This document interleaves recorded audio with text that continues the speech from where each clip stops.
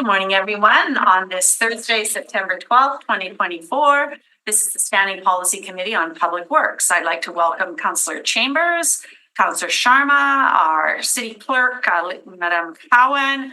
We've got Public Works and Transit here. We've got people in the gallery, delegations, and probably people online watching. My name is Janice Lukes. I'm the City Councillor for the Waverley West Ward and Chair of today's meeting. I'd like to start by doing the land and water acknowledgement and acknowledge that we are in Treaty 1 territory, the home and traditional lands of the Anishinaabe, Innu, and Dakota peoples, and in the national homeland of the Red River Métis, and that our drinking water comes from Shoal Lake 40 First Nation in Treaty 3.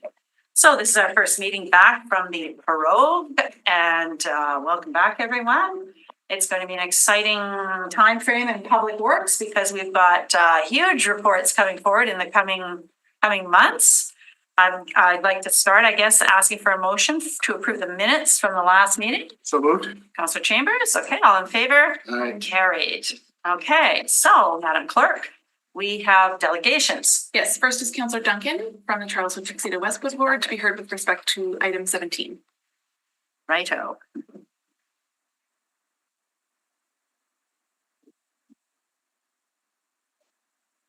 Thank you very much, Madam Chair, and good morning, Councillor Chambers, Councillor Sharma. Appreciate you giving me some time here this morning to speak to item number 17, which is the Wilkes traffic study.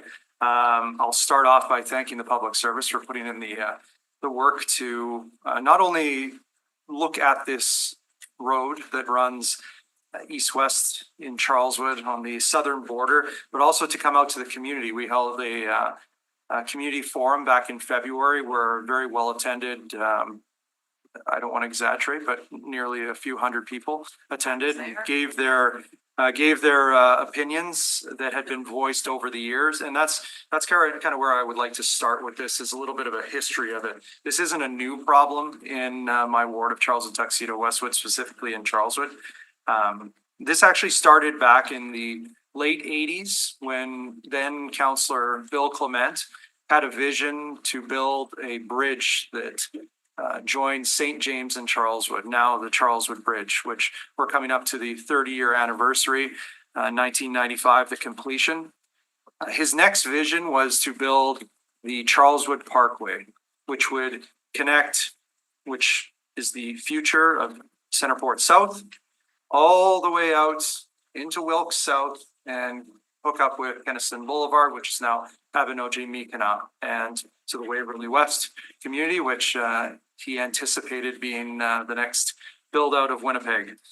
So if I can paint an image of you of this north-south roadway connecting the north and the south of Winnipeg all the way out to Highway 75 and to our neighbors to the south. Unfortunately, in 2010, we lost Councillor Clement, and the project has stalled out at Grant Avenue. Since that time, we've seen tremendous growth in Tuxedo with the Seasons of Tuxedo developments. Councillor Lukes and I just approved yet another development there of 150 plus units. They will have a neighboring another 150 plus units, and they have more units to come there. So extreme growth in that area.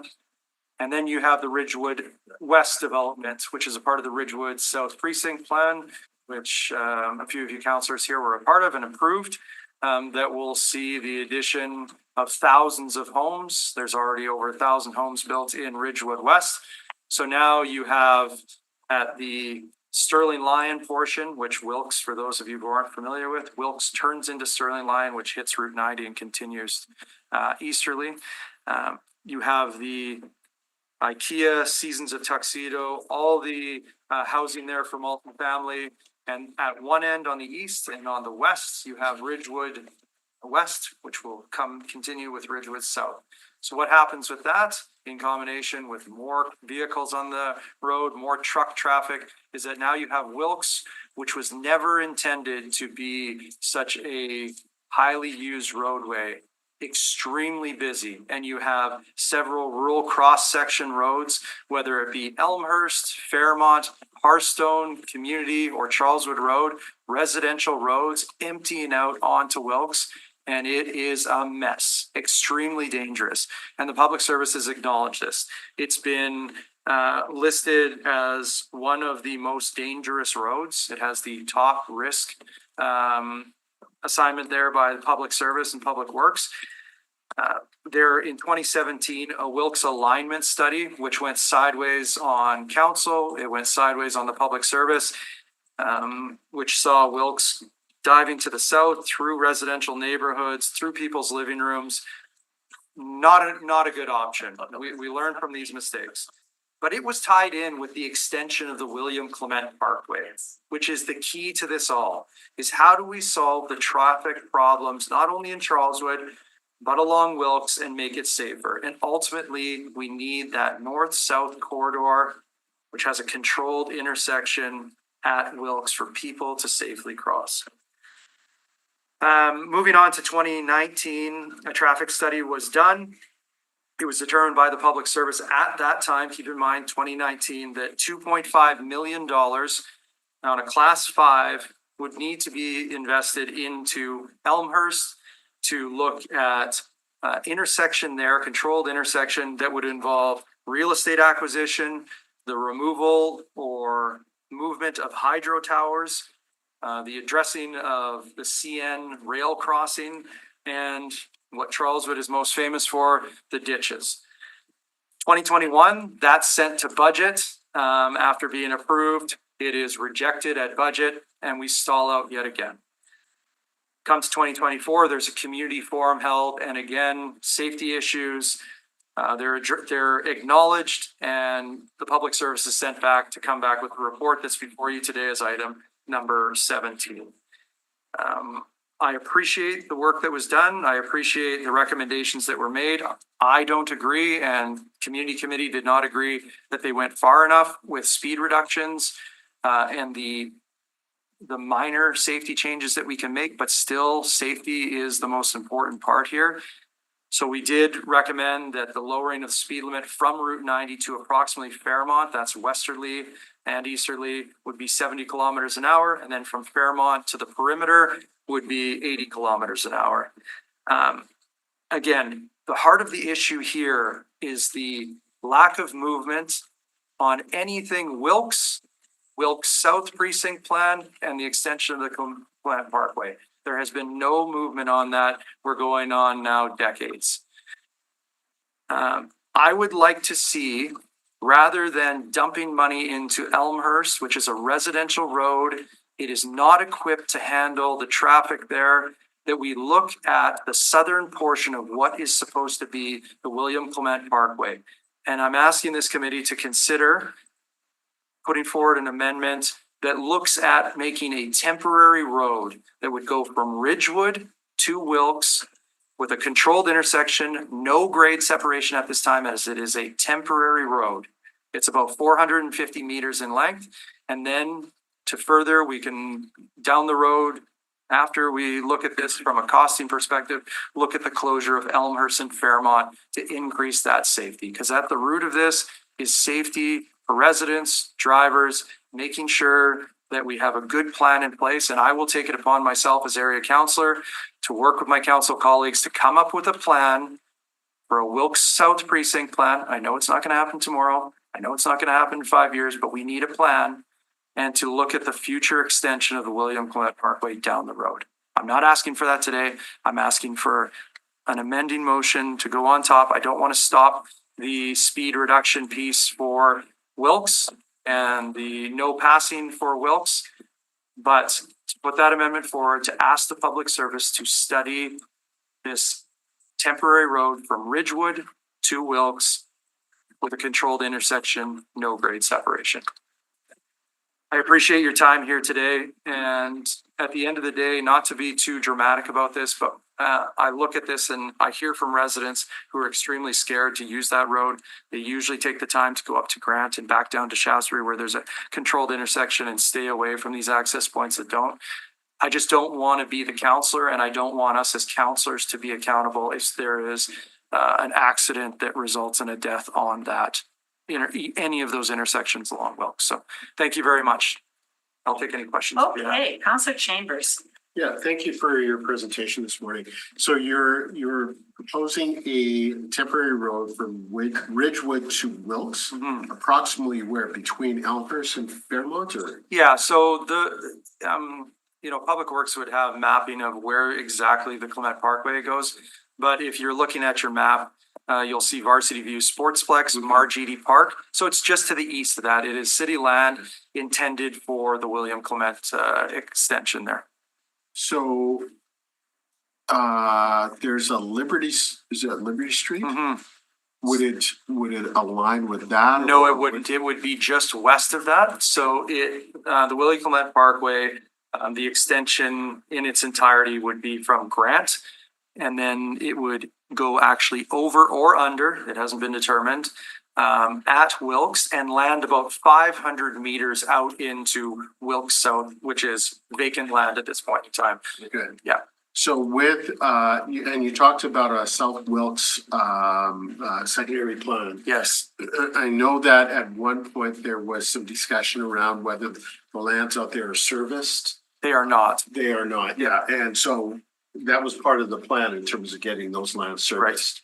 Would that all be part of your secondary plan? And- Yeah, and I'd work with property and development and public works and any other, water and waste, obviously, as chair now, wrapping my head around all the different intricacies that are to be considered, especially when it comes to capacity and adding any new services, but definitely a thorough plan to be put in place for future reference, because right now, the public service has been directed as of 2017, no precinct plan, no Wilkes discussion. And then with that, there's no discussion of William Clement Parkway. You talked about ditches, Charleswood is known for ditches. Yeah. Land drainage plans, as has been discussed. I mean, I have, similar to you, I Yep. have the Burnett and Saint Germain area that is largely gravel roads. Yep. And land drainage is a big issue. Experienced this year with the amount of rain that we received in the springtime. In combination with the work that's being done on the South Perimeter Highway, residents were experiencing a lot of flooding on their properties. Does your plan here in terms of a temporary road also consider land drainage issues? Yeah, and the nice thing about this piece of temporary road is that it wouldn't affect any residents. There'd be no effect on residents because I believe there may be 2 residential addresses on Ridgewood. And then the strip of road, the 450 approximate meters, would just run beside the Varsity View Sportsplex. And then at the intersection, the new potential intersection at Wilkes, it would not have any residential impact there. So, and again, no grade separation being asked for here. I know that that's not realistic. That's when we get up into the millions and millions, the tens of millions. So just looking at a new controlled intersection there. And what type of surface are you looking at? Chip seal, asphalt? Yeah, I would leave that up to the public service. I understand that this would be a temporary road, and I know that Director Berezowski, has concerns about throwaway, but my biggest concern is safety here. And I get it. And at the end of the day, it's apples and oranges of which intersection is better. They're 2 completely different things. But at the end of the day, you're going to be spending money at one thing or the other, because the recommendation from the public service is $2.5 2019 dollars. I'm saying, let's have a vision for the future here. We know that there's going to be a road. Let's put in a temporary road and then have the larger discussion about the Clement Parkway extension. Perfect. Thank you. Thank you.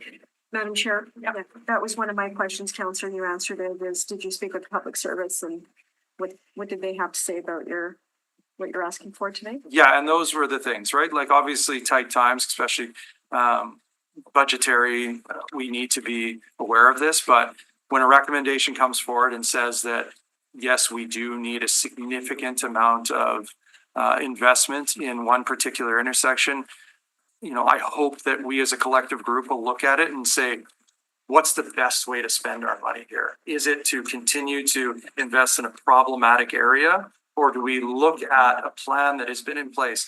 And, you know, I don't want to digress here too much, but I went and visited Conrad Kahn at the Winnipeg Archives. And we're digging through stuff of Charleswood and Tuxedo and trying to find things on Westwood.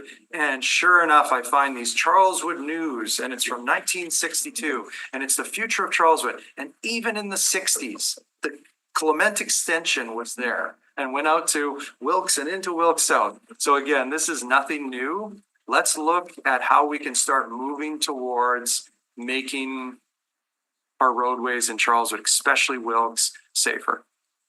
Thank you. The amendment that you outlined, did you send it to the chair or do you have any recommended wording? I haven't We seen sent it it yet. to you. Yeah. The clerk Sent it to you. Okay. You sent it The to us? clerk sent it. Okay. Yeah, I had sent it to Councillor Lukes there, and obviously as chair, I don't want to step on toes here, so I'll leave it at that point. And again, open to any questions about the. Okay, so I have a Councillor Sorry. Chambers. Go ahead and then I'll Okay. ask. So you're proposing that you'd like to see Elmhurst closed at Wilkes Elmhurst and Fairmont. and Now, Fairmont. yeah, I would leave that up to the public service. So ideally, a closure of those two then would not give folks an option to, hey, I'm just going to skirt around this traffic light. Right. Because again, it comes down to road safety. Whether they close it at Wilkes or they close it at the Ridgewood or at the Hart Trail, I'll leave that for the experts to give a recommendation on. And there is a fair amount of commercial activity at Yep. Elmhurst. And those folks might be a bit worked up about the closure, Right.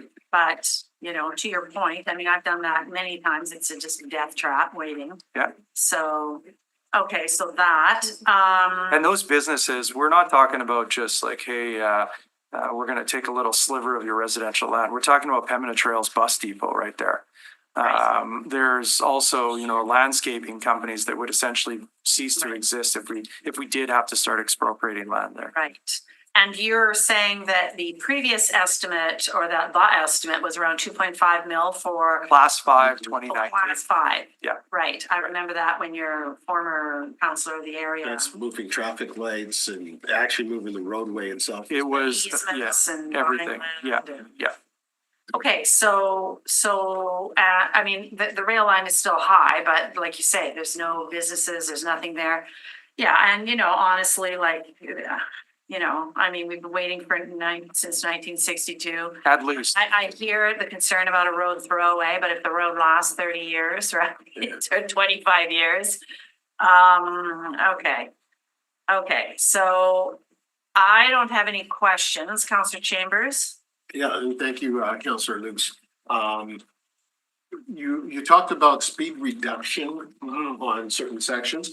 Have you had traffic studies done, or are you relying on previous traffic studies that were done in terms of speed reduction and increasing safety? Yeah, so the 2019 study that was done is what the public service references. Sorry? 2019. Okay. So it is becoming dated, but traffic hasn't lessened there. It's Probably acknowledged. increased with Yeah, absolutely. the Right. The new completion. development Yeah. closer to the. Yeah, and it gets more and more busy.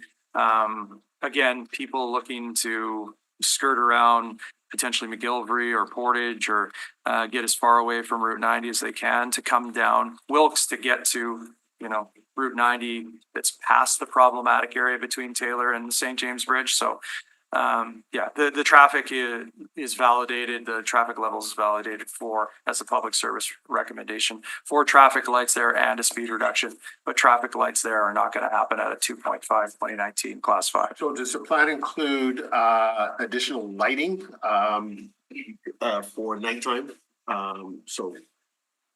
Light standards and the such? So the report speaks to having low cost options also assessed.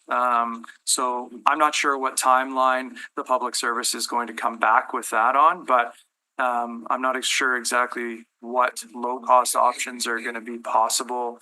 I thought no passing, we're talking about painting lines on the road would be fairly low cost. I know they've talked about additional restrictions on turning for hours and whatnot, but Again, just pushing a problem further down the road. I really think that with the closure of those intersections and the opening of a temporary road and a controlled intersection is the way to go. So Well, and one of the other D words, you talked about ditches, but another D word that Charleswood is known for is deer.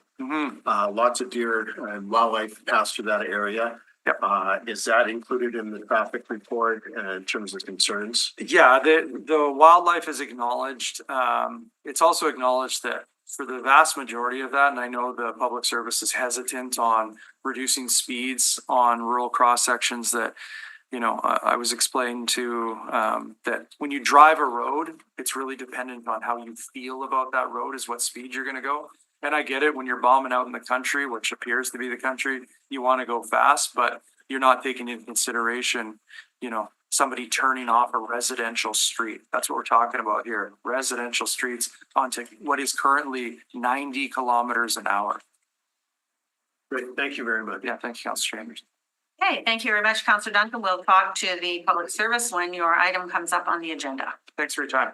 All right, thank you. All right, Madam Clerk. Okay, next is Jairo Bayafara, who's speaking in support of report 18.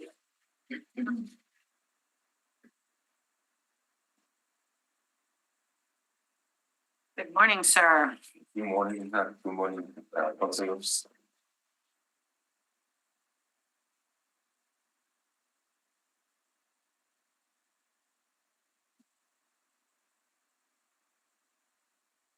Thank you for the opportunity to discuss with you my latest project, which is the geographic distribution of fatal, major and minor injuries resulting from motor vehicles collisions involving pedestrians in Winnipeg.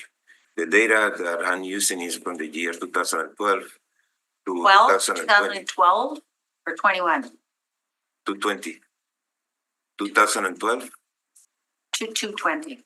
to 220. Got it. Okay. Exactly. And the reason behind is that there is kind of a loop of time from MPI providing the information to Public Works, and also because the department has to take sometimes to do a number of tables in order to produce a report.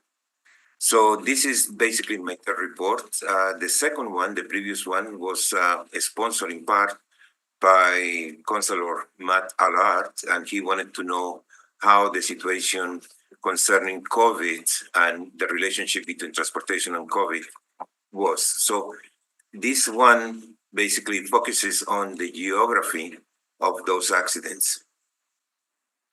Previously, we have come to the conclusions or at least observation that there was a steady increase in the total number of reported collisions causing property damage, and there was a consistent number of fatalities per year. At that moment, it was about 12.56%. But on the other hand, we also noticed concerning the collisions involving pedestrians and a number of injuries, there was an increase in fatal injuries, major injuries, minimal injuries, and minor injuries overall for those pedestrians. So this analysis considers basic roadway characteristics and strives to establish a relationship between the location where the collision took place and those characteristics of the roadway. I personally visualize the locations at three different community levels. One is the intersection. The second one is the community characterization area, or what we may call neighborhoods. And then the third one is the school division. Those are geographic areas that are very important for us to analyze in order to pinpoint where the accidents or the collisions involving pedestrians are actually taking place. It's very important to bring to your attention that collisions in general are sparse, spread around the community.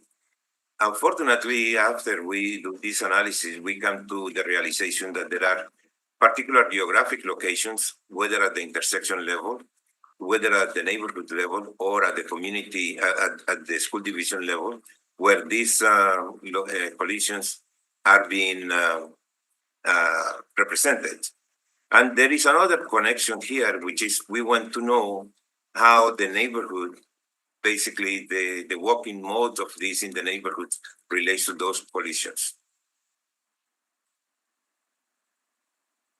So what we are talking about here is about 33% of all the collisions that we are discussing that involve death, fatality, are happening in that particular period of time in downtown West, Point Douglas, both north and the south. So this is important, this observation that in about 68% of all the locations where there was a fatality, at the same time previously, there was at least another traffic collisions involving a pedestrian. Not necessarily being fatal, but at least there was an injury. So that means these locations are already repeats in that sense. When we talk about intersections are different, even if they look similar. Intersections, each one has a particular function around the neighborhood, the transportation network. So most of those intersections are located in downtown and nearby neighborhoods.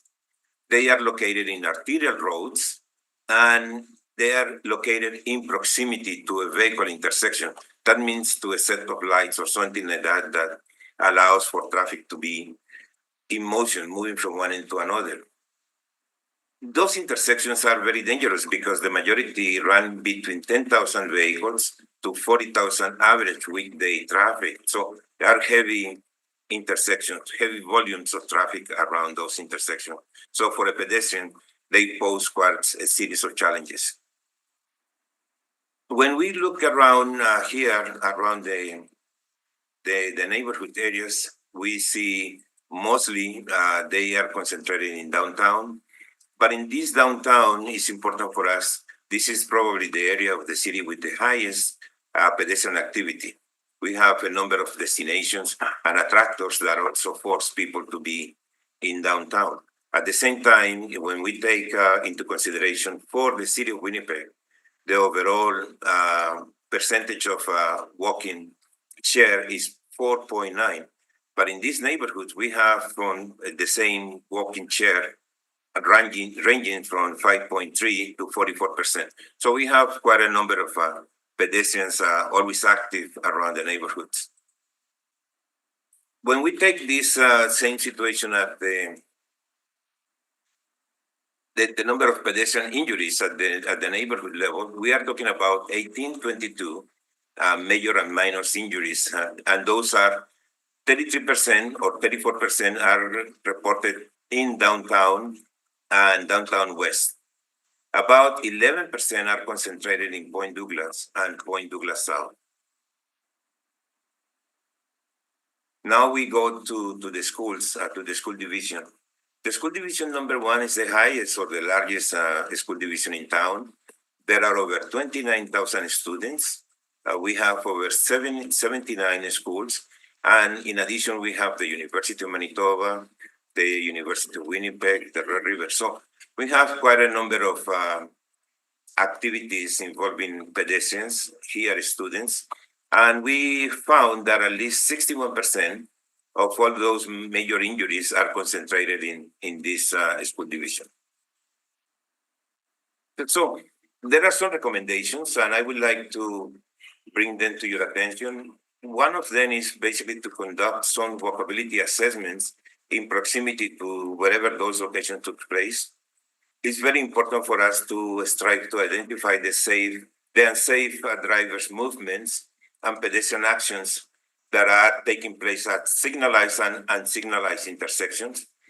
But there is one particular one that I'm bringing to your attention is the need to prepare active transportation, neighborhood revitalization, and all these school traffic studies and plans involving basically in these neighborhoods, involving pedestrian safety. It's very important because not only we need houses, but also we also need to afford the opportunity of mobility for these residents that are in dire straits, economically speaking. So this is my presentation. I want to thank you personally, Councilor Lux, for your support. and also to Councilor Chambers for the support that you have provided to advance these studies. Thank you for the opportunity again. Okay. Okay, so I had requested, just so the committee understand, I've had the opportunity to work with our delegation, well, not work with, but basically talk to him on multiple times, because as you know, I'm big passionate about all of this information, and asked him, you know, he asked if he could bring his report forward. So I had to come forward at community committee, and we just talked very briefly about it. But I wanted it to come forward to Public Works because you committee members have a keen eye for all of the topics in his document. Now, you know, it's for information, it's for the public service to have access to, and anyone in the public to have access to. You will note today, committee members, on our agenda is also the annual report on our road safety plan. I believe it's on here. I don't know what item number it is, but it's on here. What item number is it, Madam Clerk? Item number 12, okay? So that's sort of a review of the road safety initiatives that the city's been undertaking. So I don't know if you've got any questions or comments, Councilor Chambers? Yes, and thank you for your presentation this morning. And looking at the your presentation, it does focus on, you know, things that the, you know, our public service could do to reduce or to increase road safety. But a piece that's missing here is the education portion and knowledge portion for pedestrians, including cyclists. You know, our city is growing, population is growing, largely through immigration. You know, and I had a role to play in that in my previous employment. And traveling to a lot of the countries where we have recruited individuals for traffic and traffic safety is perceived a lot differently than it is here in North America, and specifically here in Canada and in Winnipeg. So the education portion, I believe, is an important piece to let pedestrians know of, you know, what we're doing, but also what their responsibility is to contribute towards this zero vision strategy. Your report doesn't really provide any mention of the education portion that has to happen. What happens, Councilor, is that as you realize these are done on my own interest, consultants are being paid there for them to do that. I'd rather prefer consultants to do that, or hire me as a consultant and I will do it. That's not a shameless plug. No, but seriously speaking, if you look at recommendation number 3, it says that we first need to identify unsafe drivers' movements. And then we need to identify pedestrian actions and behaviors that are also unsafe. What are they doing? Because let's see, sometimes we see a bunch of kids darting onto the roadway, running. And you mentioned something very interesting, immigration. This is funny. People are really, when we come to these countries, we are used to deal with the vehicles on the road, basically like bullfighters almost, you know.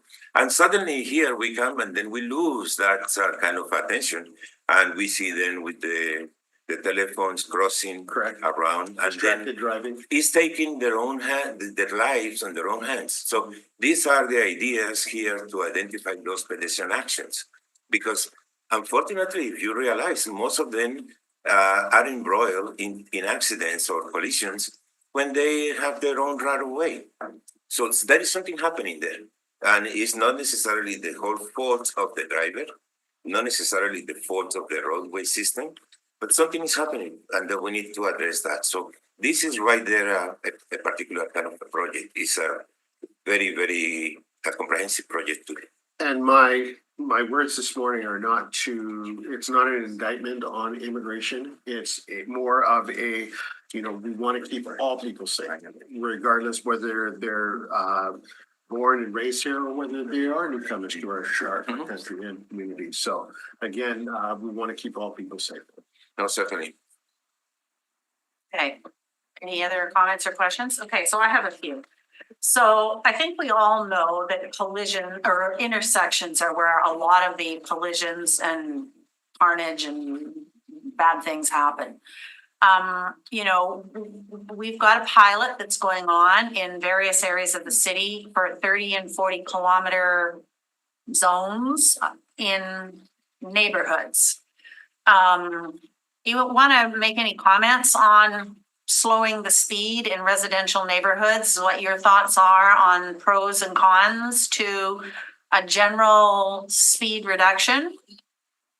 There's it's always kind of low hanging fruit when we said it's very easy to place all our hopes on that particular kind of policy. But as the report indicates, there is more than an intersection to pedestrian mobility. So then we need to study those movements and those actions and determine really which one of the strategies, this is an engineering problem, could be really the one implemented to address particular problems. Speed reductions are a good thing, but cannot really be the only solution. Right, These are very easy to implement, right, but there are other issues because intersections are not the same. It's like comes to my attention is the slogan of one gene, everybody is unique. The same happens with intersections. Every intersection is unique, therefore requires a particular focused attention to see what is happening right there. so just, you know, if you were to give the executive summary on a walkability assessment. So what is your interpretation of a walkability assessment? Well, this is what it's assessment. These walkability assessments being they are tools that being used in so many jurisdictions, at least to try to understand at the ground level what's happening at the intersection. Engineers, they can realize based on all the data that they manage what's happening at one particular location. Fortunately, when we involve people, now we can see more how those elements of the roadway actually interact with the pedestrian or how the pedestrian interacts with those roadway movements. So that's the idea that it is, we want to have the clamor, the opinions of the user taken into consideration when lights are being installed, when markings are being placed, and all the issues that we consider to be part of the pedestrians network for the movement. So that's what I'm suggesting, that because sometimes the data alone does not allow us to see what is really happening on the ground. Right. Okay, and then this is more of a, did you know that we have a lot of school safety traffic studies that have been undertaken in the past, and going forward, the department is reviewing, is reviewing all of those. And so that, you know, to your recommendations and actions, that's going to be happening. We have projected $80 million over the next 6 years for active transportation. We've got also on top of that, $30 million for road safety. Now, that sounds like a lot of money, but in an old city, and you know what the costs of upgrading intersections or something are. I guess I just I want to ask you, I follow what's going on in Australia. I find Australia to be very progressive in their road safety approaches. And one of the ones that they're working on is the road safety camera statistics, where they have photo radar for digital phones and seatbelts. And honestly, I honestly think our number one problem is people using phones in their vehicles. And if that was eliminated, there'd be a lot more safety on our roads. And it's quite interesting what they're doing in Australia with the fines, you know, $500, $600, $800. They've got cameras, they see people on the cell phones. you know, I'm really supportive of all this funding that we're putting into road safety and pedestrian activity, but ultimately, driver behavior is a huge factor in causing a lot of these Yes, issues. but driver behavior starts at the community level. Mhm. And let's see, when these school safety plans are being drawn, it's very important to realize something that is very strange. We don't see it, but every year there will be a new group of people that we need to educate. Right. So then important is for us to make those things permanent, number one. Second, we need maps. We need these walkability studies will allow us to actually produce a route, safe route to school where kids can bike or walk Yeah. on their own.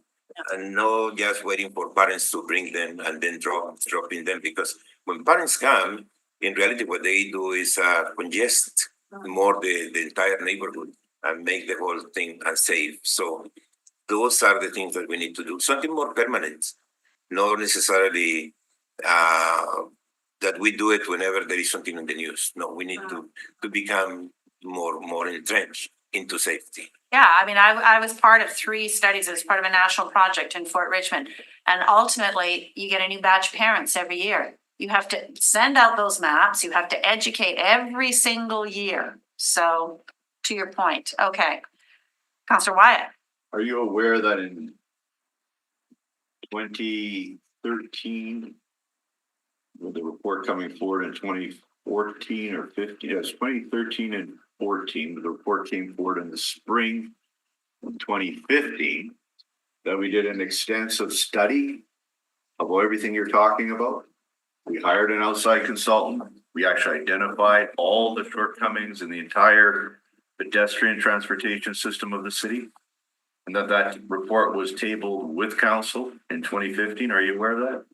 Yes, sir. But what would be the connection or? Well, in terms of funding it, Mhm. right?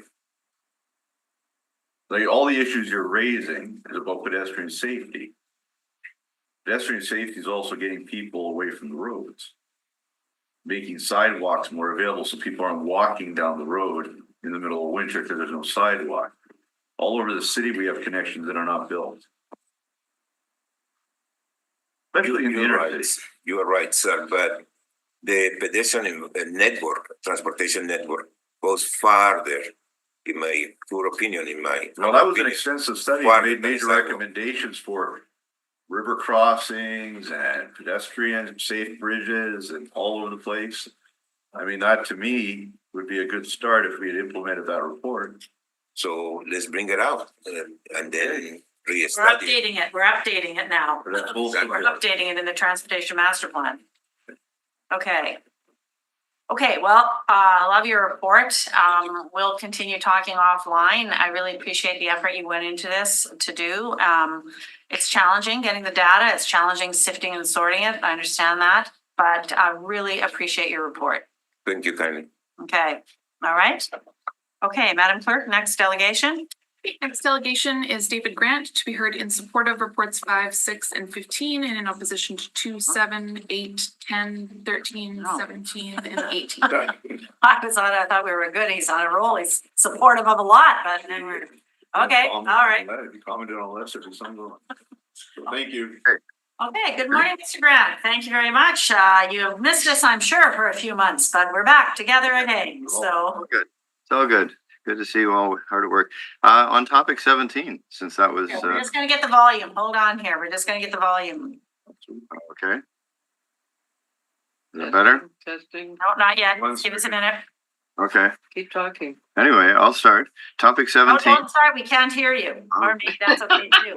but- 1 minute. Okay, talk now? Talk now, he said. Okay, looks like it's not muted here. Okay, Okay. is that better? That's better. Oh, lovely. Anyway, on topic 17, Wilkes traffic issues. The homes of a number of my friends and relatives are very near to Elmhurst, so I'm very familiar with these traffic issues.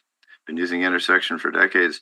I have always been patient and have never had a problem using this intersection safely. If we could be sure that others would be patient, everyone, and make good decisions, there'd be no reason to change things. That's not the case. I want to thank Councillor Duncan for his work on this. He's done a lot and it's needed. Provincial highways authorities dealt with several of their dangerous intersections along highways 100 and 101 by closing the intersections. The city claims that these intersections on Wilkes are a danger to us. The option of closing all of the non-signalized intersections on the north side of this stretch of Wilkes has not been properly evaluated. I note that Councillor Duncan did make reference to that. Doing that removes all of the stated dangers at almost no cost. Please have staff evaluate this easy change. Close those intersections, then work on the new intersection mentioned by Councillor Duncan. And even if you don't have a parkway extension, we can have a proper intersection there. People can all access it. Anyway, and as he mentioned, some folks already go to Grant instead to be safe. So that was all just, I think I've mentioned this at community committee. I'm glad to see he's incorporated some of that stuff. On the topic, the report in topic 18, we must not stereotype those on foot like the report does. Some are careful, some are very intoxicated. We must make them all safe. Mitigation must be specific to each category because the people who are careful and not affected by anything bad, they are probably very safe right now. Like when I walk through that area, I'm safe. I consider myself very safe there from traffic, but some people aren't. So that was all just that we must not stereotype them. It's a comment on 18. On topic 2, the bus garage. We need to be able to park every bus indoors in winter for various reasons. We also need enough indoor space to have bike racks on many of those bike buses in the summer to enable riders to do mixed mode travel. Other cities do that routinely, like every bus that goes downtown has a rack. The big unknown for transit right now is how many buses we'll have in use through the life of this new garage building. If you listen to the dreamers, we will have twice as many buses and no cars in use, or almost no cars. On the other hand, what if online commuting collapses ridership even more than it is now? I suggest that we build enough space for the current fleet, plus some bike racks, but leave enough adjacent land that the building can be expanded substantially in future years if the total population of buses does climb.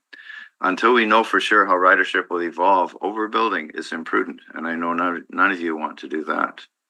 Topic 5, I ask your committee to recognize that bikers often prefer an empty sidewalk to their pricey new bike path along the busy road. Many bikers, and certainly when I had little kids, I led them on the bicycle on the sidewalk. This is many decades ago, because it was safer than riding along in Pembina traffic. And sometimes there is no road to get through but the busy one. Many bikers prefer to use a car lane to using the protected bike lane.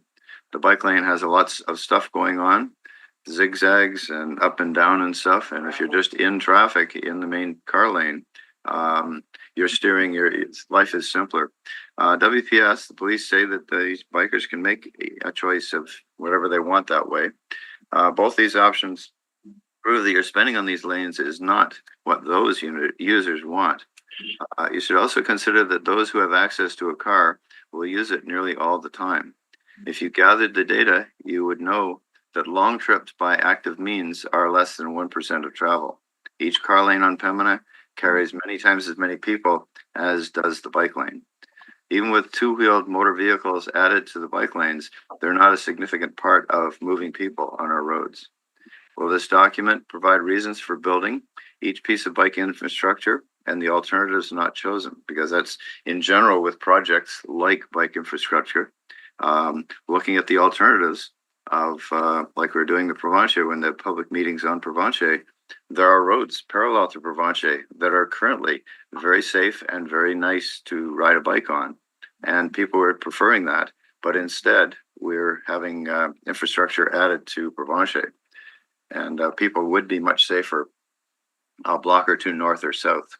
Anyway, moving on, topic 6, speed limits on walking and biking paths. This seems to be a good idea. They will be completely moot until those bikes can be identified. Until you adopt my numbered bib proposal, bike paths will continue to be unruly. On a related point, truly people-powered active transport seldom goes far above 30 kilometers. I seldom do on my bicycle, And nobody on a skateboard or whatever goes that fast. On the other hand, there are motor vehicles currently using our bike and footpaths. A motorcycle with an electric motor is still a motorcycle. If you want to keep users safe, if you want to keep users safe, you will forbid the use of motor vehicles on walking and bike paths. That's an issue that you have the power to do here with bylaws. And MPI could if it wanted to, but it doesn't seem to do much in this way. Topic 7, spending time searching for a place to create a scramble indicates to me that the city is not looking to solve an existing problem like Portage and Main. It's shopping around for where could we try this. And I'm asking rhetorically, that's all I can do, that in other cities like Tokyo where they use these, what are the costs and benefits? Obviously, if you have so much traffic on foot, then a scramble is a good idea because it serves the purpose of all those people don't have to sit. And if you have in a cycle 500 or 800 people crossing in a direction, you haven't got storage capacity. If they go in Winnipeg, they'd have to go across one street and wait for a minute and then cross the second street. So scrambles are the only way of dealing with extremely high pedestrian volumes. But anyway, I'd like to see a report on that, the merits of scrambles and where they're necessary. And I suggest they're necessary only where you have hundreds of people crossing at a time. Biking is more practical when that's a topic that is in writing for you because it was a technical issue in my submitting this report for topic 8. So violated the rules by commenting on it, but there are solutions to the biking and parking of bicycles. On topic 10, if the city follows the suggestions, millions of dollars will be spent, or $1 million will be spent on this topic. For your head of finance to say that this has no financial implications, it sounds strange because spending a big chunk of money when we're short of money has implications. And using the excuse that this is just for information only doesn't take into account what if council acts on this topic, on this report, then there are financial implications. So it'd be good if the staff actually considered that council might act on what's before it. Topic 13, this report purports to deal with sound that bothers people, as I've raised the issue before, that having a truck with a loud exhaust go by is annoying. Having the body of a dump truck bounce up and down an inch right beside you is heart-stopping. And I'd like to see, if you're going to have sound rules, have sudden sounds included, because those are certainly the ones that perturb people the most. They scare people when there's sounds like a car crash right beside you, but it's really just a bus going through a pothole. Anyway, commenting on that. And the other one, I note that in my backyard, traffic keeps me from conversing. It's the traffic noise is loud enough that you have to raise your voice to talk over it. And it's not because of exhaust. It's just plain old tires on pavement. So that's just another issue. Then on topic 15, this report is based on established engineering criteria. It's thorough and comes to a clear, correct conclusion. I love this report. I think we should have more done like that. And on 18, just a comment that the subject document is so riddled with untrue assumptions and statements that no civil service staff time should be wasted on it. I know that the chair is very impressed with it, but there are some basic weaknesses in it as a report. And the errors should be explained, the errors in the narrative of traffic safety. And again, that's a different topic, but they should be explored with the public and public opinion. Thank you for your time. I'll let you get back to your other business if you have any questions. Anyone have any questions? Councillor Chambers? So thank you for your presentation delegation this morning. With regards to item 7, the scramble, again, the concern that I have is for visually impaired people and what the impacts of the scramble would have on them trying to navigate and cross roadways. I'm entirely in agreement. There are a number of downsides to the use of a scramble.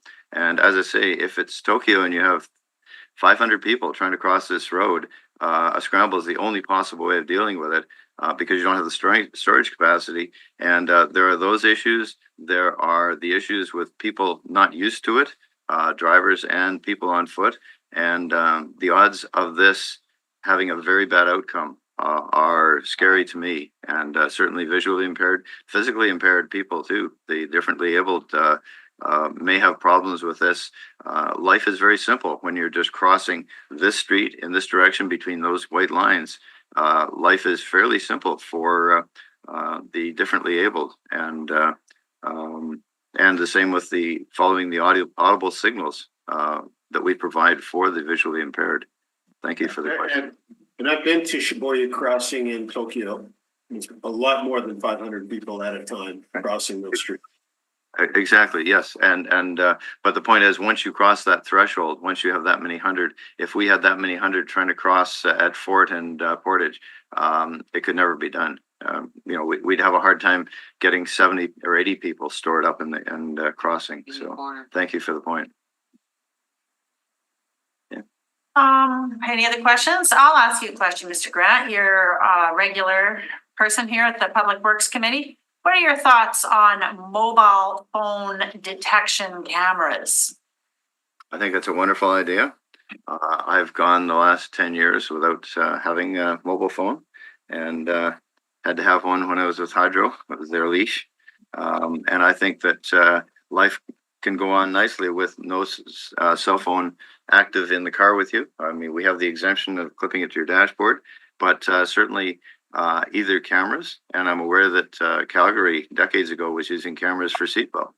And I think we could make more use of cameras for seatbelt, because we don't have that great a participation rate, and certainly for the cell phones. It's too bad we don't have, because this is a worldwide problem, that we don't have an electronic solution. It's one thing to have a camera, and the camera would show somebody texting away, but knowing that the phone was in use, and then combine that with an officer looking at it and seeing that the phone is not in a holder, that sort of thing electronically could bring convictions.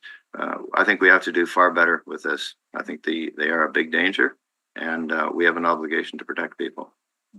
Hmm. So I guess you're supportive of photo radar also then? I'm in favor of using cameras to detect people who have no shoulder strap belt on, and people who are texting. And What about if they're speeding? What about if they're speeding?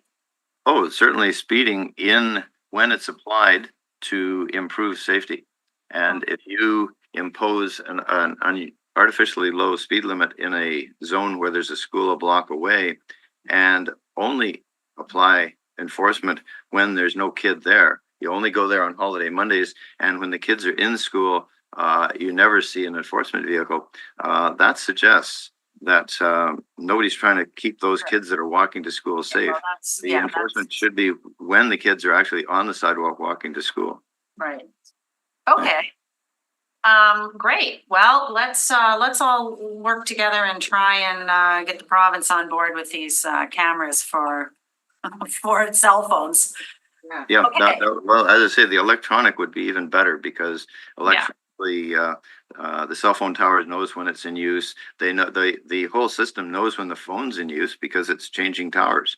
So you know when a vehicle is going down Portage and is in use, is dialing and so on.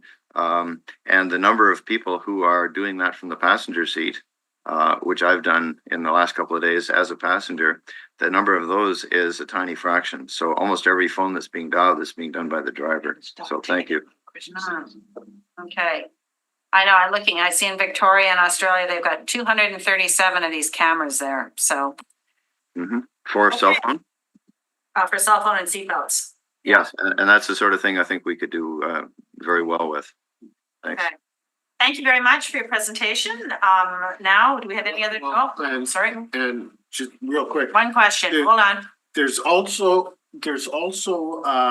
in terms of photo radar, the technology, and it does tie in a little bit to the noise issue, but in Alberta, they've also been using technology to assess noise levels cars that have modified mufflers or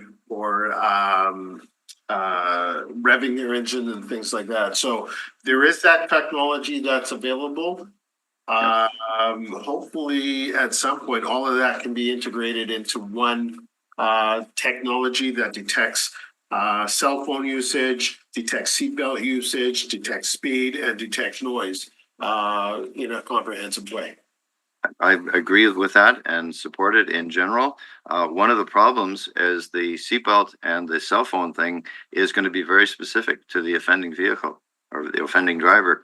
The sound one is not so good, and maybe someday, if artificial intelligence is directing the ticket issuing process, but for right now, a real officer at the side of the road is the best way of knowing it was that vehicle that did the loud noise. Because right now we have a problem with even something simple like a car going through an intersection, and the inductance loops say there was a car speeding, and the loops don't necessarily catch the offending vehicle. And so quite often we issue tickets to the vehicle that isn't offending, and a picture of a couple of cars is really easy to figure out. When it's sound level, you can't figure it out as well. So the cars in the intersection or in front of the camera when a loud noise happens may not be the offending ones. And that's the only reason I have an offense. Yeah, go And ahead. that's a concern that I had raised Councillor Lukes had sent us an email on Australia's use of this technology. And I mean, does the ticket go to the registered owner of the Yes. vehicle? Is it the individual? If I go through a red light or a camera that and I'm using my cell phone, does the ticket go to Denzel Washington because we're so much alike? Or I mean, there's all of those concerns. And certainly that was an issue with WPS's senior staff.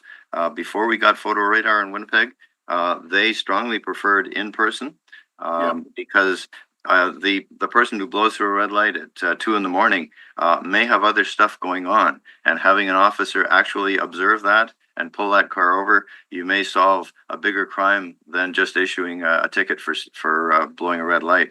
So there are big advantages to in-person stops, and the staff at that point did like that, and that's why the photo radar, as we have it now, requires that the cars that the intersection becomes safer by the application. And anyway, so there are advantages to really pulling people over beyond the who gets the ticket and who gets the points.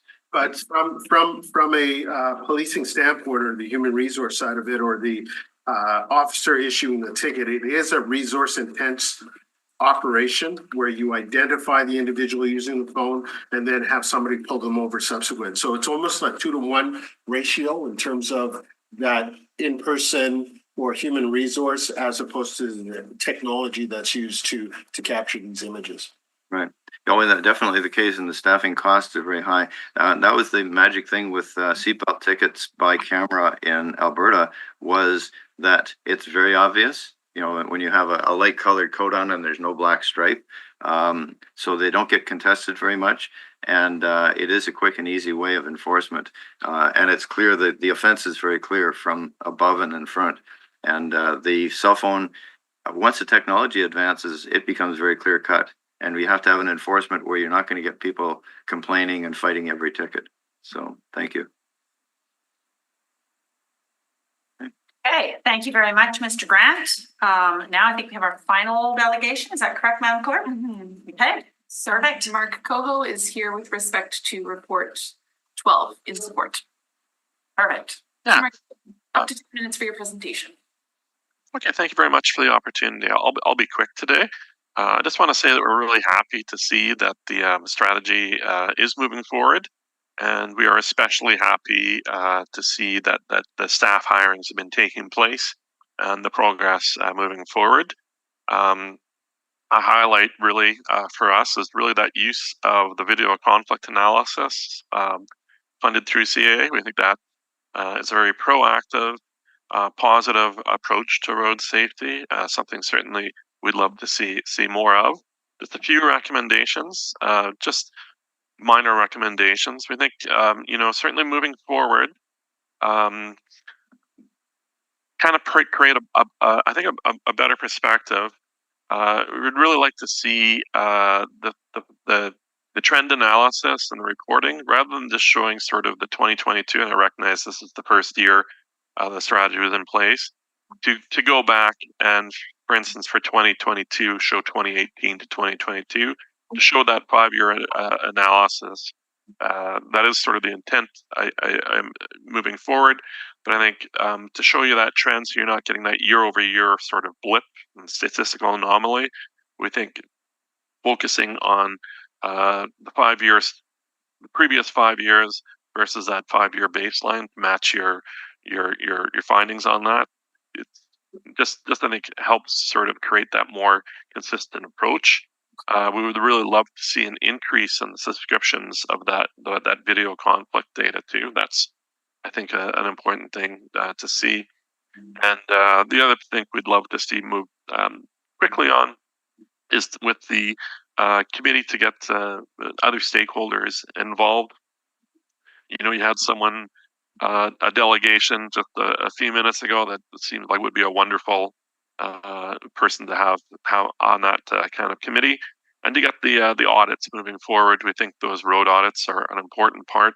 Again, sort of being proactive, and obviously, just I think it's recognized in the reporting, and I think it's recognized by the staff and the admin too. That really our aim here is 0 fatalities, 0 major injuries, and that should remain our goal. So thank you for your time, and thanks for moving forward as a council with this road safety strategy.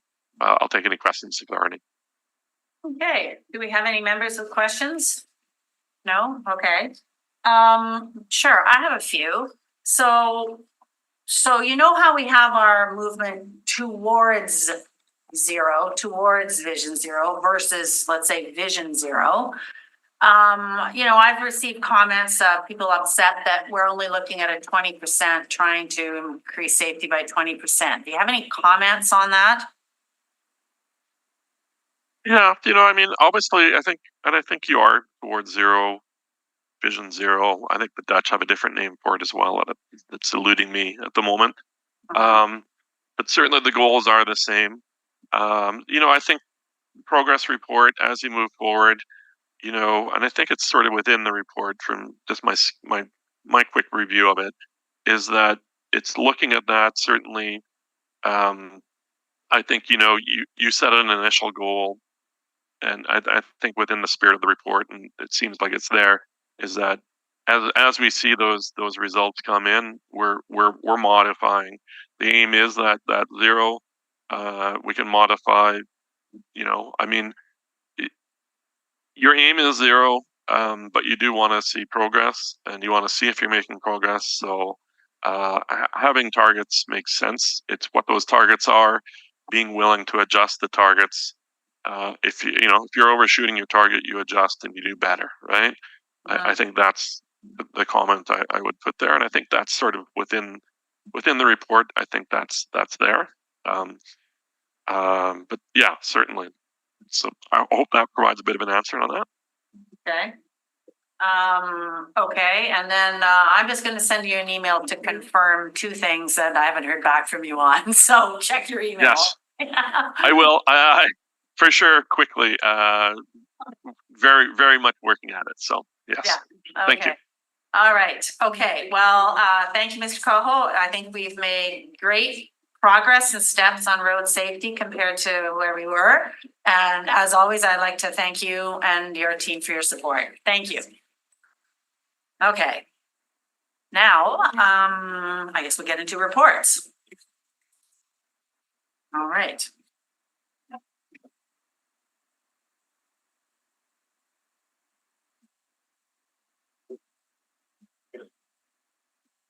Okay.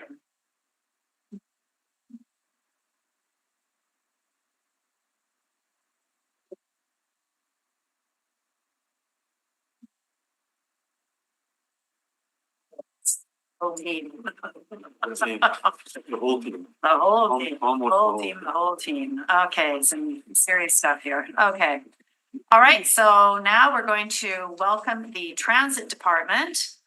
And we've got two items on the agenda for transit, both very, very significant items. And here we go. All right, I guess I will open up. Oh, it's on yourself, go ahead. That's okay, go ahead. Good morning all. I'm Jason Lavoy, I'm the Superintendent of Fleet Maintenance and Procurement, and I'm presenting on behalf of our plant manager. I will be presenting an administrative report for the award of contract extension 1 for the supply and delivery of the heavy duty low floor zero emission transit buses under tender 538/2022.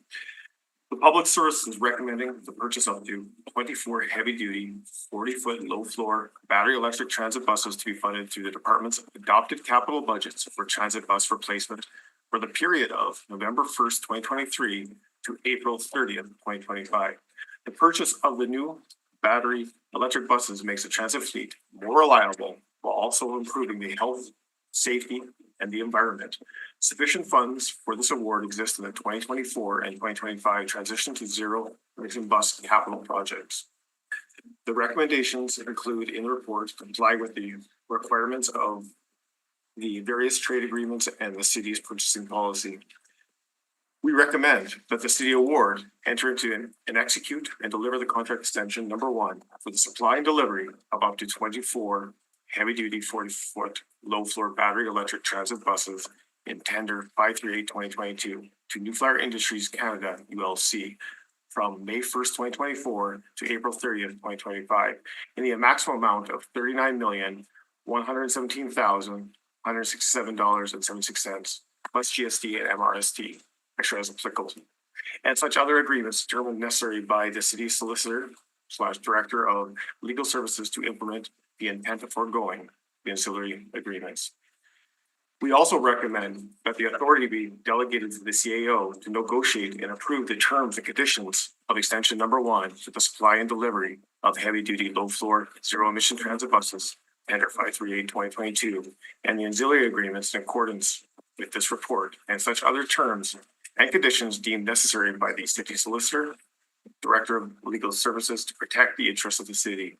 Additionally, we recommend that the proper officers of the city do all things necessary to implement the intent foregoing. That concludes my reports. Thank you.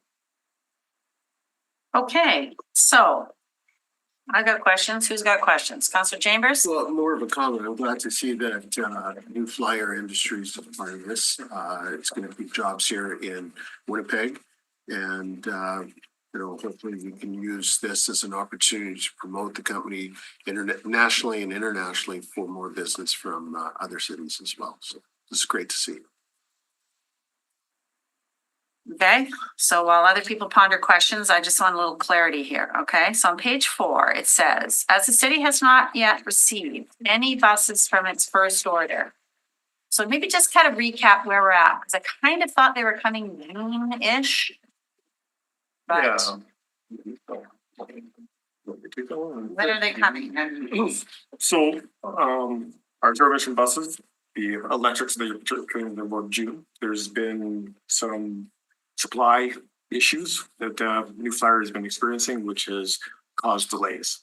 We are still targeting towards the end of this year. Okay, so basically, they're not ready, they're waiting for supplies, they're not ready. And just recap the number and what was coming?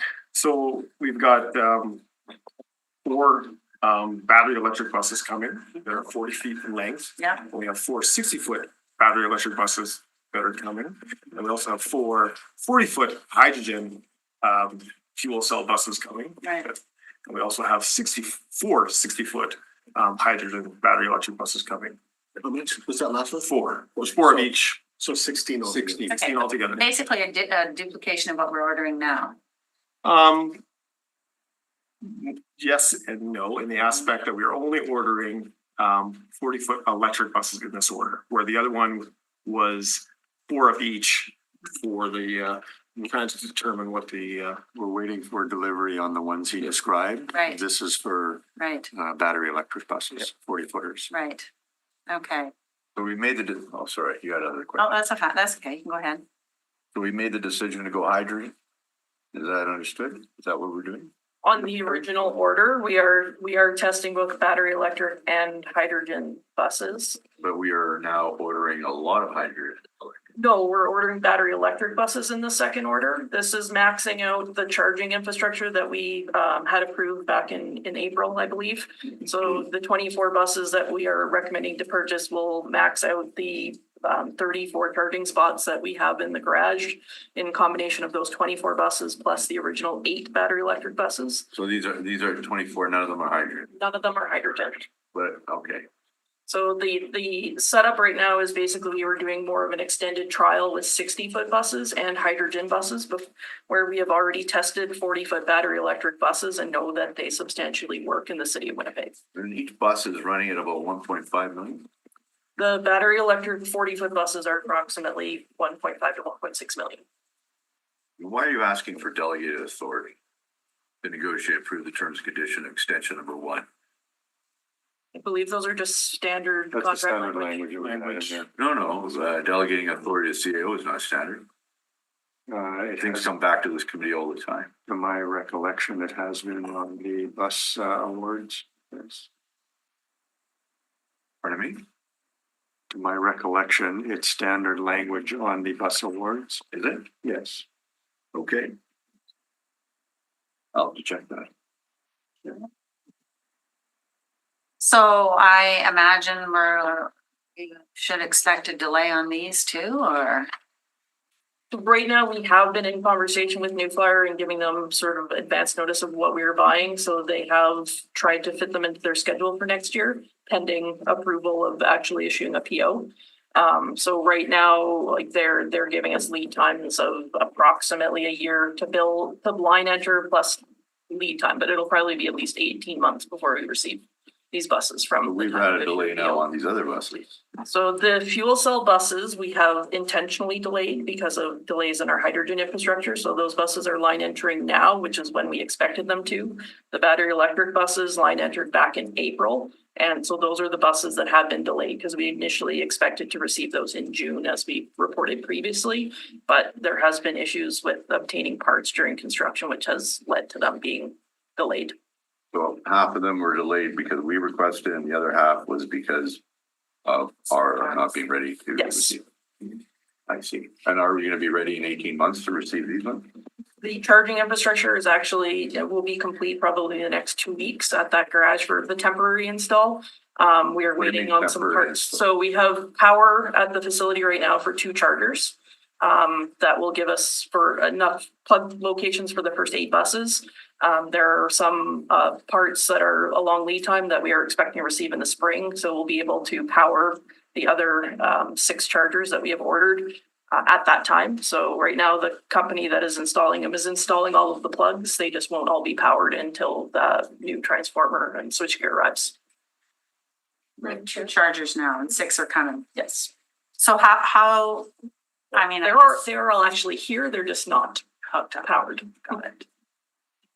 Madam Chair, Councilor Sharma? I actually have a question about the submission that we see from ATU, from Chris Scott, with respect to procurement of personal protective equipment and the need for specialized mechanic positions. Are you able to speak to that, Craig, at this point, or are you just seeing the submission? Yeah, I'll answer that. Safety is our top priority and we are still understanding what's needed in these buses as this is new to the city of Winnipeg. And we are supporting whatever we need, and safety is paramount to our staff working. So you're aware of the submission? Any conversations before saying Yep, this? we are in constant communication and it's ongoing. Thank you. So, I don't think we need to, I think we all know that electric battery fires are very dangerous and very difficult to put out. And I think we all are aware that our fire paramedics team don't really have the equipment to deal with electric fires. So how, we're going to store these buses in this new garage. And let's say we have an electric bus fire. Like, I don't see any money requests coming through for anything related to in either the fire department or transit. And I don't know, like I've got a really avid resident who sends me every electric fire he can find. So it's really a concern of mine, and I know Chris has pointed it out. So what's transit doing on that? I know like we're in frequent conversation with New Flyer in terms of safety that's developing on the bus, and they're evolving sort of their reporting and detection of potentially occurring thermal events. So that is, for the first approach is the OEM's approach to preventing and detecting an event as early as possible. In terms of the facilities at this point, there is no nothing beyond water on the bus. So the codes and standards right now have not evolved and given any recommendations for additional water at this point. That may come in the future, but we're not sure what that is right now. In terms of our main. Has there been any environmental scans done where these buses are being utilized? I know that our climate is somewhat different and whatnot, but has there been that research done to determine where these buses are used, where there's been occurrences like this, and what has been used to mitigate or resolve these issues? There really isn't a lot of information right now in terms of like heavy duty vehicles. There are a number of codes and standards that are being developed in, working with CSA or NFPA in the US and in Canada, and transit agencies are involved in those. I myself participate on a hydrogen committee. I know that Toronto is participating in a battery electric facility, so we are in communications. I've also participated on CUDA, Canadian Urban Transit Association's thermal management committee. So we're sort of doing market surveys of what battery manufacturers are doing, what OEMs are doing, which charger manufacturers are doing. But it is still very sort of grassroots led by transit right now. And the other challenge is that mostly in the US, a lot of the early adopters of battery electric vehicles are in California or the South, where they don't park the garage buses inside. So, well, I mean, the technology is similar in terms of Yep. motor vehicle to buses, just on a larger scale. So, I mean, there's got to be research done for motor vehicles. there is focus that's on right now sort of in parking garages. There's, but again, light duty vehicles and parking structures are not really the same as a transit maintenance garage. So like I said, it is still very early days in terms of fleets. There are not a lot of co-located vehicles in facilities right now. So it is on people's radar and we are monitoring that. But right now, like I said, we're being basically responsive as much as we can. And these are things that we're looking at. We've upgraded our facility for the hydrogen vehicles to meet the codes and standards there. And we're looking to see where it evolves and what the recommendations are right now. So just one more question on this, and then Councillor Wyatt has a question. So are there not cities in Europe or I want to say China that are all electric fleets? China for sure. I know Shenzhen is like the first city that's 100% battery electric globally. Right. They take a very different approach to garage. They don't store more than 30 buses in a single garage, and they have like 300 garages dispersed across their city. So it's a very different model than is traditionally used in other parts of the world. Obviously, we can't build 30 new garages in Winnipeg. I think I'm going to approach that way. But yeah, and in Europe right now, there is also, it's the same. There has been at least one garage fire there. And so I know Germany is kind of one of the leading countries that's starting to evolve standards when it comes to electric vehicles. But right now, like I said, the technology has even changed. So in terms of what battery chemistries and what the challenges are with each different one is there's no real standardization right now. So trying to find an approach that works for one transit agency or one manufacturer is still very difficult. And then that would ultimately it would fall under like a provincial building code if there was modifications that needed to be done. Yes. So right now, it's largely either the CSA standards or NFPA standards, which will follow basically international building code down to the Canadian building codes and fire codes, and eventually to the province of Manitoba. You're very, very well versed in transit in many aspects of it. Does it make you nervous at all? It definitely makes me nervous. I know that, we as an industry are pushing the manufacturers of the vehicles on safety every day. And trying to get as much built into there as possible, and things that we can do in terms of like the bus communicating. The bus is set up that it can send out an email message if it detects that, hey, the battery is getting a little hot. New Flyer has their New Flyer Connect system, which will send alerts out to transit to respond to that. We are also developing emergency response procedures internally in terms of how to respond to alarms that are on the bus. We're working with the fire department too, in terms of identifying locations, safe locations to where to place buses and whatnot. So, we're doing sort of our best to terms of what can respond and in communication with other transit agencies in terms of what they're developing and recommending, sort of learning from the people who are a little bit ahead of us. Okay, Councillor Wyatt? You mentioned the term thermal events.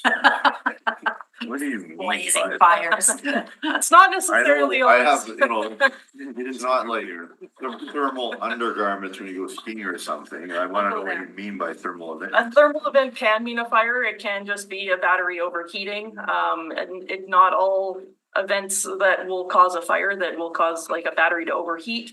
The batteries themselves have inherent safety that prevents a thermal runaway event is what the industry calls a battery that basically gets to a point that you can't control it. So that's why the thermal event is not always a fire and is more typically used in the industry. Okay, but China has built these garages with only 30 buses in each one of them for a reason. I'm assuming Well, the part of they the, wouldn't have done it. Could be because the city's very big, right? I will say, Well, if you're they're interested, I also can send you, extremely- yeah.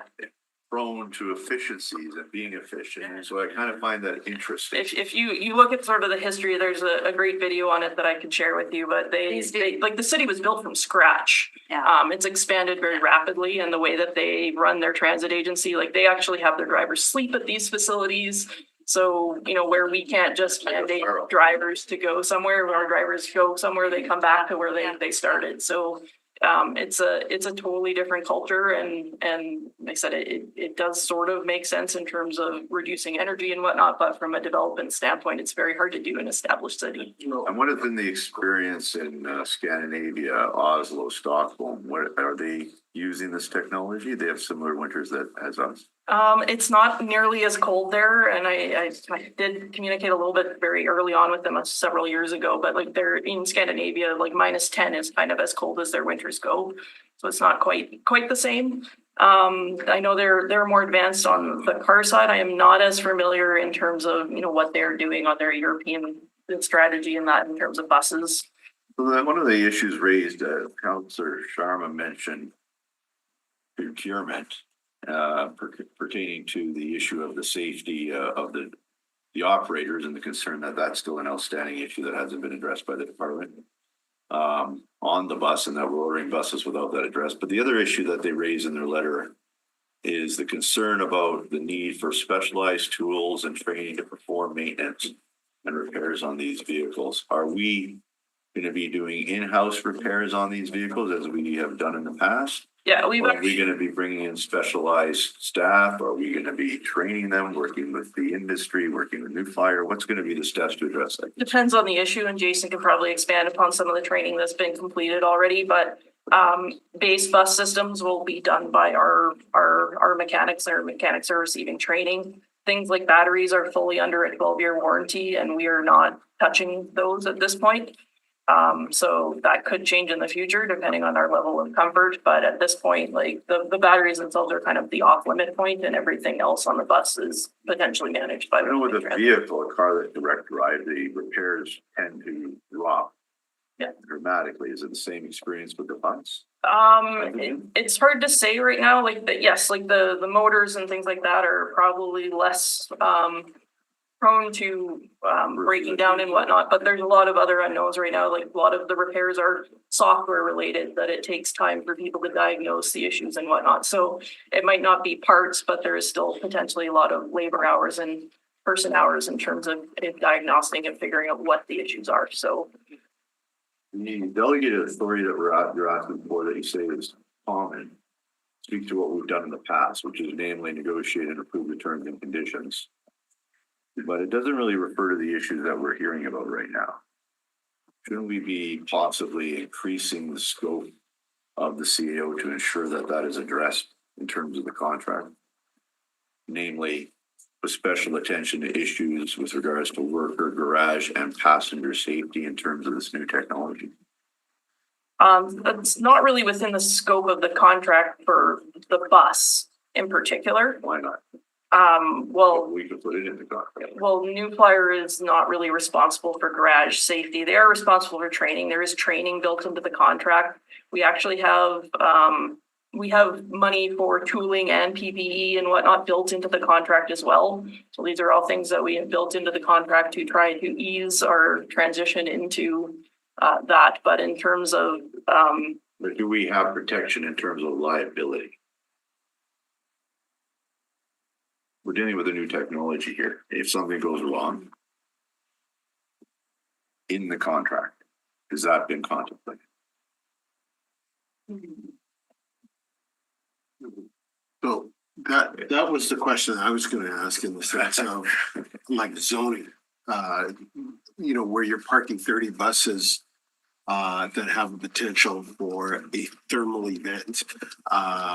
Do we have to look at zoning to ensure that there's no residential areas in the surrounding building or, you know, I mean, you're talking about liability. I would hate for something to happen. Well, you help prevent something by happening by ensuring that it's not, the liability is not just on us, but the manufacturers.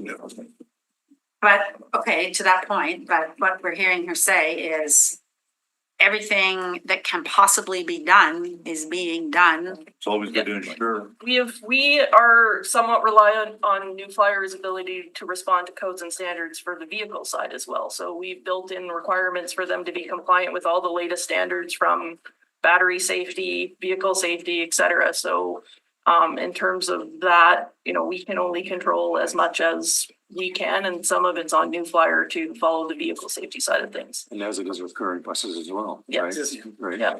We lost your chair. Are you gonna? Yeah, I'm gonna do chair. Well, to my point, Chairperson, I guess what I'm hearing is that we operate in a different climate. We're not California. There's been no buses of this size or scale in a similar climate as ours. We're dealing with a new technology that New Flyer is spearheading, which is wonderful. They're in my ward. But at the same time, we're doing this, we're ordering 24 buses, which, pardon me? I was just going to comment that there are other cities in Canada that are operating these buses. Edmonton had 60 battery electric buses, 1 fuel cell bus. Toronto has been operating 60 battery electric buses in a combination, some indoors, some outdoors. So they're And what is Edmonton's experience? from safety side, I don't think they've had any issues. Obviously, they are having challenges when they bought Proterra buses who are no longer in business. So They didn't order from New Flyer. they did not order from their fuel cell buses from New Flyer, but their battery electric was not. So we really can't compare. No, but Toronto does have 20 or 30, I think, New Flyer buses. They don't have a big flight. Edmonton has been a close Yeah. example of they order from New Flyer. I mean, climate is similar. It's just not as enduring as ours is. Enduring. That's why we need the thermal underwear. Okay. Maybe, Right. there was a question about the training and perhaps Jason can just, Yes. Yeah, Maybe I can give a little more, how far we've come. Okay. So, you know, with this transition and testing, I'm just gonna go back a little ways here. Back in 2021, we kind of put interest survey out with our groups to see who's interested. Red River College was actually spearheading the technology for the transition to zero emission vehicles. So we worked with them and partnered to develop Red River course to help educate the mechanics because this is a new technology coming in for the safety. So as for the training coming into these zero emission buses, all of our technicians or mechanics are going through a 3-week course at Red River College. Even though they finished the certification as a truck transport mechanic, they're now going back for another 3 weeks to learn from Red River College of the differences between the diesel, the zero emissions, the safety, how to do it, all the other side of it. From there, we're getting the OEM training which is original equipment manufacturer, storage of that, which is New Flyer Industries. So we have completed 2 full sessions now already before we even actually got the buses with New Flyer Industries. So we've got a group of actually 16 that have full training, which means they're able to do everything but taking apart a battery. That's as far as we go, which is a level 2. So that's the maintenance, disconnecting the high voltage, doing all aspects. We have trained about over 60 of our staff on the high voltage side, just not the depth of the repairs. So more for the safety, and we're expanding. We got New Flyer coming back again early January. February, that's where we will keep expanding into our hydrogen and further electric. So right now, when we get into the hydrogen, it's roughly would have been told it's about 210 hours per employee. That's what we're investing, plus the Red River side of it to get them up to speed. That does not include any of our internal training, which would be SOPs and everything else that involved that we're learning and going to support our staff. So there's been a lot going on in the department with respect to the training, getting up to speed with the information that they have and so forth. So it's not that we're sitting back waiting for the buses to be delivered and then figuring it out. There's a lot of work going on. So in terms of all the training and experience necessary, is there going to be a different classification for those operators that are operating these types of buses? Or For the drivers themselves? drivers themselves. No, there isn't a different classification, but they'll receive some training and information. I mean, the driving aspect of the bus is the same, right? Just different propulsion system that they'll have to know, as Jason said, about some, warning lights or things that they'll need to know how to respond to those and notifications and such. Yeah. And if I may, I'll just add a little bit more to that context. Our operations training department has been involved also onto the maintenance side. So they've already got the operating manuals in advance, and they're developing and coordinating it all together. That way the drivers can get up to speed in coordination with the parties. So, okay, I hear you on all this, but then why is the union saying that we stress the need to create at least 2 specialized ZEB mechanic positions that was denied in the last budget? What is that? Well, I can't speak for the union. I don't know what there's. Okay, well, like what I'm hearing is you're training mechanics. What I'm hearing from them Right, is, but there's a need for specialized mechanics. Ideally, we were asking for 2 in the last budget because those are the ones that are going to make sure that they're on a continuous training realm with up-to-date information to do train the trainer. more So they're, training, so they're training those. Got it. Yeah, so Okay. it's for in-house training. Sure. And such, and making sure that it's almost like mentoring, so that you've got a person there that is fully knowledgeable and capable in all aspects. Right. So that if you're stuck on something, as an example, you can go to them and better understand that.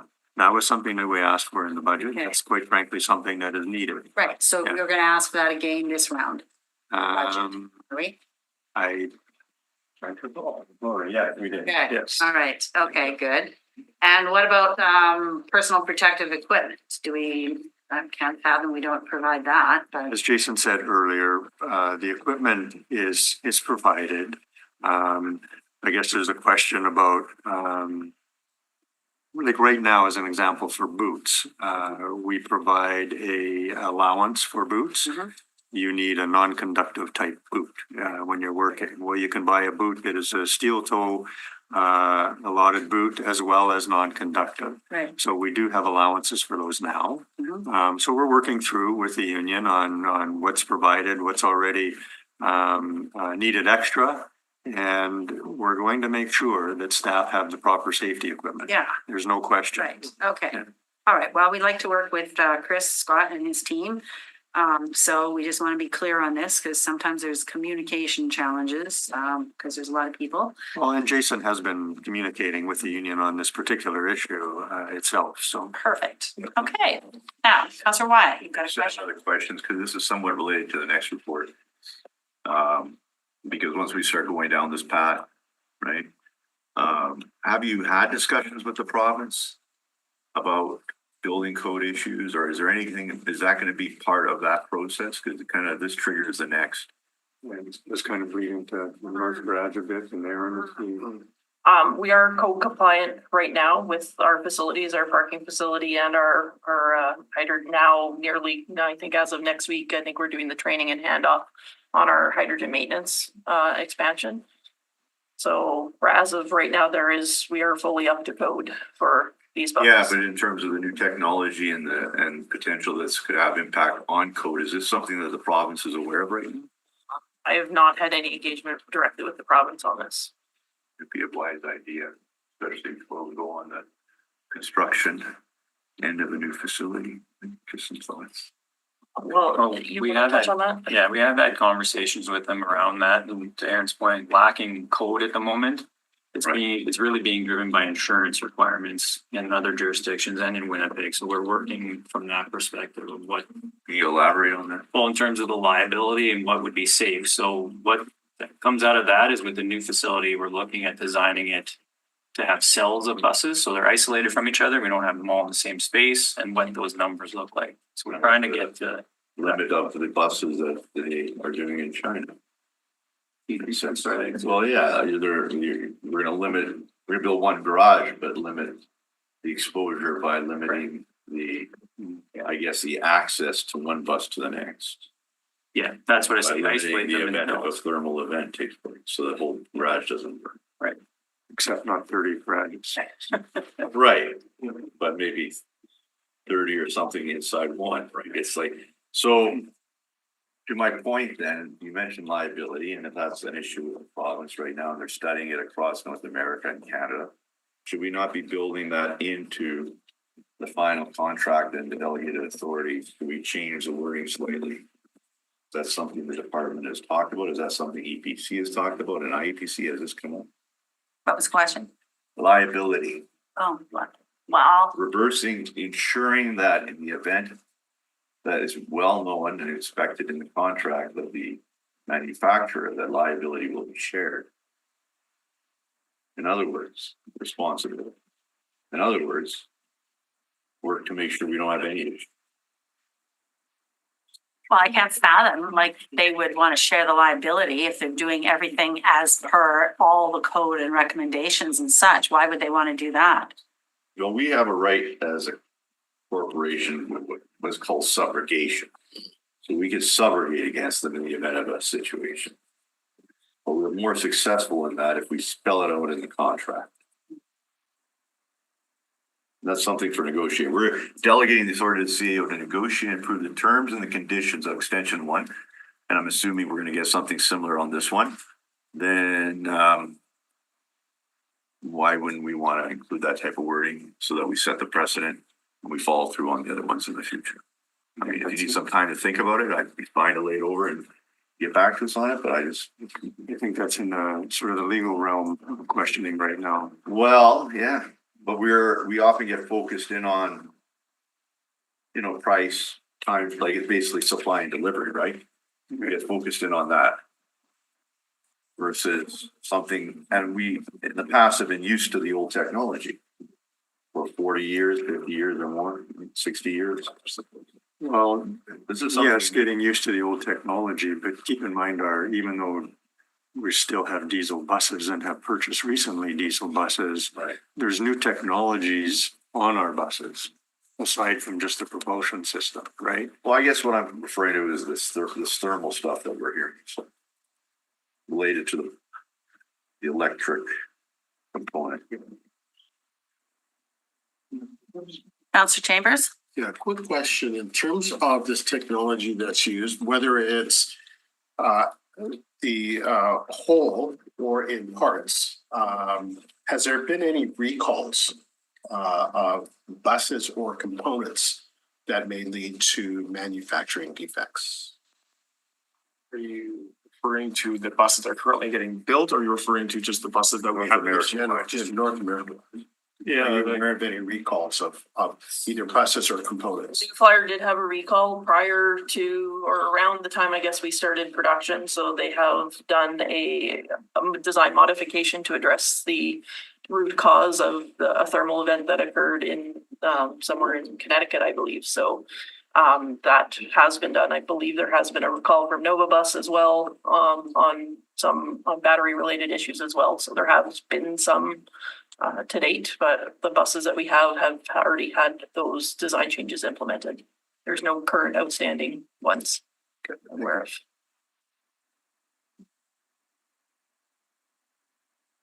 Yeah, new technology, new challenges, right? Lots of different things. Well, I'm in support of approving it as it is now to get it going. And you know, yeah, I'm nervous too, so. Yeah, well, Madam Chair, if you're prepared to support, I guess I will too, but I guess our concerns have been stated and Yeah, hope that the department can maybe speak to legal and pass that along so that they're not lost. And the CAO.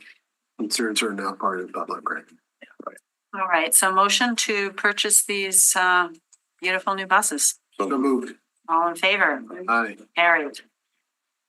All right, do you guys want a break or shall we get into this? Can we take a break? Do you mind? What? I'm sorry. You need to warm up? No, I need to. Yes, okay, so why don't we take like a 10-minute break, 5-minute break? 5-minute recess. Okay, 5-minute recess. Start now.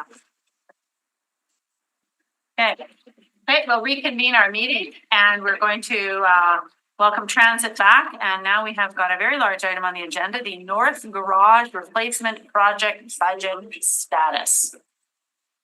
Okay. Good morning. So this is an update to the North Garage Replacement Project budget status. This is an item that we've put forward in our previous 2 departmental budget presentations as a risk item and in our quarterly reports on the project SPC Finance. But we now have a class 3 estimate in hand from our project consultant, and we are forecasting the project to be approximately $105 million over budget. This increase in cost is due to a number of factors, including establishing the budget in 2019 with a class 5 estimate to enter into the ICIP funding program, the almost 2-year delay we had in receiving approval of that funding. Why was that delay? It's a great question. Nice to have it on the record. Anyways, okay, go on. Carry on. Unprecedented cost increases over the previous 5 years and related impacts on the construction industry, requirements for our transition to zero emission bus program, remediation of impacted soil on the property, and then updates to building and energy codes, which we've touched on a little bit already. Public Service has 3 potential options to address the budget shortfall. The first option is to amend the project budget and solely fund the $105 million shortfall through increased debt funding as a possible source. Option 2, which we are recommending, is that we defer element of scope of the project to bring the budget shortfall down to $80 million and plan to deliver those deferred amenities in future phases. And the third option is to reduce the scope of the current project to match the existing approved budget of $200.066 million and plan to remove those, or plan to add those removed elements in a future phase. We hope the city would continue discussions with the federal and provincial governments on cost sharing of any increases in the project budget. And we're bringing this report forward through this committee at this time outside the budget process to try to maintain our project schedule. We are planned to have a tender for construction out later this year, and we're trying to meet our ICIP project deadline. So that's why we are here today. And then talking about risks around option 2 and 3, there are kind of 4 main areas that I'll touch on at high level and that anyone can add any detail to or we can discuss, but they are around operational impacts and maintenance, the network service that we're planning to launch next year, our transition to zero emission buses, and then cost of delaying. So on the network, on the operational impact and maintenance, deferring storage space and maintenance space in the facility, apart from running out of space and capacity, does create an issue where every bus that will require medium or heavy duty maintenance will have to be sent to Fort Rouge Garage, which is an operational cost and impact of transit and an inefficiency. On the new network, this reduction in storage space and maintenance delays our ability to purchase 60-foot buses, which are going to be the primary source of ridership in the new network, similar to the Blue Line along those main lines. Again, cutting scope and services in the new building will reduce our ability to house hydrogen and zero emission buses in that under that current scope, and that could delay our transition to zero emission buses, which puts our 2050 timeline in jeopardy. And then the fourth is similar to the situation we're currently in with the existing budgets, deferring $80 to $105 million of scope into future years would more than likely increase that cost at that point in time. As we've seen with the existing budget going from 200 million to approximately 305. And then, as I mentioned, trying to maintain project schedule. The work that we've done to this point is not necessarily lost, but we would have to go back and look at what that reduced scope would look like, essentially ending up in a bit of a deferral of that construction tender. Happy to answer any questions. Councilor Chambers? So the cost is estimated for another $105 million, and this is between 2019 and now. Because we only had a class 5 to begin, right? That's right. So, and so it's primarily a delay that's costing the increase, or like you talked about the remediation, impacted soil, updates on building codes, building and energy codes. These are all contributing factors to that cost increase. Yeah, I mean, probably the biggest are those delays, but we do have, in 2019, when we established the project, it was a diesel facility, right? Things have changed a lot in the last 5 years, and to that point around the ZEB and the codes that we've talked about, so. So in 2019, we were looking at the impacts to remediating the soil, building an energy code. Yeah, I get that, but some of these other concerns were not thought of in terms of the class 5 estimate. We did not have the property at that point in time. Oh, okay. That's right. So part of the report that I guess concerns me the most, I understand we were class 5, class 3, the time delay, not the city's fault. I get all that. I guess the concern I have is really something that probably you can't answer, more of a finance committee issue, which is the fact that the way I read the report, our net debt will be at 97.4% after this in terms of our debt strategy. We will have less than 3% in terms of borrowing capacity. Is that the way I read the report? Is that correct? Well, the debt capacity is 150 million. No, well, it's a total net debt as a percentage of revenue not to exceed 100%. Forecasted peak, including proposed debt from this report, now will be now 97.4%. Is that correct? Am I reading that right? I don't know. We have the controller here.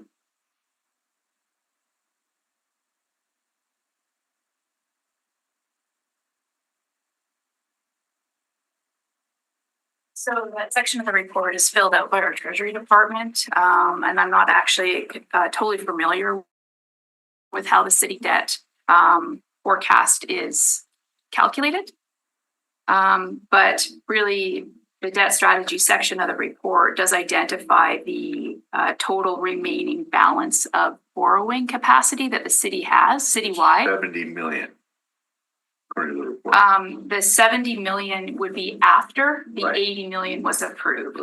Right. So right now there's a total of 150 million remaining. And if this report with the recommendation was approved at 80 million, there would be 70 million of borrowing capacity remaining.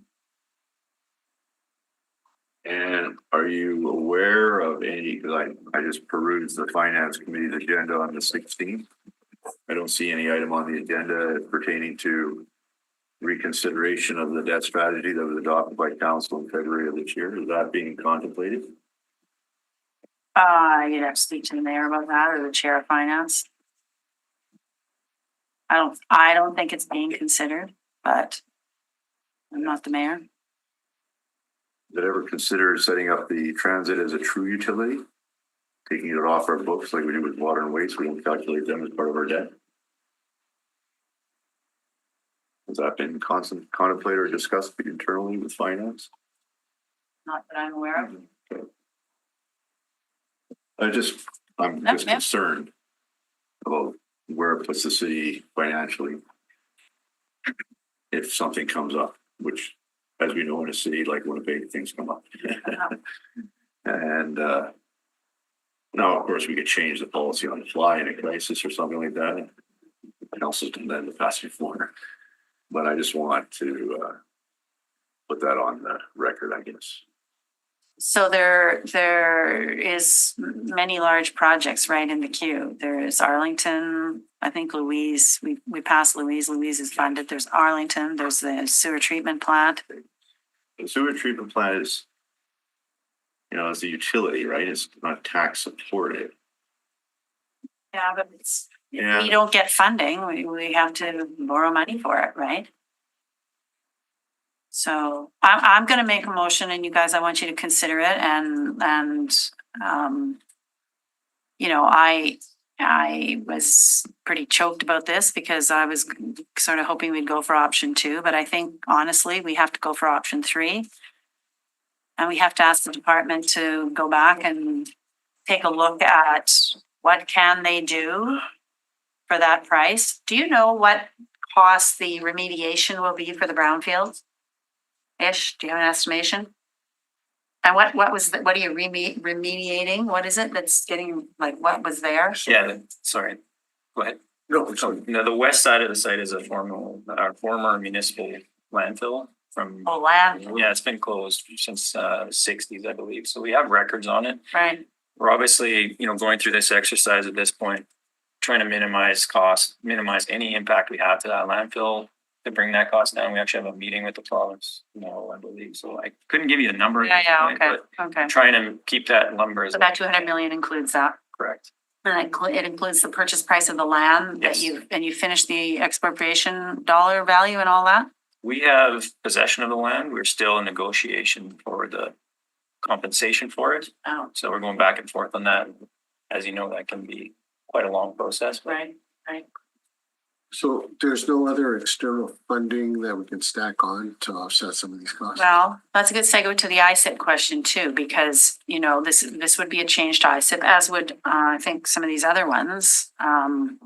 Honestly, can't personally see them having a problem with changing the ISIP. I don't think they're gonna pull it back. But what are your comments on that ISIP aspect?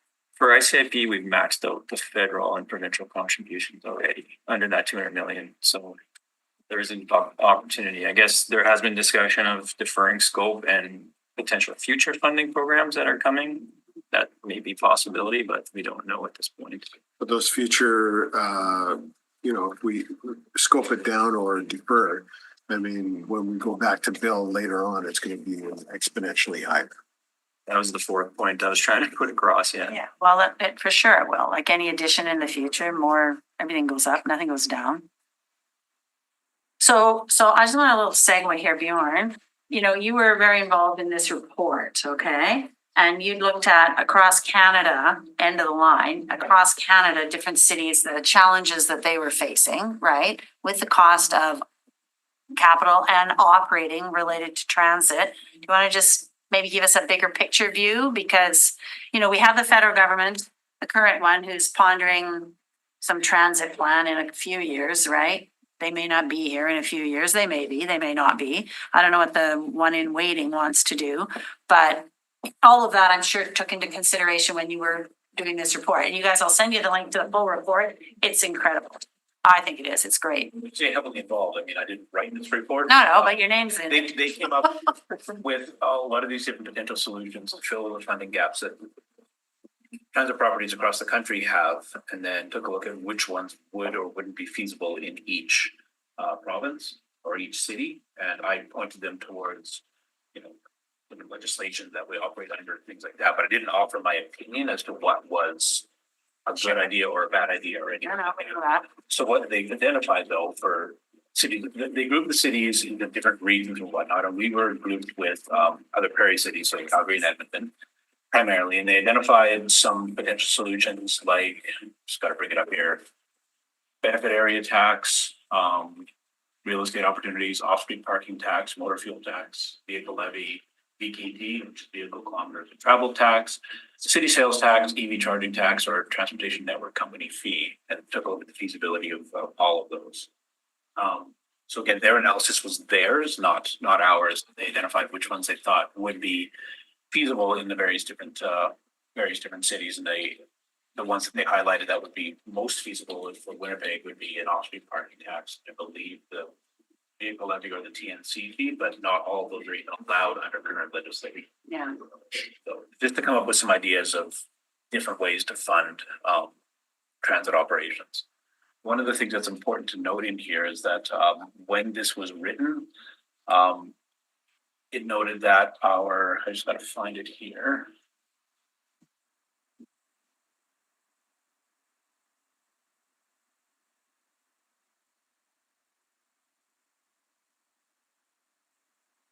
It's about our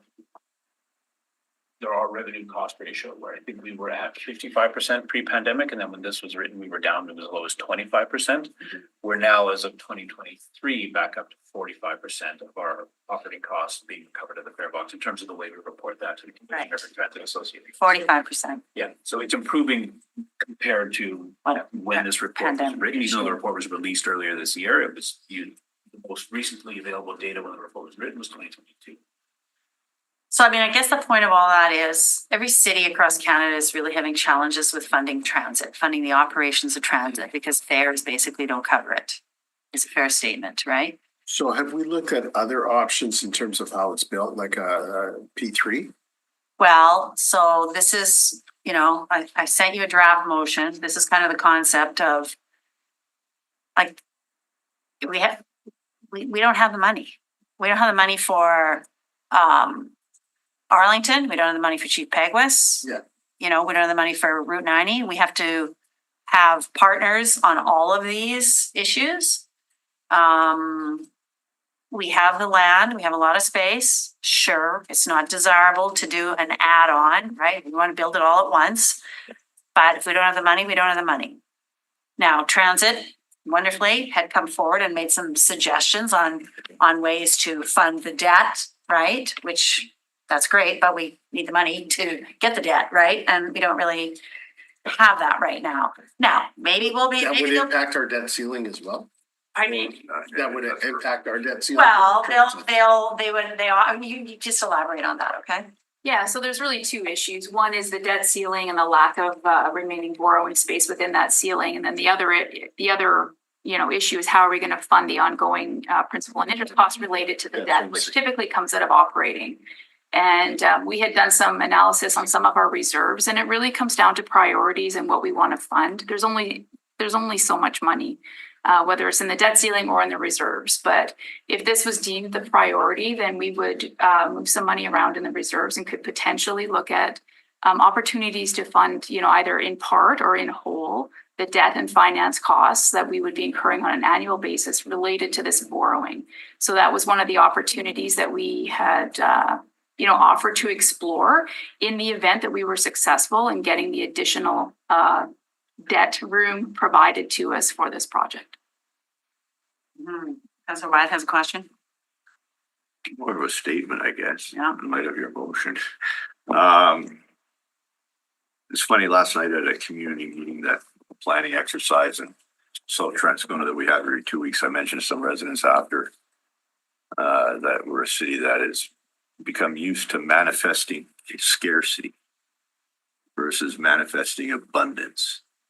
And other cities are prepared to raise their taxes accordingly to address challenges in the future.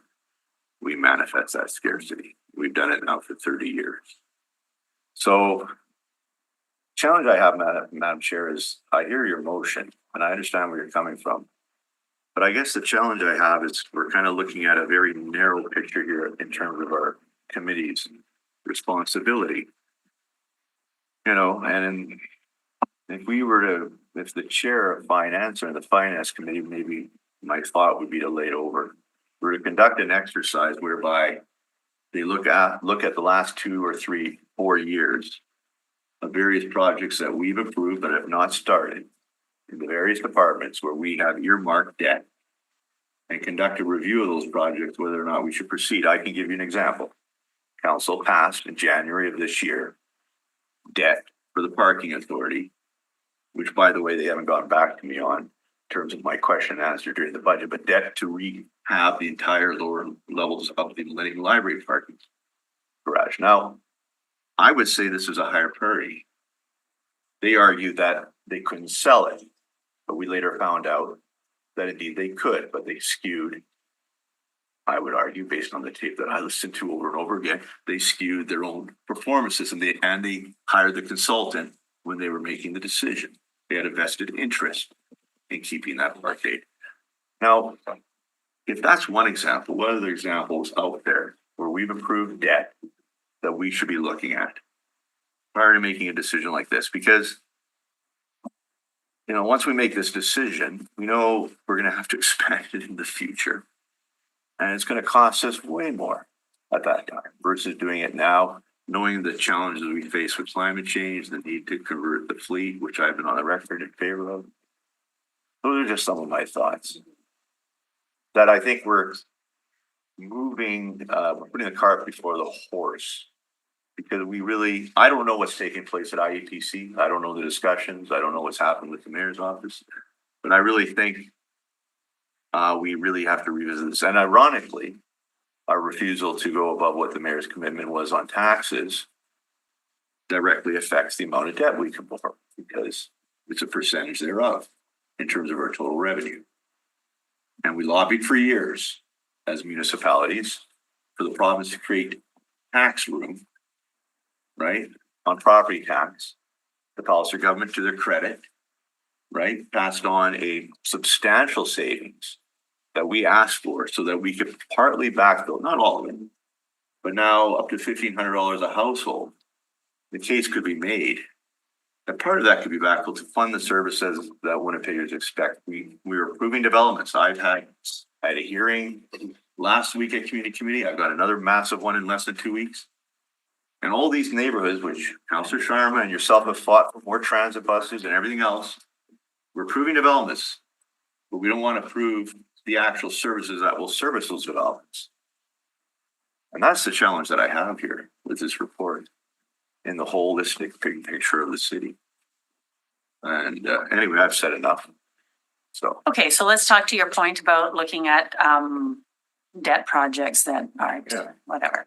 So if we ask the department to go back and come back with some options of what you can build for 200 mil, how long would that take you, or how long would that take you? Like, Great question. Obviously, it takes some time. We're doing those regular quarterly updates to finance. The next one in less than a month. Yeah. That report's already in the system. Yeah. I would say the next one after that would be January. It would probably a month or two of work to get to that granular level, if that's what you're looking for. I mean, the report lays out what we think the facility cuts would be. Yeah. And those are the major items. So I think that it's what you want to see in the end ultimately and what the end goal is. I know, well, we want that, but we can't afford it right now. But to the point, what's on the table is $200 million right now. But you've added some costs, well, $105 million shortfall.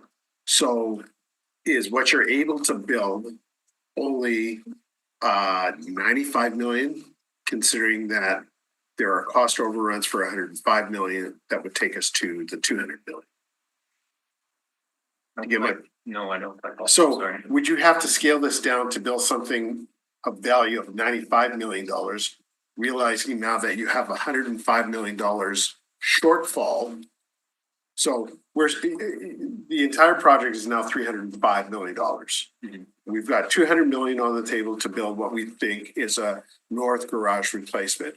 You're saying the $105 million has to be done because it's talking about energy, it's talking about soil remediation and so on and so forth. So does that have to be done? And then what we're left with is a $95 million north garage, or like, how does that work? Do you get what I'm asking? I don't. Okay, so we have $200 million on the table. Correct. You're saying we need $105 million more To build that. because the scope has changed and these are requirements. So if we go to option 3, reduce the scope of the building, are we left with a $95 million north garage replacement, considering the fact that we have to spend $105 million on all of these? We're capping it at the 200.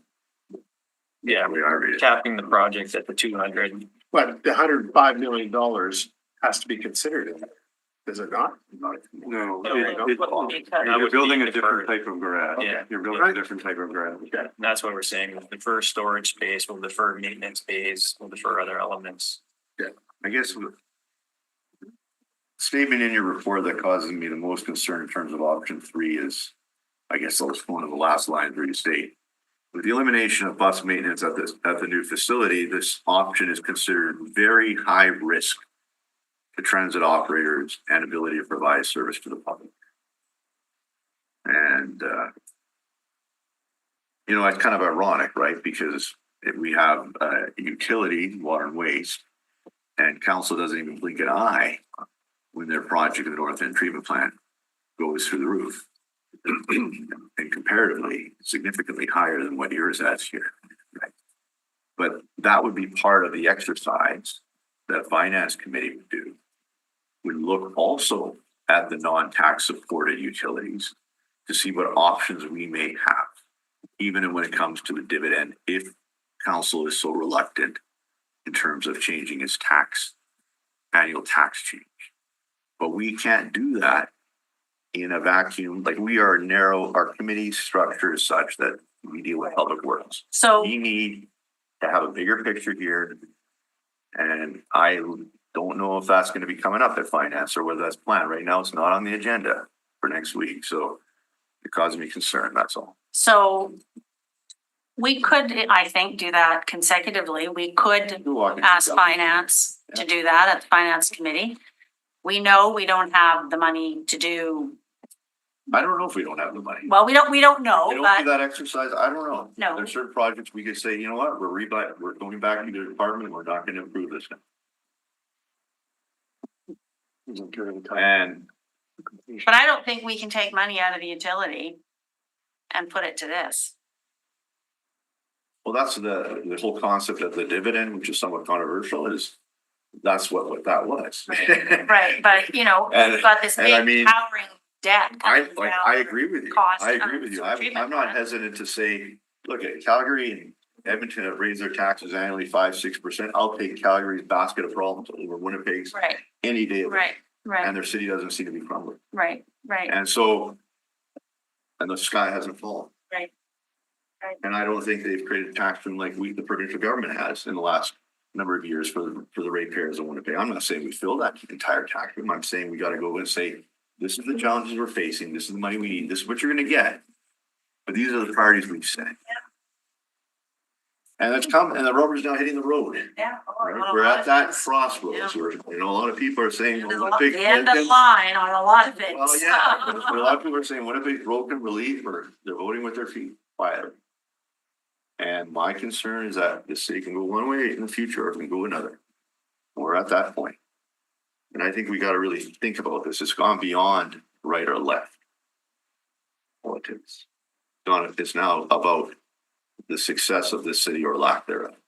That's my feeling. But anyway. I think there's two positive, being an optimist, I think there's two positive sort of potentials being on the horizon. Okay? Maybe I'm being too negative, Madam Chair, but I appreciate your optimism always. So I just want to throw this out, right? I think that federally, there is a recognition that cities do need support on transit and that there is a desire to see improvements to transit. And I think through lots of lobbying and awareness that, you know, government in waiting, government in power, all of them are aware, right? So I'm going to say I'm optimistic federally. But with all due respect, I think the focus right now federally is on housing. It is, but Housing, yeah. you can't put people in a house and they got to get around, right? Transportation is like critical to the economy, no, I like to hear what you guys say. right? And then the other thing I'm optimistic about is more probably than the last government. Think delay. I think the current provincial government is very pro-transit. And I know that there's an excellent relationship between the two leaders. Maybe the chair is speaking of something that we don't know about. Well, no, I'm just being an optimist here. I'm not privy to any of those conversations, but Pretty those, okay. we just, I mean, I think that'd be wonderful. you know, I do see provincially and federally opportunities that, you know, are on the horizon, especially when every city in Canada with transit, look at Calgary just, there may be different reasons for that, but Calgary just canceled their Green Line. Like,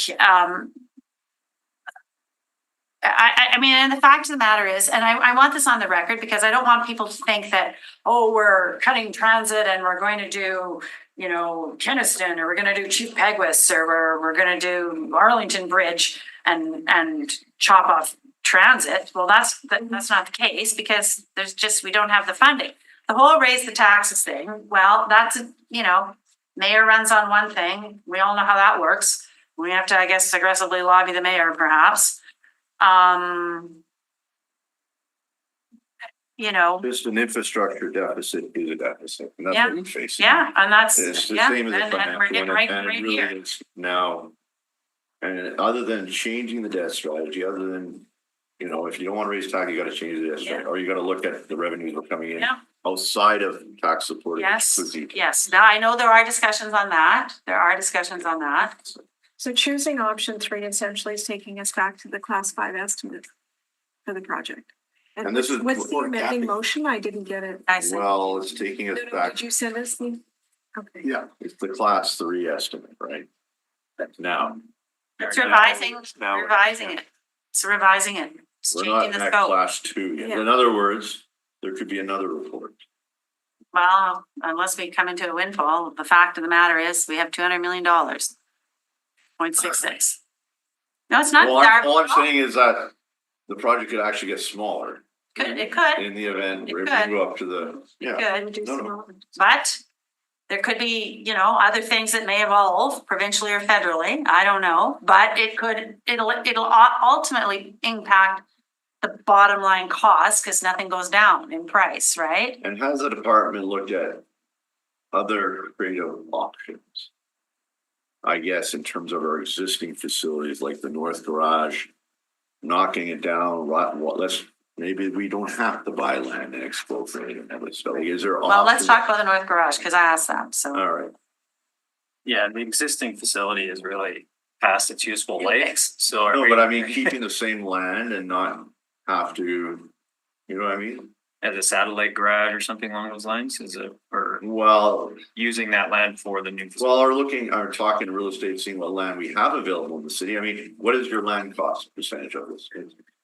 Well, just back to your initial question, the North Garage on Main Street sits on about a 5-acre piece of property, and the property for this new facility is 28 acres. So we did look at that, it isn't suitable. And then there's also the operational piece of, we use that facility. So if we were gonna build on that property, what would we do with the buses that are there while we build? And how much of the budget is land assembly? For the $200 million budget?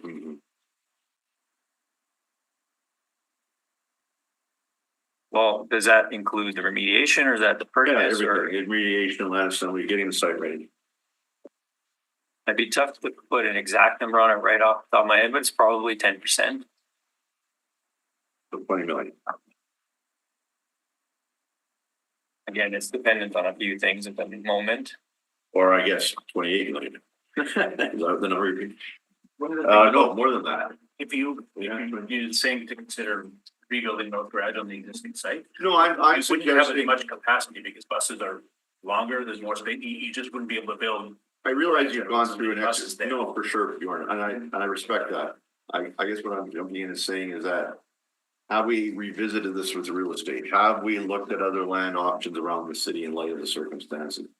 You know, sometimes we went with the ideal because that's what we had a budget for and you got approval for and the money was there. But now that this has come up, We did an exhaustive search. all right. It was years.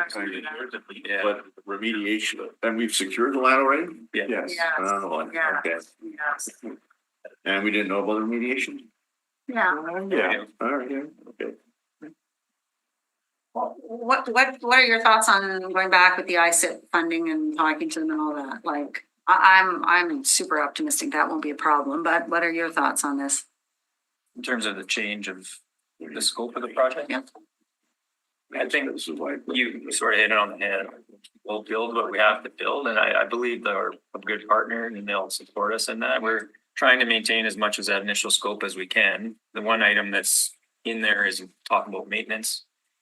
I think through further discussion, since this report's been drafted, we operationally can't get away from having no maintenance there. I think we will have some light to medium duty maintenance, we have to. Yeah. So Your report doesn't say that. it does, that's why I say this report was June, July. We had to write this to get this into the meeting today. So further discussion, I think. Well, I think we gotta send it back and do. I can't support a motion if the report's written like this right now. It's nice you said that verbally, but it concerns me that it's still in writing. Well, the report indicates that it may may. include some removal of the maintenance component of it. But, you know, when we have discussions about how we're going to operate operationally there, we cannot be without a maintenance component. Operationally, that will cripple us, quite frankly. Add cost too. Yeah, you can't run back and forth, Brad. Well, and the concerns me about the high risk to transit operators is stated in your report, right? Very high risk, not mine. That's not my words, that's yours. That's where we will have to start looking at other options for reducing the scope, which means maybe there's less storage there, which means we run out of space sooner, right? The difficult part is that when you're looking at reducing the scope, your storage costs less than what the maintenance does. So to reduce higher cost, you're looking at your maintenance side. Right. That's the challenge of it. Right. Well, what are your thoughts on it?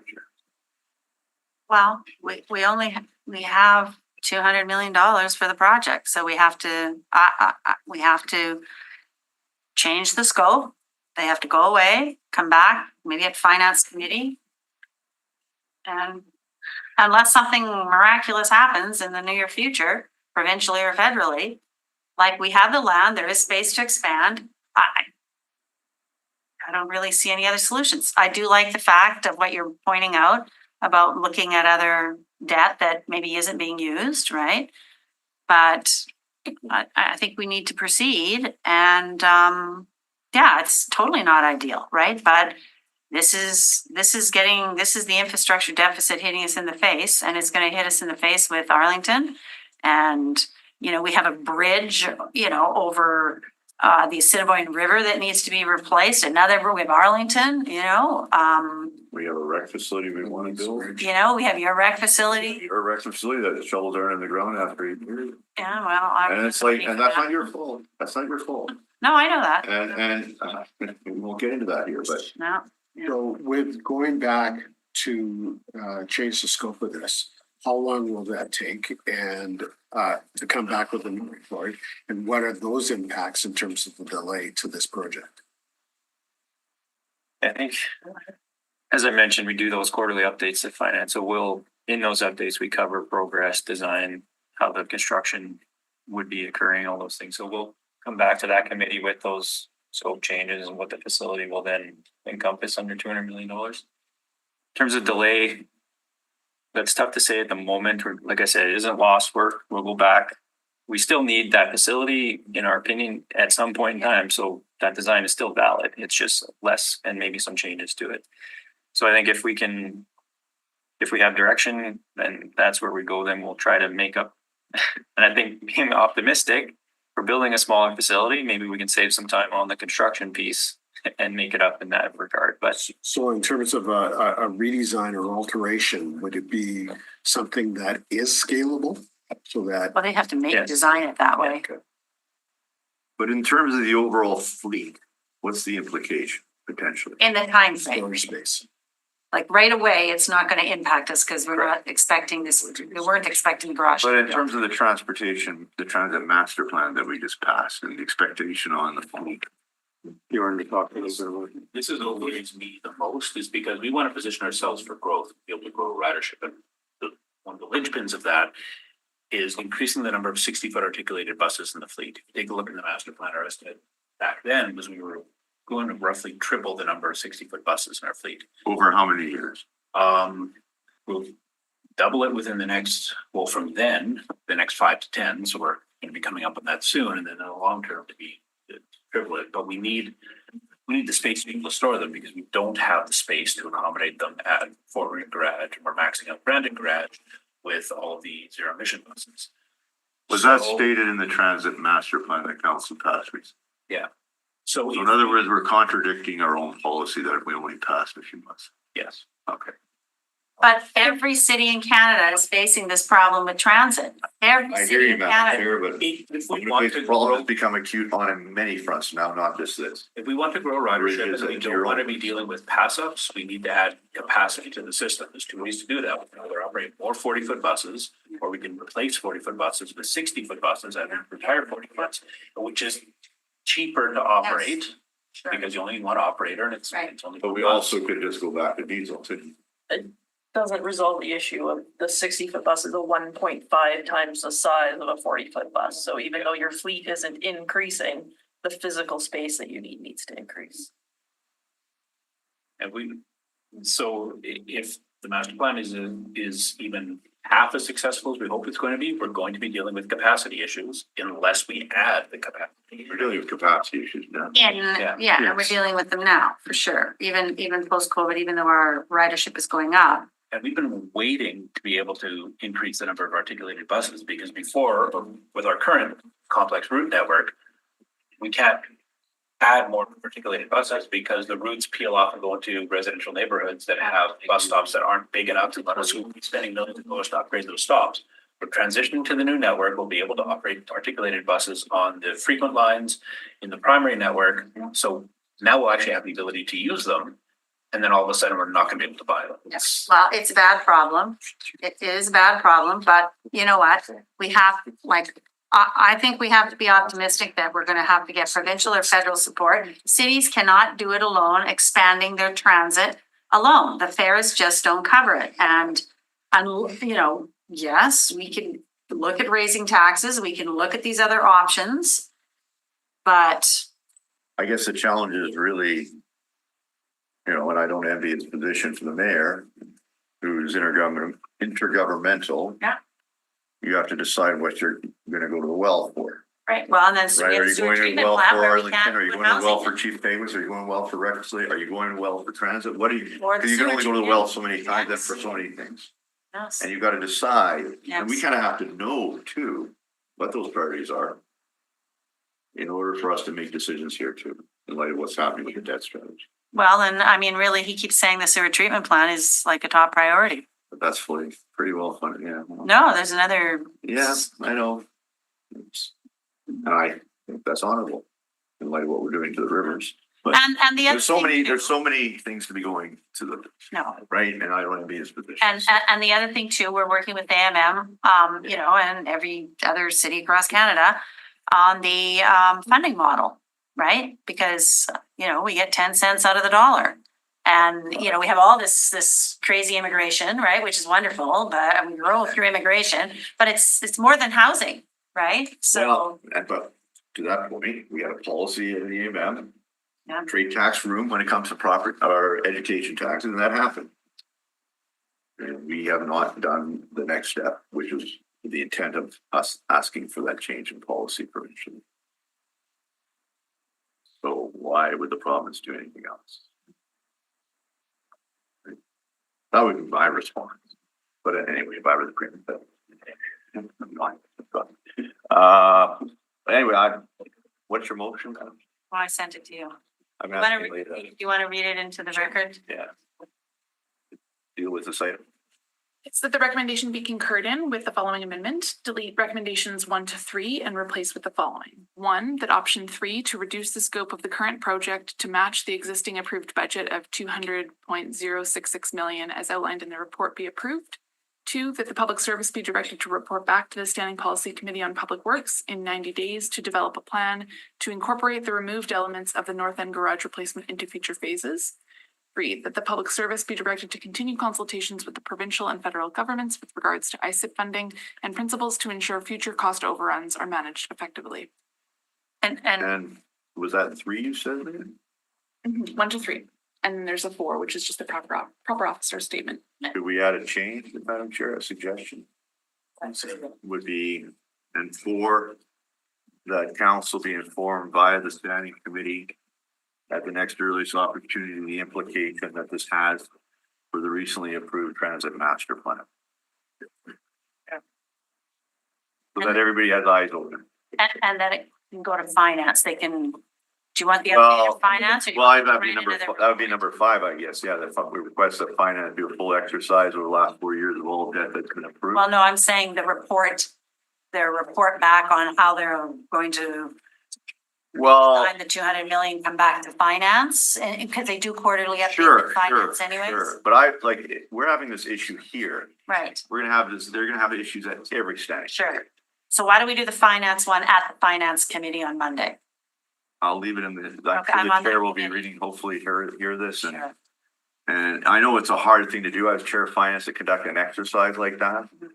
And it really pushes the department, it's almost like a mid-budget kind of thing to do. But I think maybe we're at that point where you do the mid-budget update. I think the feds do that sometimes when they're in financial difficulties. Maybe we have to do it, so. So that's the motion. Yeah. And just before we decide on this, I do want to say that this council has been stellar in supporting transit. We have made major progress on transit. We're doing a complete route overhaul. We're purchasing buses. I don't think we've been this aggressive on transit in any other year. Well, maybe the rapid transit corridor. That was pretty aggressive. But I think we're all very supportive of transit. Just, we've got bigger issues here. So, Sorry, the motion again, if you could. okay, sorry, do you want to send it to Greg? Just saying, are you okay if I read it or? Yeah. Okay. And sorry, is the intention to include the implications for the recently approved transit master plan report back in the report back referenced in recommendation 2 or a new report? Well, the idea would be that give the department time to be able to report back to us on that. And that would be going forward as information to council, just so that no one in council could say, well, we passed this, what happened? I'm concerned about timelines. Yeah. So we're back at finance in January, October and January. October and January. Won't be the October one, so it'll be the January. Right, so we can give you guys an Well, it's not update. gonna be an impact that's gonna happen, what Bjorn said immediately, but it's gonna be something in the near future, right? So. In January, so. Changing the committee to finance is what you're alluding to. Yeah. Right. Yeah. Is that No, so you don't have to do another report and come here. correct? Just do it To at finance. finance. At finance, okay, that's what we wanted to clarify. Yeah, sorry, just Okay. do it at finance. That way it saves you a report, have it Okay. come back here. You add it on to your Report or- finance report. A written report or? Well, they do a report at finance every quarter. Yeah, no, I know that, so, Included in but I'm talking about the implication now to the transit. Okay, so Okay. that's the $200 million one. Now let's talk about that one. You might have to know the report. So the implications to the transit master plan, Right. that motion, okay? So that would be, I guess it would come back to this committee and work its way up to council as an information. Just so we're all clear on it. You weren't gonna have to look at everything in terms of what that would be, so. So is that, And sorry, the report back referenced in recommendation number 2, that is to go to finance? yes? Okay, in 90 days. Or in January, the whatever January that one is, 2025. yeah. Okay. So report back to the Standing Committee on Finance in January of 2025.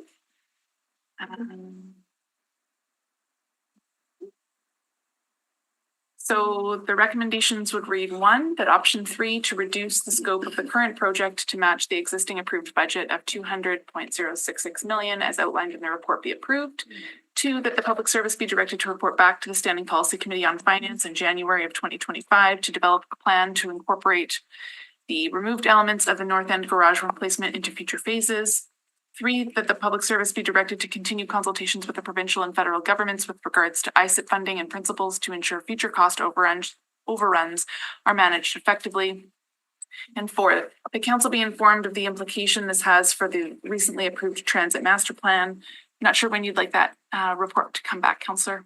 It's up Whatever the to staff them. think they can do. They're very busy. I We mean, got a lot on the go, it's not like you don't have, January is very well. it's not like it's a panic, but that's fine. Can you make sure it's noted as the Winnipeg Transit Master Plan? Master Plan. yes. Just to avoid the Right. PMP. WTMP version. Right. PMP. Right. Sure.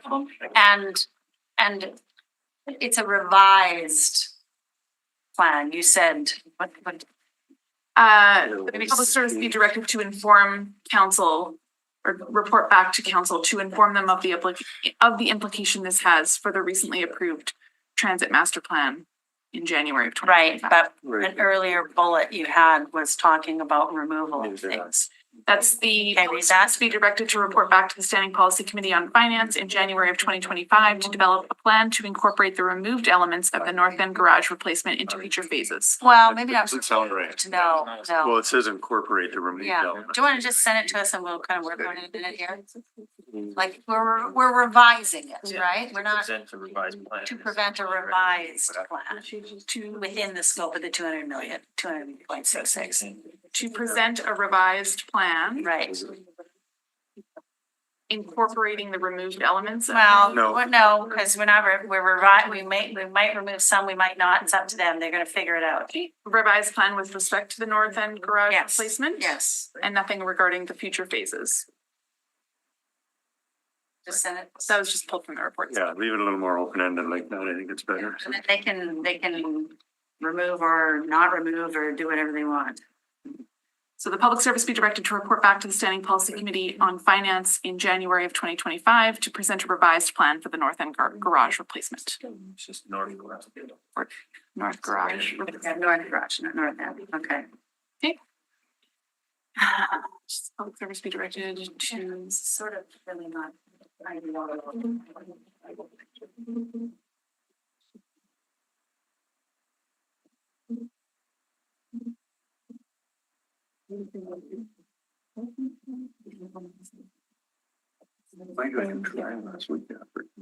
And so Bjorn, just to kind of recap here, like the real hit, okay, there'll be a financial hit because there'll be additional costs as price will go up. But the real hit, the real problem, if we don't get additional garage space is what, 3 to 4 years out? It starts kind of immediately in we had planned to buy more 60-foot buses in 2027. Right, okay, right. So we wouldn't be buying more buses, Not 60. not 60 footers. So it does impact sort of our entire procurement plan already, what's Right. the budget. From opening day, we're at. Yeah. So it impacts the procurement Yeah, plan. It yeah. also impacts the ridership Yeah. ability that we're able to carry, right? Yeah. The capacity. About trickle down effect. Yeah, Yes. well, that's not good. Just speak to it, but it's good to be clear on these things, making these. Yeah, decisions. I know. That's good. I know, it's good to be clear on them, so. You wish to move your motion as the chair or somebody think your chair or? Well, you can take the chair and I'll move it. Yeah, it's totally not ideal. I mean, it's not what I'd want to do. I didn't want to do it in the first place, but we don't have a choice. Is there any discussion on the motion? I think we've had a lot. All those in favor? Right? Opposed? Nay. Nick, Councilor White, you want to be registered in opposition? I'll pass it for back. I do it reluctantly. Yes. Full well the position. Yes. Okay. Yes, please. Okay, all right. Now we will take a break, half-hour break till 1 o'clock. Hours. Now you want an hour? Take an hour. Thanks. Yeah. I need a- Thank you. All right. All right, I'll reconvene this meeting of the Standing Policy Committee of Public Works. And we will start now with the Public Works component and welcome Mr. Jim Berezowski and Mr. Andrew Condon here to walk us through some of these riveting agenda items. All right. Okay, so item number 3, the annual report on sidewalk and active transportation improvements during local and regional street renewals. We're requesting an additional extension of 30 days to report back. When the report back requirements are, it's kind of in that August timeframe. So we're still in the middle of a lot of our local projects. So we just need a little more time to finish up this report. Sure. So this report, Jim, what is it again? Remind me. This is again where we report back on all those locations like on with regional street renewals, but doesn't include the minor rehabs and TVOs within the previous year that did not require sidewalk reconstruction and weren't constructed as part of the street renewal. And as well, the main thing is more or less the methodology and the reasoning behind why the improvements were not incorporated in the renewal, where there was including safety concerns, utility, property acquisition, and those type of things. So, yeah. Okay, motion to, So moved. motion, all in favor? Aye. Carried with the extension, Canadian Pacific Rail Cost Sharing Agreements. So the Public Service is recommending that the city enter into a cost sharing agreement with CP to undertake improvements to the Inkster Rail Crossing near Sinclair. The city is obligated to contribute a portion of the funding to undertake this work based on board order agreements filed with Transport Canada. The improvements will bring the rail crossing into compliance with Transport Canada's grade crossing regulations and grade crossing standards. The estimated cost to the city is $76,000 approximately, which will be funded through the Road Safety Improvements Program. However, CPKC will be applying for federal grants, and if successful, will reduce the overall cost of the improvements. So, This okay, is for when? This is Inkster between yeah. okay, so, Just to put that in context, through the chair, that construction right now, the railway improvement, Inkster's being reconstructed in that location right at this point in time. okay, so perfect segue to my question. So if Inkster's being constructed, why isn't this part of that project? Why does it have to come out of road safety? Go ahead, Drew, if you want, I can talk about it too. So. No, Oh, no. let him talk. Okay. We're gonna warm him up here. Let's see. No, I just find road safety is gonna become a catch-all for work that's being done on the road. This is a road work. This is road. Why isn't it part of the roads? Why is it road safety? Rail improvements are captured within the scope of the Road Safety Improvement Program. And as a result, it's an appropriate avenue to fund the work. So why are they captured within the scope of the road safety program and not captured within the scope of the roads? Well, you said it already, but that's No, why? the rail improvement program is built in the road safety. Okay, why is the rail improvement program built into the road safety program? Because most of the rail improvements, almost all rail improvements, even with Transport Canada's recommendations, are all safety improvements. So we just did that jurisdictional scan of all our crossings, what was that, 20? Yeah. And so again, Transport Canada gives you a period of time to update that. We have to ensure we work with a specific program to make sure that we're working on those completions. So- But on as well on this note too, not only just because of the road safety, the project itself, we're only seeking the city's portion of that improvement, right? Because transport, the rail company is going to go after the feds for the extra 50%. So 156 is cut in half. It's a $76,000 cost to the city. Right. 76,000 costs, and then 38 is what? It's about another 50% in estimate. That's that additional federal funding. Yeah. Jim, what is there now and what are we gonna see different with? Well, on Inkster, what you're seeing is like how it was originally designed. They're using those I don't know what they call them, the concrete inserts in between the rails now instead of the old ties. So at crossings in that, it's now elevated and lifted up, and then you have something that's not going to break down for a long period of time and ties into the new construction. So if you drove by there today, you would see on the westbound lanes, you would see you have to cross it in an elevated manner. And then on the eastbound, they still haven't tied the actual new construction of the roadway into that facility. Okay, is there gonna be anything different for cars as they go down Inkster? Well, just an improved ride, yeah. Improved ride, but no. No, there was already signals there, yeah. So I'm just gonna go back to your point that it has to come out of the road safety budget. Well, what was said is that it's most effective to be drawn out of that budget is what Andrew said. Like that's, well, sure, because that's a program that we created. Right? Sure, it's a program, like what the What's the program? The program to fix the rail lines. So the rail safety has been tied into TEIP forever. So for rail safety, sorry, my apologies. Rail safety was tied into the traffic engineering improvements program. That improvements program has been molded into road safety, and still that rail safety is part of that program. Right. So here's my question, okay? You know, we put in stop signs, we put in lights, we put in all kinds of things when we're building a road for road safety. Right? Correct? So, because we've got this road safety program and we have to do a lot of upgrades to our existing roads, and we have a very limited road safety program budget, I'm just asking you, what would it take to have it as part of the roads program and not like when you build a road, you got to do this, you got to put the stop signs in, you got to put this and that and whatever for safety in.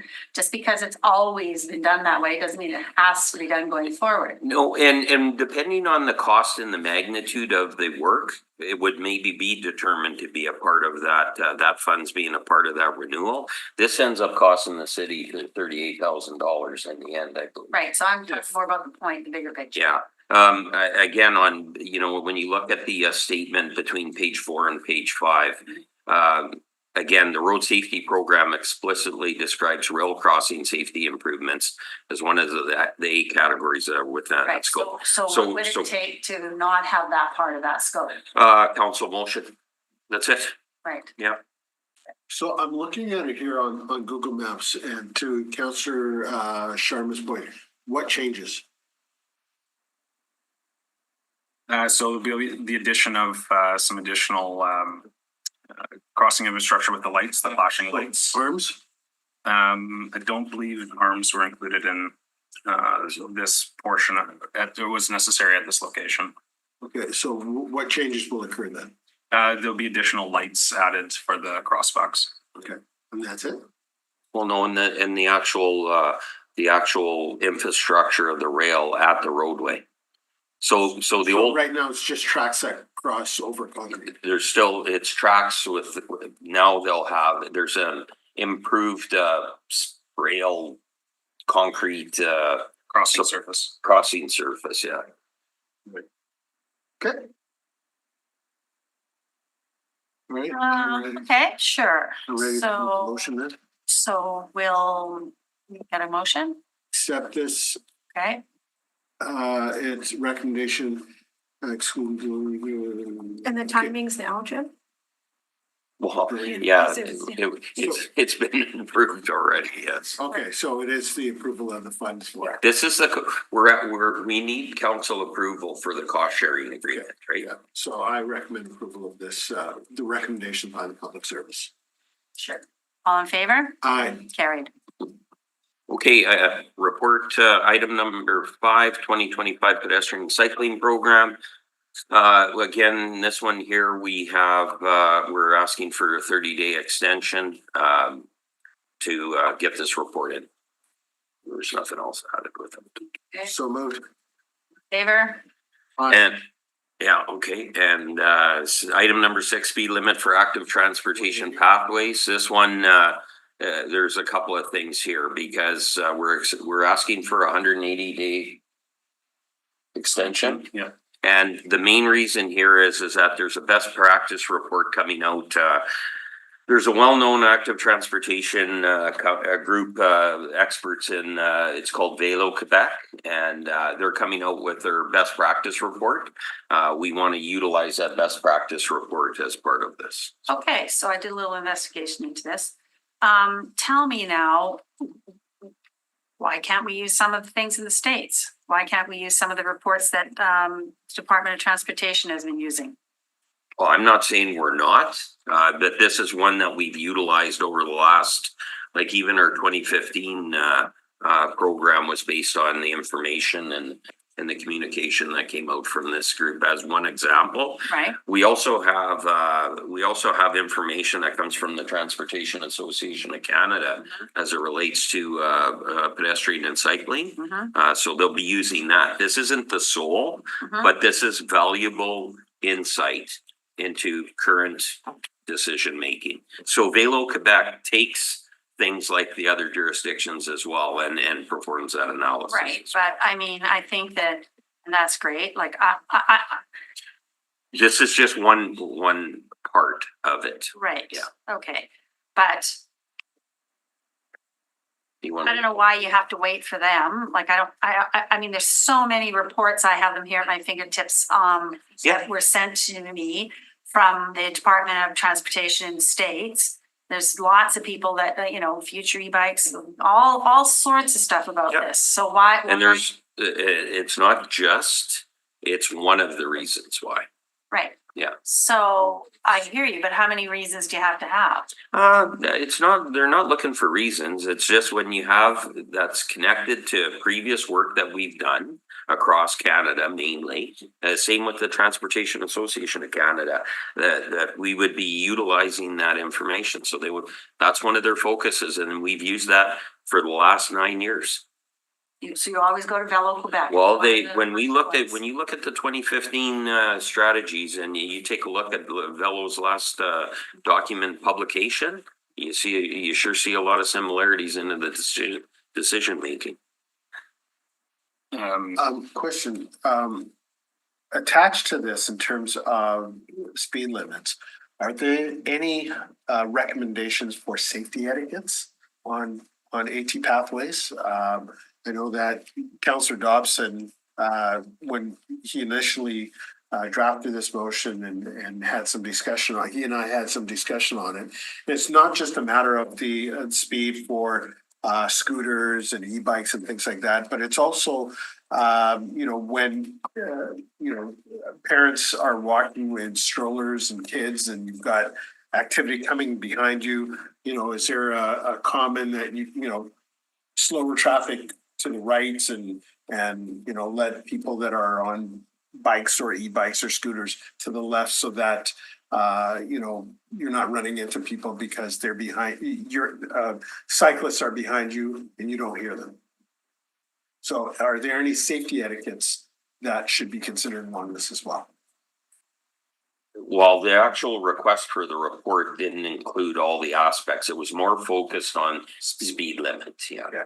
But I think that's an important component of it as well. And if there is information that could be obtained from Velo Quebec, I think that would be important. It is about, you know, the awareness on active transportation. We have all of these rules established for roadways, but for AT pathways that we're hoping to become more frequently used, we should have safety etiquettes for them as well. Yeah, you would think that would be standard as part of the AT pathway. Especially as they're starting to become more motorized. I'm just trying to figure out if that's, we're presenting that component as part of our pedal cycling strategies update. I'll have to go back into the weeds on that one. It'll be referenced somewhere, Council. Okay, if you can point that out to me as well. Thank you. Will do. Okay, so we will wait. 90 days? This one's a 180-day request. Okay. So moved. Well, the same individuals are focused on that ped and cycling update, right, as number one, and I don't think speed limits was their number one priority in there. Question? Call the question. All in favor? Aye. Carried. Okay, number 7 is the pedestrian scramble pilot. Yeah, we're requesting an extension of 90 days for the pedestrian scramble pilot. I mean, there's a lot of work been done on some potential locations, but again, we're not doing a scramble pilot in the winter, so a little bit of timing here isn't hurting us. Okay, so is the intent to actually, like, what if none of these locations merit a pedestrian scramble? Because honestly, I can't think of one that would. I mean, because of the volume of people that a pedestrian scramble has in Winnipeg in the winter or even in the summer. you know. It's like- one of our challenges for sure. Yeah. So are you coming back saying here, you should do it here, or are you saying none of them merit, or could you possibly say none of them merit a scramble? The report can include, a discussion piece about whether or not the particular locations are warranted based on what best practice there is for other Right. jurisdictions. Right, But we'll also include recommended location regardless. right, but if they're with not a few warranted, options. Okay. right? Like, do you have criteria for being warranted for a scramble? My understanding is there are some warrants that exist in other jurisdictions that have been considered as part of the review. And so that will form part of the reports once it's submitted. Right, because structurally, like the built environment will change dollar wise significantly. We're anticipating two different options to be presented as part of at the recommended location. So there are pedestrian scrambles that do not include the diagonal crossing. They just have all four crosswalks activated at the same time. So that would be a low cost solution because it wouldn't require substantial changes to the infrastructure. The more costly alternative would be to incorporate diagonal crossings, and that would obviously be quite a bit more costly. Right, so that's great. So make sure you give us the options and make sure you're clear on if any of them are warranted or not that you're studying. Because if they're not warranted, you know, we're not doing it. Because maybe now you split. I think it's a good question. Yeah. Yeah, I'm sorry for walking in. No, that's good. Isn't scramble really? Here we have a city of a size and a scale where we have an intersection where a scramble is actually necessary. Is this the latest political fad? Yeah. I want to know your professional opinion as engineers. I didn't hear it. We'll include some discussion on that piece as part of the report. No, I want to know your professional opinion now. Well, I don't want to wait for the report. We haven't worked through. I'm asking you, with the knowledge that you have as a city, as an engineer, and Jim too, do you believe that we really are spending time wisely on all the issues we're facing as a city to study a scramble, which is really a political fad because everybody else is doing it, and so we should do it too? Do we have the necessity here and the need to really be doing this? Is there an intersection that just jumps out at you and say, we got to get a scramble here? It's definitely challenging for a city our size. And that is one of the, you know, the important thing. Don't be political. No. You've never been. I don't have all the, I don't have. You're calling a spade a spade. I don't have I've always loved you for. I don't have the information in front of me to assist in making that informed decision. And I don't actually, but when you look at You're what. saying we should proceed with the report.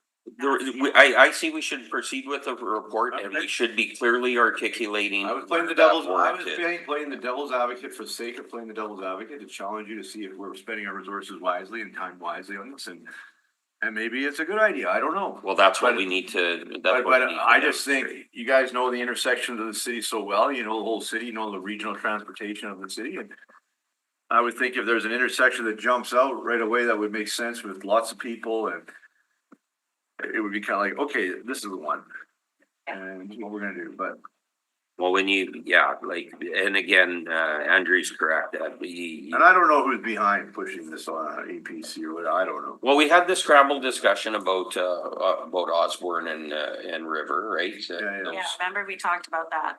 So that was brought up and that's. Points you had brought up, so. Well, let's see. So that would be the intersection probably that'd be eligible.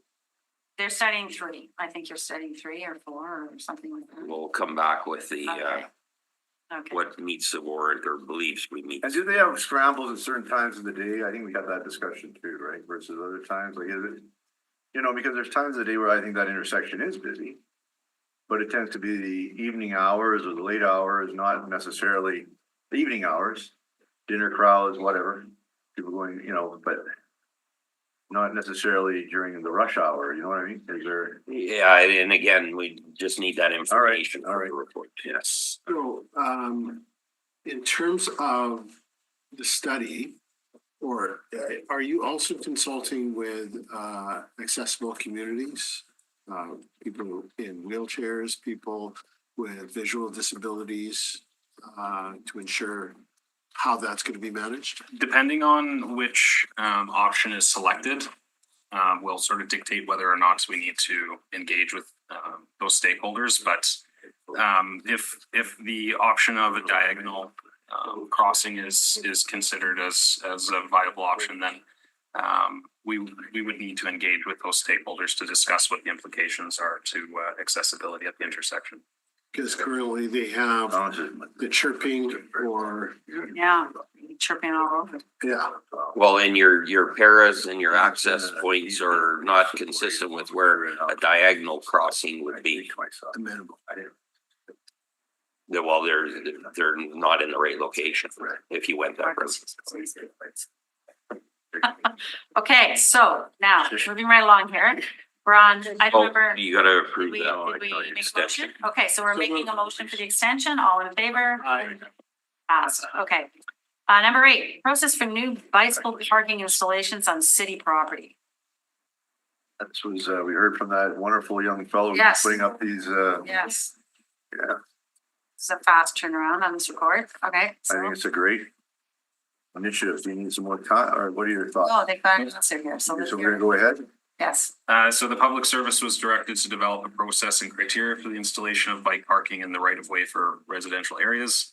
The pedestrian cycling strategies calls for enhanced bike parking in the boulevard. Historically, that's been done through the biz zones. The existing process for residents is for the property owner to apply for an encroachment to install them within the right of way. However, this isn't advertised and is not a desirable process.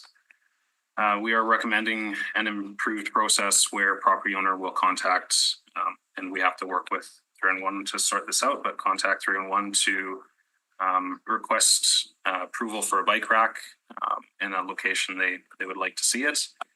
The public service will review the location for suitability, and if approved, will provide funding for the installation. The property owner will then install the bike rack in accordance with our standards for bike racks in the boulevard. And the installation will be reviewed by staff at Public Works. Once accepted, the property owner will be reimbursed.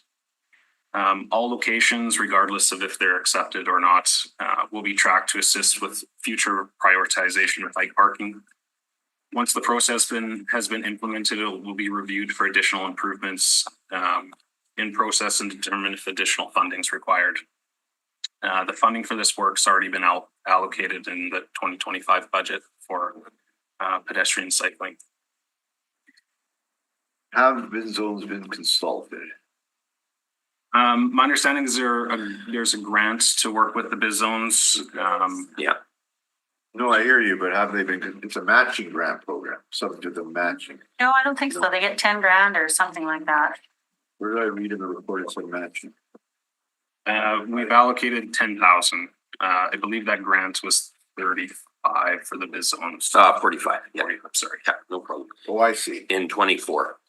So there's a grant of 45,000 in the biz zones, and the balance of the 165,000 is being administered by the city outside of the biz zones. No, that's a 3-year summary of the distribution of grants. So over that period, we've allocated 165 for bicycle parking between the 16 biz zones.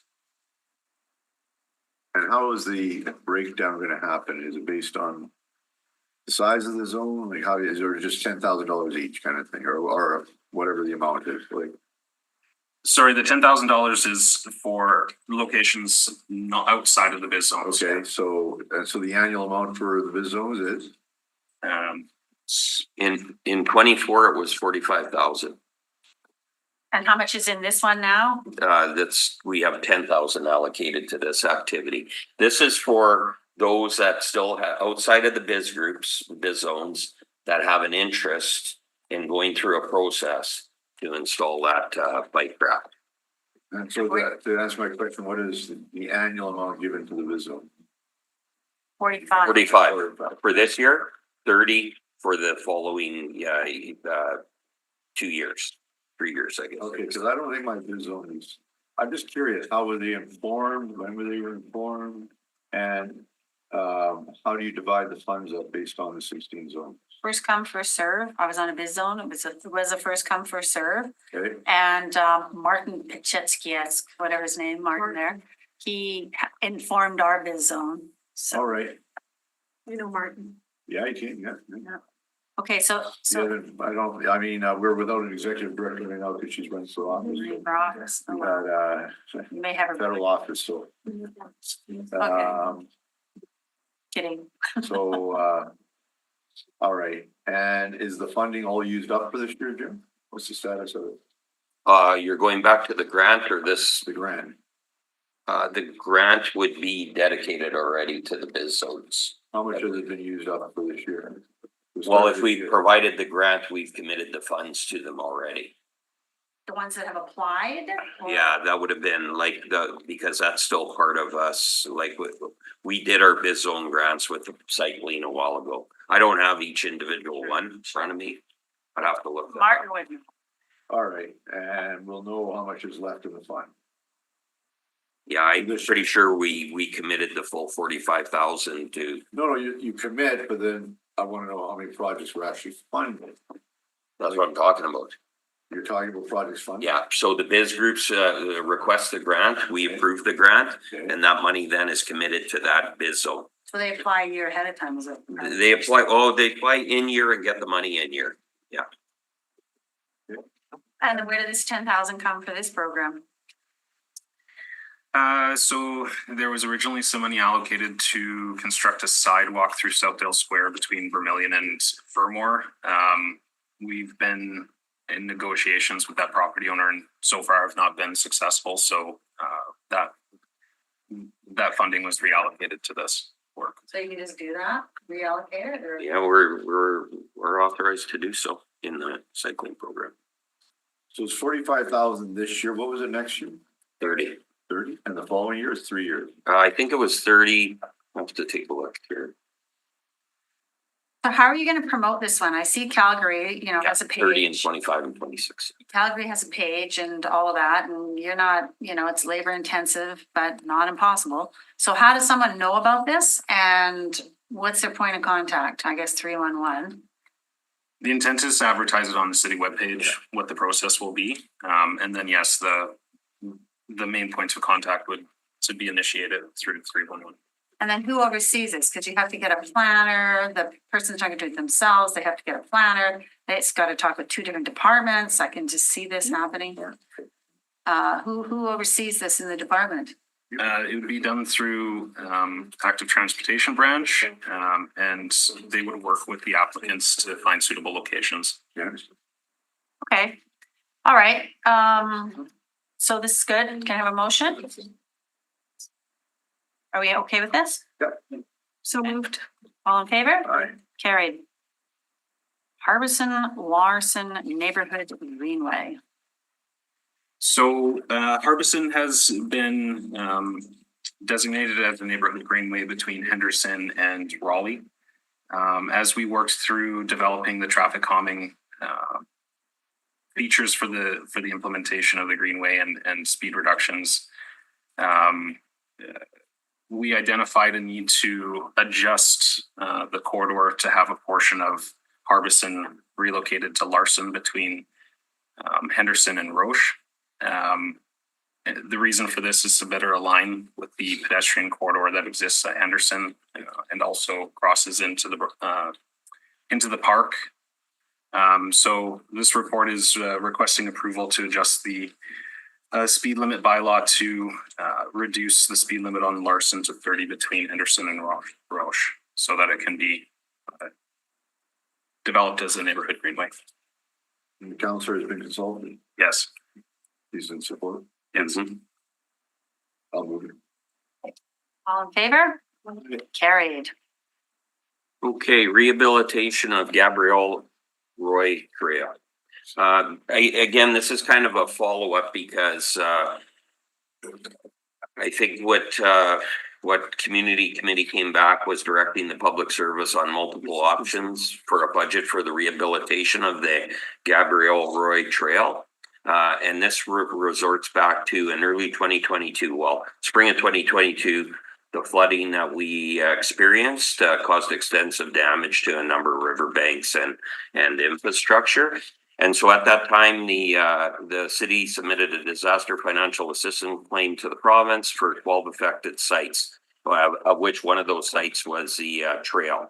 What was directed was and approved was a capital budget of $970,000 through the disaster financial assistance program, of which $413,000 is identified for the Seine River Greenway Trail.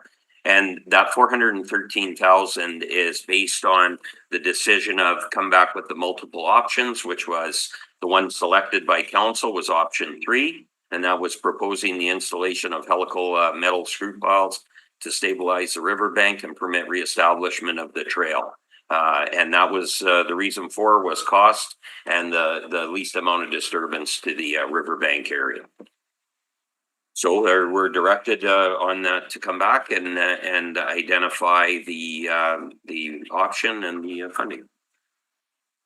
But it's asking for this report is only asking to be received as information. And the budget's already approved. Oh. It's a 2023 budget approval. Okay. All right, a motion, moved. all in favor? Aye. Carried. Okay, updating the transportation standards manual and design of streets. So Councillor Wyatt, this is our motion. Way back. Actually, I think it was mine and then you refreshed it. So let's go. I think we moved it together on. Yeah, July 2020. Were you here then or no? Okay, let's have an update. So the public service was asked to commence an update to the Transportation Standards Manual as the current one was completed in 2012 and requires alignment with current policy. This report identifies a plan on how to complete this update. We are proposing engaging with the consultant to assist with the research and development of the standards, the updated Transportation Standards Manual. In order to fund this work, the Public Service has requested that the definition of the Strategic Municipal Infrastructure Funds, or SMEAR, be expanded to include the development of design guidelines and standards such as the Transportation Standards Manual. This work is anticipated to cost approximately $800,000, which is currently available in the SMEAR fund. The plan is to consult with other jurisdictions who have recently undertaken updates to their standards to refine the scope of work, then prepare an RFP and engage with the consultants. It is proposed that stakeholder engagements be undertaken to garner feedback and enhance understanding between various stakeholders about priorities and needs within the existing right-of-way. From that consultation, we'll be able to develop an update to the manual, which will be presented back to council at a later date. It's anticipated that once we've initiated, engaged with the consultants, it will take approximately 2 years to undertake. 2 years. So, the question I've got is, I mean, is this local? Because from what I understand, there should be some consistency in terms of transportation standards across nationally. That it's not just an individual municipal jurisdiction requirement; it's national standards. There are minimum standards. However, there's quite a bit of variability between jurisdictions based on operational needs, and also the policies that each individual jurisdiction has in place. So sort of the main document that provides guidance is by TAC, Transportation Association of Canada Geometric Design Criteria. And that's a guideline that gives a range of values for a number of different instances, depending on what aims you're trying to achieve. Oftentimes we're in constrained conditions where we have limited opportunity to do all the things that we want to do. So providing flexibility in the design standards is an important tool to be able to achieve the various goals and policies that council has. Thank you. So this is like, I mean, it's another few years out, right? As like saying your development over there, Councillor Sharma, that their greenfield that's going to town that's happening, right? Like it's kind of in, like, I'll just use Bison Run as an example. We worked with the developer to do some sort of modifications to street design to try and work in, you know, bulb outs and raised crosswalks and stuff like that. But in the big picture, we don't really have, correct me if I'm wrong here, like guidelines like we're looking for here. That's why we're doing this. Well, the intent of the motion was clear, I thought. And the report isn't. The report hasn't been done yet, like. No, but I mean, the initiation of this report, I like to see a terms of reference of what we're getting out of the 800,000. I don't see a terms of reference here. I see things like public service identify the following requirements based on this. But there's things missing from what our intent was. So. Feel free to elaborate. Well, a lot of this has been driven, Jim, by new development coming into areas, but also the need. So the development standards I'm talking about now, in terms of developers coming forward with neighborhoods. I don't see that being mentioned necessarily. We're talking about, you talk about new streets. But this will have an impact on the planning department and the development standards that we just voted on not too long ago. That has to be taken into consideration. Secondly, how it ties into the existing renewal program of local streets and, well, not regional, but the LSSR. And I'd like to know how that will work. What percentage of the program would be taken up by this, right? There's a financial side to it. You guys are looking at, and I appreciate that, you're looking at a perspective from your manual. But we're looking at a perspective from how can we deliver this and when. And really what kind of dollars we're looking at as a percentage of the overall program, knowing full well that the overall program is not enough for us to renew our existing streets. As it stands right now. So what can we take out of that program? And I know the department's had some flexibility in the past where they initiated for example, the industrial roads program, which was a welcome program. A lot of the departments had that initiative to do that. I just like to get a better idea of what it's going to be looking at. That the terms of reference should include cost and deliverables when. Yeah, and it does kind of highlight that in the. It does, but it's too loosey-goosey the way it works right now, in my opinion. That's my take, and it's no offense, I just like to know what I'm gonna get for the money I'm gonna spend. And 800,000 is a significant amount. If you're asking, if we have to grant permission here, I just like to, Madam Chair, I probably should have talked to you about it ahead of time, but nonetheless, I mean, and the other part of it too, which I'm running into is like, you know, and it's not what we move, to be fair, but we might as well kill two birds with one stone. But why do we have to continue to be the king of concrete? When it comes to new developments, we can't maintain the concrete that we got. And we got to look at another, and I realize that there's an issue with enforcement and developers who sometimes go in and don't put the proper undergrade or whatever you call it. And then you make them rip out a road if you catch them.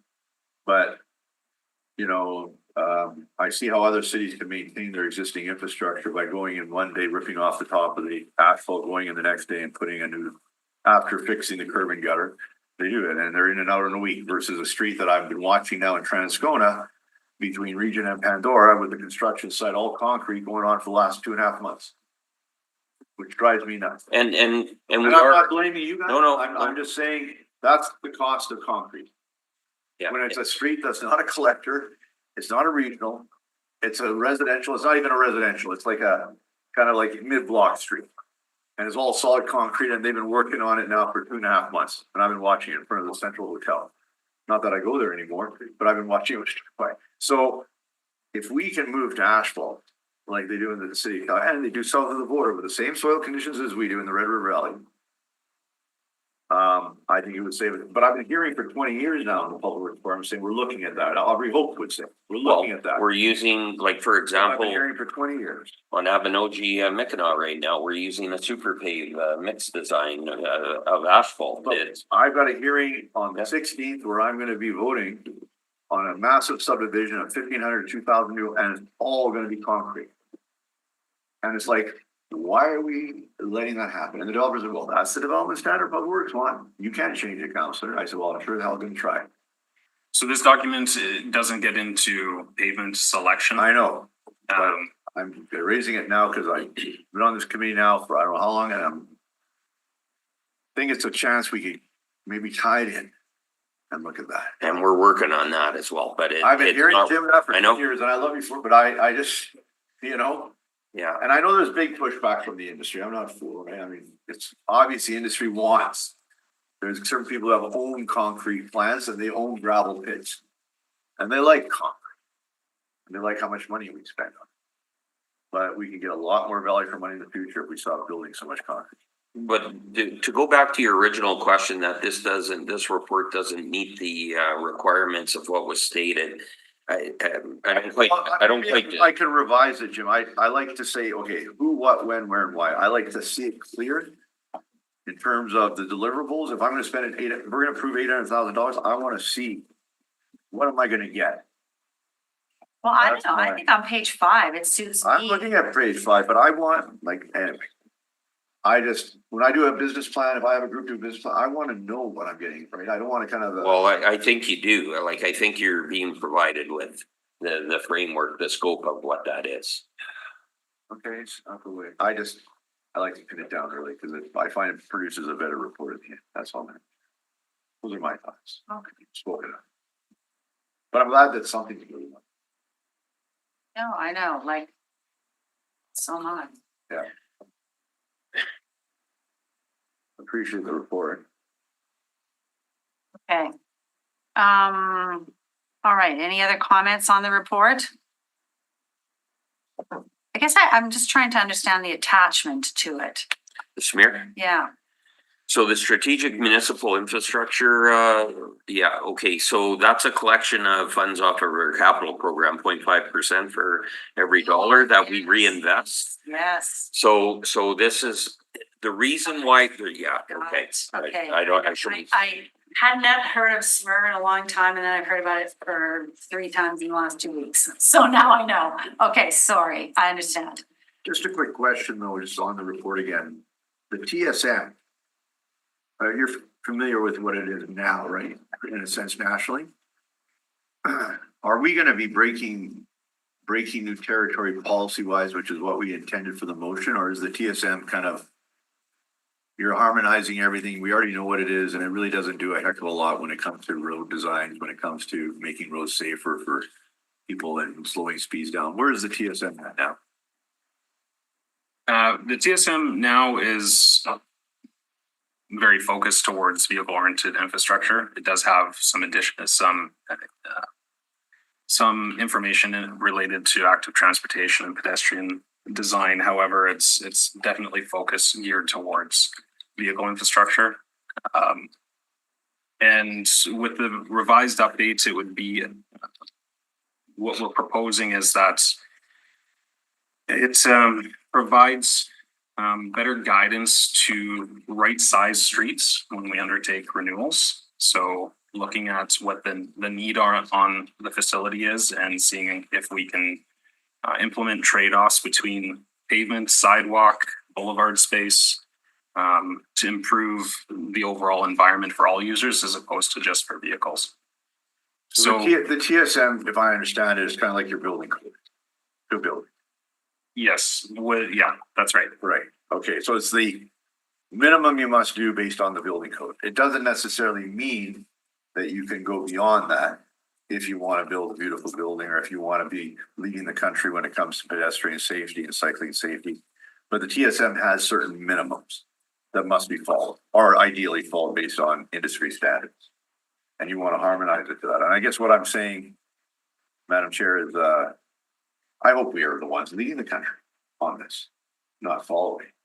I'd like for a change other counselors and public works directors to come here and see what we're doing rather than us going over there and see what they're doing. And that means going beyond the TSM, which is what this is referring to over and over again. That's just my take on it. That's why I'd like to see it revised and brought back in the motion we put. I'd be happy to work with the department on that. Despite the fact that I'm. What's that? Sorry, through the chair, I missed what you were happy to. I'm happy to work with the department between now and the next meeting in terms of revising the report and the chair, via the chair, of course. there really isn't, there's still stakeholder engagement discussions and items as part of that, as part of what you're saying. So putting off this now when we finally got approval to use funding is what we've been trying to get through for months upon months. We've got it now. We've got it. We're requesting approval to utilize the smear. We believe it fits. Generally, we would have just done that, but financially, they feel that they need council support to ensure that it aligns with other smear-related research projects, which obviously this is a reflection of. So it's past due, as both of you have said. So, okay, but you're saying you got approval for smear. Well, No, through you, right, but I mean, you could have brought this forward like 2 years ago and asked for smear. Well, one of the challenges we had is that with smear, for example, we do TAC publications where the pedestrian and cycling TAC ped and cycling guide, manual of uniform traffic control devices. We fund those. A consultant builds that, and we provide a funding portion to it, and that's a manual. Okay, so you're saying you've got money now for smear. We wanted to use smear, but financially they said, we think you should seek, the financial people in our department said that you should seek council approval to use smear, because we're not sure that it fits and aligns with the smear policy. We believe it did. We have a disagreement, so we're coming to you. We would have just done this ourselves. Got it. Well, that's what I was gonna. That's all we need is your concurrence. No, but you also had a council motion that we've been waiting on for over almost a year. But this is how we're paying for that council motion. Okay, so you did have to come to us. The report. Well, one way or the other, you have to report back on our motion. Yeah, the report. Originally, we were trying to do this in-house. Right. So no, it was a Well, you're report. killing two birds with one stone the way I hear it, in a sense. Well, as time went on, first of all, we don't have the capacity to complete an in-depth project like this on our own because of our depth chart, I right? understand. So originally, when we received the direction, we had every intent to do it internally.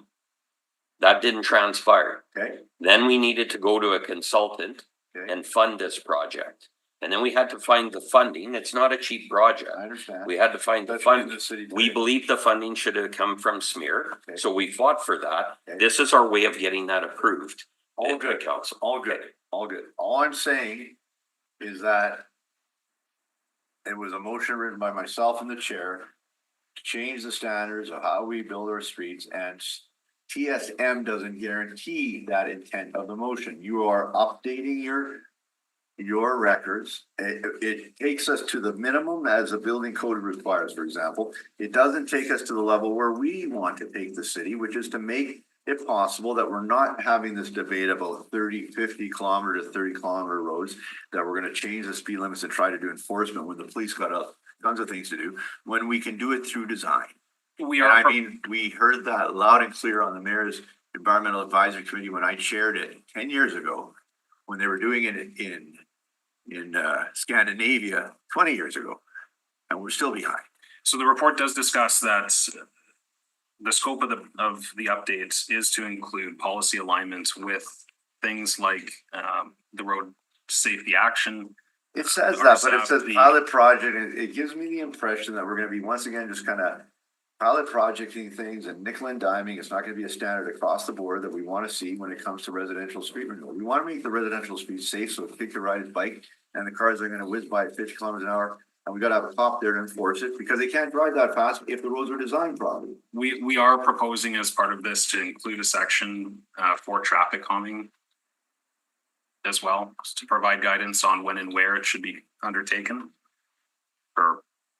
So we But are that's targeting those as improvements. That's identified in the scope on page 5. So I read it, but it's not, the wording is review the available green infrastructure tools that have been locally adopted with other. No, if it's no. No, I read above that too, Jim. I just can. yeah. And it's like, Incorporate additional traffic calming tools on existing local and collector streets and integrate traffic calming in the design of new local and collector streets. That's what we were referring to as a sentence above, not as a starting point. And then what you elaborated on. okay. I'll move it, Madam Chair. We'll see what happens here. It may not be next. Okay. Okay, well, I think this is good. Well, It's we moving in the know it's direction good. we want it to, Like, I think. like again, for everybody at this table, including, well, for the long-serving counselors or previous long-serving counselors, we had a draft in what, 2013? Oh, it's probably somewhere, but 2012, sorry. God. And the actual manual is back from 91. And we had a draft in 2012. And that is 12 years later, and we still Yeah, don't let's have do it. something that incorporates the development agreement parameter I'm changes. totally in favor of that, Jim. I just, when I read it, what I read recommendations. I vote on recommendations. We all vote on recommendations. And the motion, I'm being told by the chair that this is a follow-up to a motion that we moved on the floor, council. Wait. Told by the chair that this is a motion that we moved on the floor, council, and I don't see anything in the recommendations that refers to that motion. So I'm saying to myself, this is a public works initiative, well needed, necessary. I agree with you from an engineering perspective. You know this far better than I do. However, the intent was, our intent was to and you do address it in the report, but when I don't see it in the recommendation, I don't know what I'm gonna, like a future council. Oh, I understand. The next council will probably get the report, let's be realistic. And they're gonna look at the recommendation, this is what was delivered, promised, this is what was delivered, and there'll be nothing potentially, unless they catch it and do their research, that says, well, we wanted to change the standard of the streets back to make them safe, so we don't have to go in and reduce them down to 50 to 30 and get police out there to enforce it. Is that When what they we're can't doing? Yeah, there's two totally different aspects to what Counselor Wyatt's referring to. One is that Counselor Wyatt sees this report be received as information. We're not seeking the approval to update the design standards manual. We already had that direction because we were doing it and council said, get it done. What we're coming back with here is the funding for it. That's it. And the funding, we need approval. It's internal funding that we'd make decisions on research and initiatives. So we've revised the policy already on the residential streets, local streets? No, that's a separate item. Then why is that being incorporated, Chair? The policy on the local and regional streets was discussed a year ago in July. But yet you're talking about it here as well, and I. Well, we're talking about design standards manual for transportation here. And what you're referring to is last year's council approval on the local and the local and regional, 1%. yes, yeah. That's what you're going back to, our funding model and distribution. No, I'm talking about a motion that Councillor Lukes and I moved that says that we want a standard on the residential streets, mainly the residential land, maybe minor collectors that would be making the streets safe by design, whereby you're basically driving. Concept we used was, for example, Corden Avenue. When you drive down Corden Avenue, you could do 50, but everybody does less. Just because of the nature of the street, the tightness of the street. And that's the kind of thinking we want to see when it comes to designing our new residential streets and new developments, as well as when we go in and do a rehab or a renewal on an existing local street. That was the hope, and you've incorporated part of that into this. So when does that report come forward? I got the impression, Janice, that this was the follow-up. Well, this came from Assiniboine Community Committee. Yeah, I'm just reading the June 22nd, 2020. So when is the follow-up to our motion then? Well, that. I'm gonna have to dig that up. Right, because- that was the motion I made. Now, Yeah. you and I supported when you made, which again was similar to this. Yeah, it wasn't this. Okay, I like it. All we're seeking here is Well, the we've been going funding. in a circle. All right. Okay, okay, well, motion to accept this, So moved. number 11. And hopefully we can get that. Now, let us know the next wait, meeting. it said they'd come back in 2 years. Do you think in number 2, we need to put that in to come back? Or an update? I think we should, just, Yeah. I'm okay with that. item number 2, we'll just add and come back in 2020. September 2026. Sure. Sure. Okay. All in favor? Sorry, Councillor Wyatt just left, so he was the mover, but Okay, well, you can move it then. Do you want to move it, Councilor Yeah, so Chambers? moved. Okay, all in favor? Aye. Carried. Alrighty. Okay, road safety strategic action plan. So this report provides an update on the status of the road safety strategic action program. The RSAP establishes a high-level long-range vision for road safety in Winnipeg as a transportation system that allows people of all ages and abilities to safely move around without experiencing death or serious injury. A short-term target of a 20% net reduction in major injury and fatality collisions by 2027 was set. The 20% reduction is from a baseline developed from the average collision from between 2015 and 2019. The latest information we have available from MPI is from 2022, which indicated a net reduction of 35% from the baseline. While the net reduction exceeded the initial targets, the time frame for this information was through COVID, which reduced exposure, which aligns with the reduction in overall major injuries and fatal collisions. Progress to date on the implementation of the policy includes implementing 30 km/h on various greenways, approval to implement traffic calming on select roads in the local street renewal program, fully staffing the new road safety branch within the last month. Anticipated progress will include reviewing speed limits on local and arterial streets, as well as establishing a multi-stakeholder road safety committee.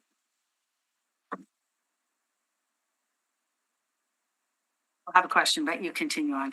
That's That's the it? end of my Okay. update. Okay, so any questions, comments? So this is the. So this Your is, turn. No. Receive information. okay, while he's thinking about that, you've got in here reviewing speed limits in residential areas and on arterial streets. Yeah. Now, I know we've got Councillor Sharma had a motion and I had something in about on arterial streets. You're saying these recommendations are expected this year? That's on item 12. Yeah. Road safety. Item 12, yes. Yes, we're anticipating this year, yes. So you Sorry, I should be a little cautious there. So I believe the recommendations for the neighborhood pilot speed reduction project are pending. The speed limit review for the arterials might take a little bit longer. I'm not 100% sure on what the status of that study is. okay, so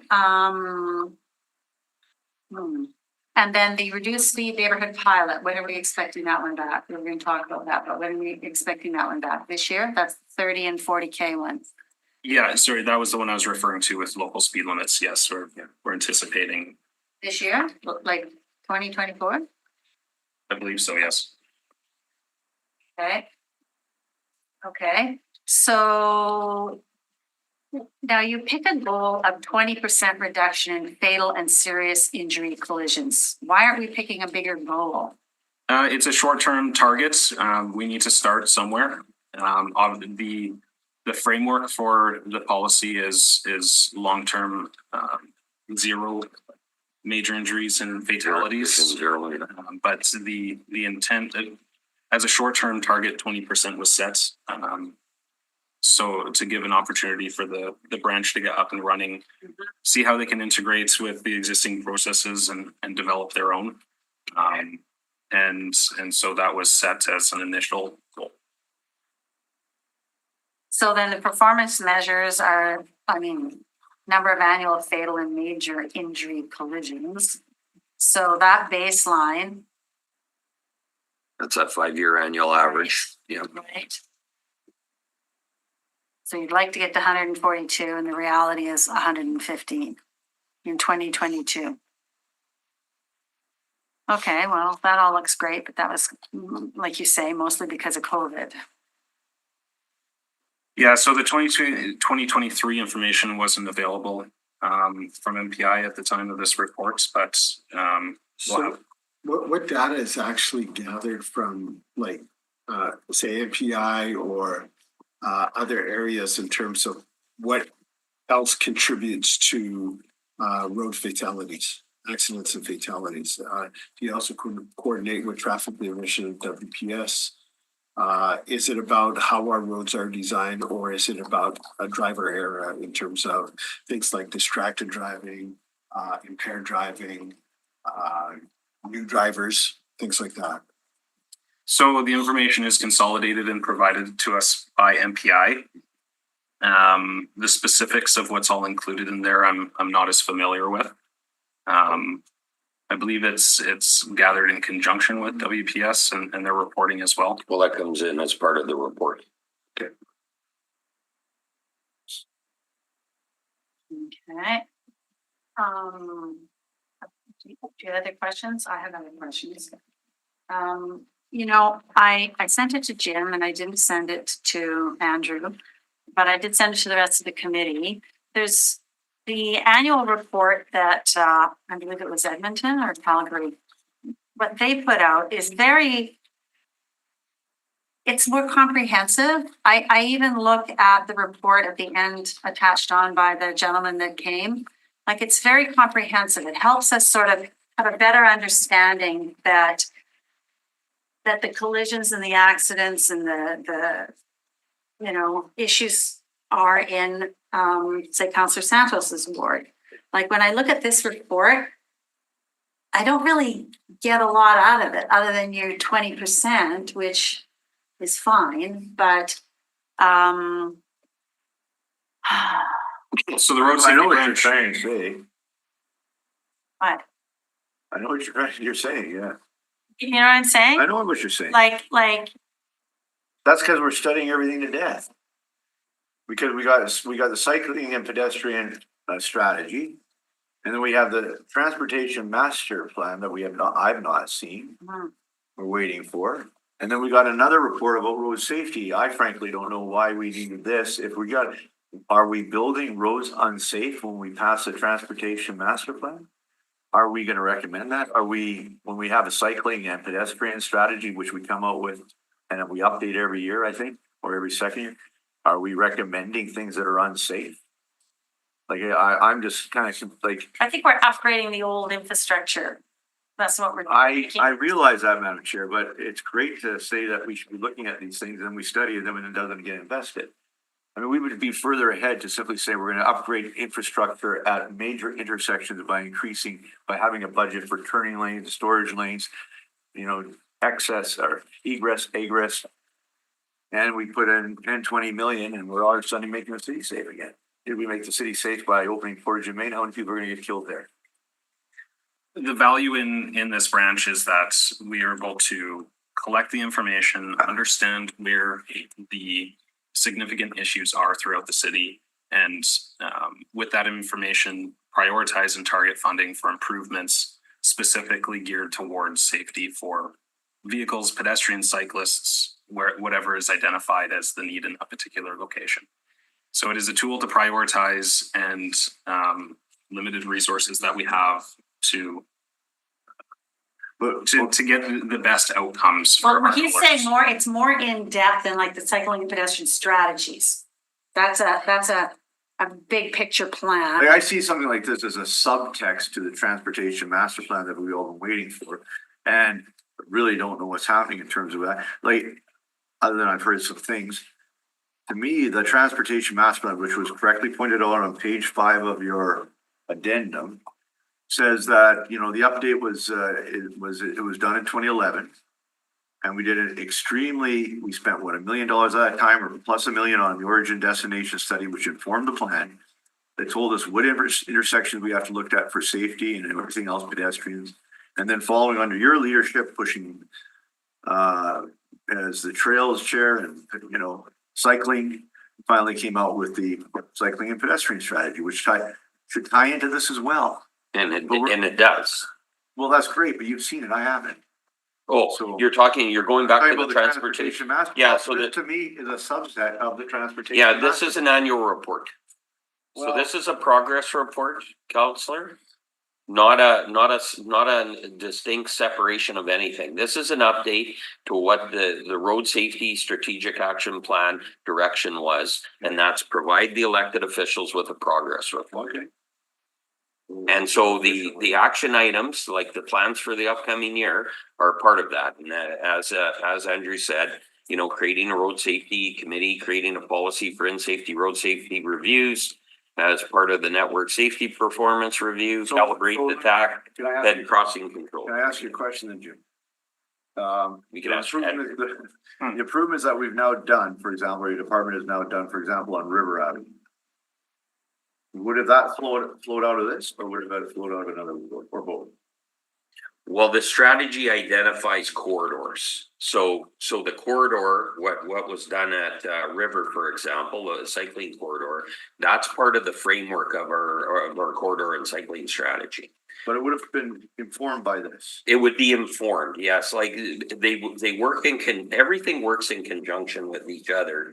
It's like a full collaboration. When did we start this process on these reports? Well, there was when we went through COVID. We had Councillor Lars as the chair. Okay, but I mean, it's more about the time frame. Okay. So a lot of this was generated and fueled from those years because we had a lot of people at home. They wanted to see a different way of utilizing the roadway because everybody was going to be at home. There was more people on the road than there was cars. So there's a lot of requests that came in that time frame to find alternative ways to make the road safer, and that people wanted to use the roadway for other things other than its intended intent and purpose. So when you ask, it's all in that 20 to 2022 time frame. This is actually relatively new initiative. Yes. Yeah, we had the traffic engineering improvement program. So that has been morphed into the road safety program. And so, for example, the pilot to close Assiniboine at Main Street, it's kind of got a lot of it out here. Well, I know I'm voting on this. Sound pretty positive. That's good. No, I'm going to vote for the pilots. You gotta start concentrating on, I mean, I was at a open house last night, a community meeting. We had an engineer, a private sector engineer come talk to, I won't mention name, but he spoke to us about the regional road system. We're trying to plan South Transport. And the challenges that we're facing as a city. Like, we don't have expressways every 2 miles. Our regional streets have become like regional /collector streets for all intents and purposes. He gave an amazing presentation to us. And by the way, he spoke very highly of the department because he works closely with you folks and you've informed him of stuff happening and it's helped us. And I just think we've kind of gone the other way now. We're slowing everything down in the city when we're still a city of transportation. We're still supposed to be moving goods and services. And that's wonderful for a small group of people, but the rest of the economy still got to move too. And I'm a little concerned. I know where this came. Yeah, I appreciate the history of it, Jim. Yeah, so and through the chair on this one, Councillor, there's no dispute in the statements you're making, the way you're identifying it. Our city has been built a certain way with intention, and that intention was not to have freeways or expressways, as you stated, and that's written. And a council direction. And so I believe that was probably to keep the city businesses thriving in those entities so that you had more through traffic. And so we recognize the challenges of that. And when we're, as part of that transportation master plan that you say you haven't seen, that we've had council seminars and presentations on, that's coming this fall, but as well, one of the key probably next steps that would be recommended to council is some of the budget information that we already have in place, and that is we used to have that inner ring road budget capital details. Remember it? Well, that was formally changed to the actual term was a strategic road network. Yeah, strategic road network. And that is probably the key to some of our next steps is moving that piece forward as to how that strategic road network, that framework is gonna perform in this city. And that goes to what you're saying. We've got to recognize that we're not, the closest we really are is probably the city of Vancouver, to be honest, in the actual core of Vancouver, because they had the same methodology back then, maybe a little earlier than Winnipeg, and they did the same thing. They demanded that they didn't want to have that freeway expressway system in that entity. And we kind of, I think elected officials from years gone by have followed that framework, 20 years later. And so we're still living with that today. And I really believe that the strategic framework, that road network has to identify both short and long-term initiatives for the effective and efficient movement of what you said. I hear you, but I challenged our private sector consultant last night, or the private sector consultant came and spoke to us. I said, give me your opinion, because I remember 20 years ago, the engineering department of the city of Winnipeg would give their opinion, and that was their professional opinion, and they would stick to it and say no. So for example, somebody comes along and wants to build a brand new mall. You're on a regional street. No, we're not going to approve all these different approaches coming out because you're on a regional street. But that's what we've been doing over the last 20 years. And we've been affecting the effectiveness of the regional street system so much that they turn into glorified collectors. And then we're adding in this new lens, which everybody loves safety. Everybody wants everybody to be safe on the road, including cyclists and everything else. But now I look at River in a neighborhood where we approve development after development. Now, on the basis that they'd have off-site parking management plans, and we've just taken away half the parking that we approved as a rezoning. And there's no interface with that, with what's being done here. And I'm saying, whoa, let's stop. I'm glad we're having this discussion because often it's done in the context of having delegations here and they're hammering us for a certain thing they want. They want to get rid of that yield. I won't mention where, or they want to do this. And I can now see where it's being driven out of and where it started. And it's taken a life of its own. And what I'm hearing from my constituents is they've had it, and they're worried about, I heard today what they're going to do with Provencher. Like people still have to move in the city unless we want to shut down the downtown, kill the downtown. Nobody will come down here or the Ogburn area. And you want to kill business, just keep it up because nobody's going to get in their bike at -30 and ride down here. So through the chair, some that do. Yeah. So through the chair, Councillor, that policy framework set with our Winnipeg and complete communities. I know you refer to it here, but this keeps it going. I move that we file a report and not have it back again. This is the last one. Well, I don't agree to that at all, so. Well, I actually just thought want that we had a new it done sheriff next in time, town. like what I sent you. but- One wants a glossy, the other one wants the fuss. I'm just hearing what my constituents are telling me. Well, and I'm hearing what a lot of people in the city are wanting is road safety improvements. Now, they're not all going to slow down every road, but this is road safety. We're gonna have road rage when things get worse, like you have in the US. No, I'm serious, because people are getting frustrated about the traffic we're creating, the congestion we're creating. We have a bike path now with lane taken away on Marion. We now have done it to the Goulet. I feel sorry for those poor businesses there who've lost parking. But anyway, I've said my piece. I'm gonna shut up. All right. So I'll just ask you, Andrew, I don't know if you had a chance to look at the one that I sent you. Sorry. And if you haven't, that's fine. We can talk about it offline. Okay. All right. Great. So this is the second action plan update, correct? I believe so. Yeah, I think it's the second one, and this was kind of without the team. So, now we've got more of a team in place. We still have to look at road safety throughout the city on a lot of these old design streets. So that's what this essentially is. I thought that's what we were doing with the transportation master plan, but then I've seen some parts of it where we're actually putting trucks on routes that we made safe by removing them. And I'm wondering, okay, so we talk safety, but sort of some neighborhoods, but other neighborhoods we don't. Well, I think what we should do is have a really good overview of the transportation I master love that. plan. And, we've had some meetings, we've had some sessions, but you know what? If you need another one, we'll do it. We'll get you the copies. Yeah, we'll see what maybe after November, see what the community membership is. It sounds like it will be coming to the new year anyways. When is it coming forward? We still had planned for the late fall there, so. Okay, well. And maybe it's moved late a fall. month, well, because of budget and everything else, we're not pushing it through at during budget, so. Good God. Okay, all right. So I'd like a motion to accept this information. All in favor? Carried. Okay, here's Marcus and I's, Councillor Chambers and I's favorite one.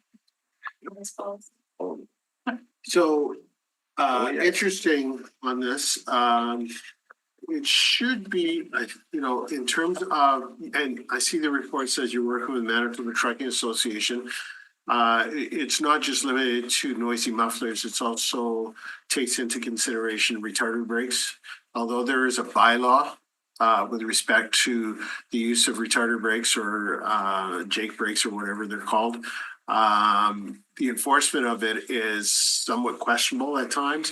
I have a lot of people that live in the St. Norbert area along the Pembina Strip there, in the condos. And they're constantly complaining of trucks using their Jake brakes rolling through there. So this is timely. It's also about the motorists that have modified mufflers and cruise nights on Sunday nights and things like that. So I know that the province had done a report back in 1984 with respects to decibel levels. I don't know if there were, in terms of what the measurable tool is or what the current standard is for decibels. I believe at one point it was 65 decibels, 1984, which is basically trying to have a conversation with a vacuum cleaner running in a powder room bathroom. You can't really hear. So there was some chat about bringing it down to 45 decibels. And, what those studies, especially for construction, noise attenuation walls along perimeter highways and things like that. So this is timely, this is good, but we need to have somebody dedicated towards, doing this research, doing this work so that we can have a report back to us that, that makes recommendations in collaboration with the province with regards to best practices. Yep, that's definitely a chunk of what was discussed in the report. So we're proposing to expand the scope of this a little bit, just taking into consideration not just nuisance noise, but also kind of taking a step back and asking ourselves the question of where should noise mitigation be considered? Because right now it's solely focused on single family and townhomes that are within 100 meters of a regional street. And then also what the threshold would be, which is what you're previously alluding to. And then also what current best practices are for actually mitigating the noise. So there is $100,000 identified in the 2024 capital budget. We have identified an acoustical engineering firm, or it says sound in the report, who does have experience with municipal noise bylaws. Some other jurisdictions have quite a bit more advanced policies with related to noise than we do. So what we're proposing to do is engage with them to undertake a jurisdictional scan of best practices, also to review what our processes are for implementing noise mitigation and provide recommendations for future updates. Included in that would also be a scan of opportunities to enhance our enforcement of nuisance noise throughout the city.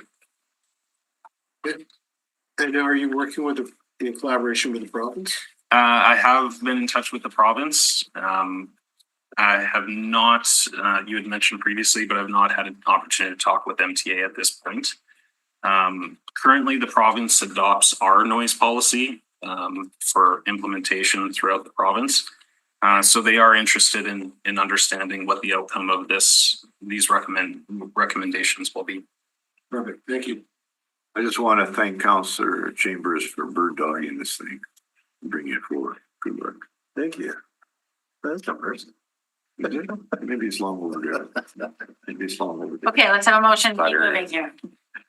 No, it's deserving. I mean, if the province applies what Councilor Chambers and you guys have started in the city onto the perimeter highway where I hear about, trucks using their retarder brakes and everything else, right?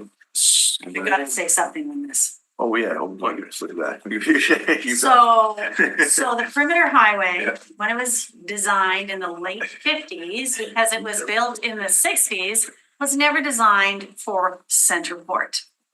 Repeat No. that again. The perimeter highway was built in the sixties, early sixties. Correct, in the prior year. So Maybe that- it was Roland. So it's designed basically using design engineering from the late fifties, Right, right? right. It was never planned for Centerport. So, people are very worked up about the noise on the perimeter, and rightly so. Right. And it will be increasing. It Right. will, especially at your end, with Exactly. south to the border. So That's a good point. a few points there. The province has a policy where they will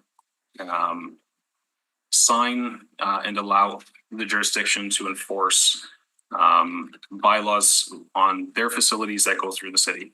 So we have a bylaw within the neighborhood livability bylaw to restrict engine retarder brakes, was something that Councilor Chambers mentioned.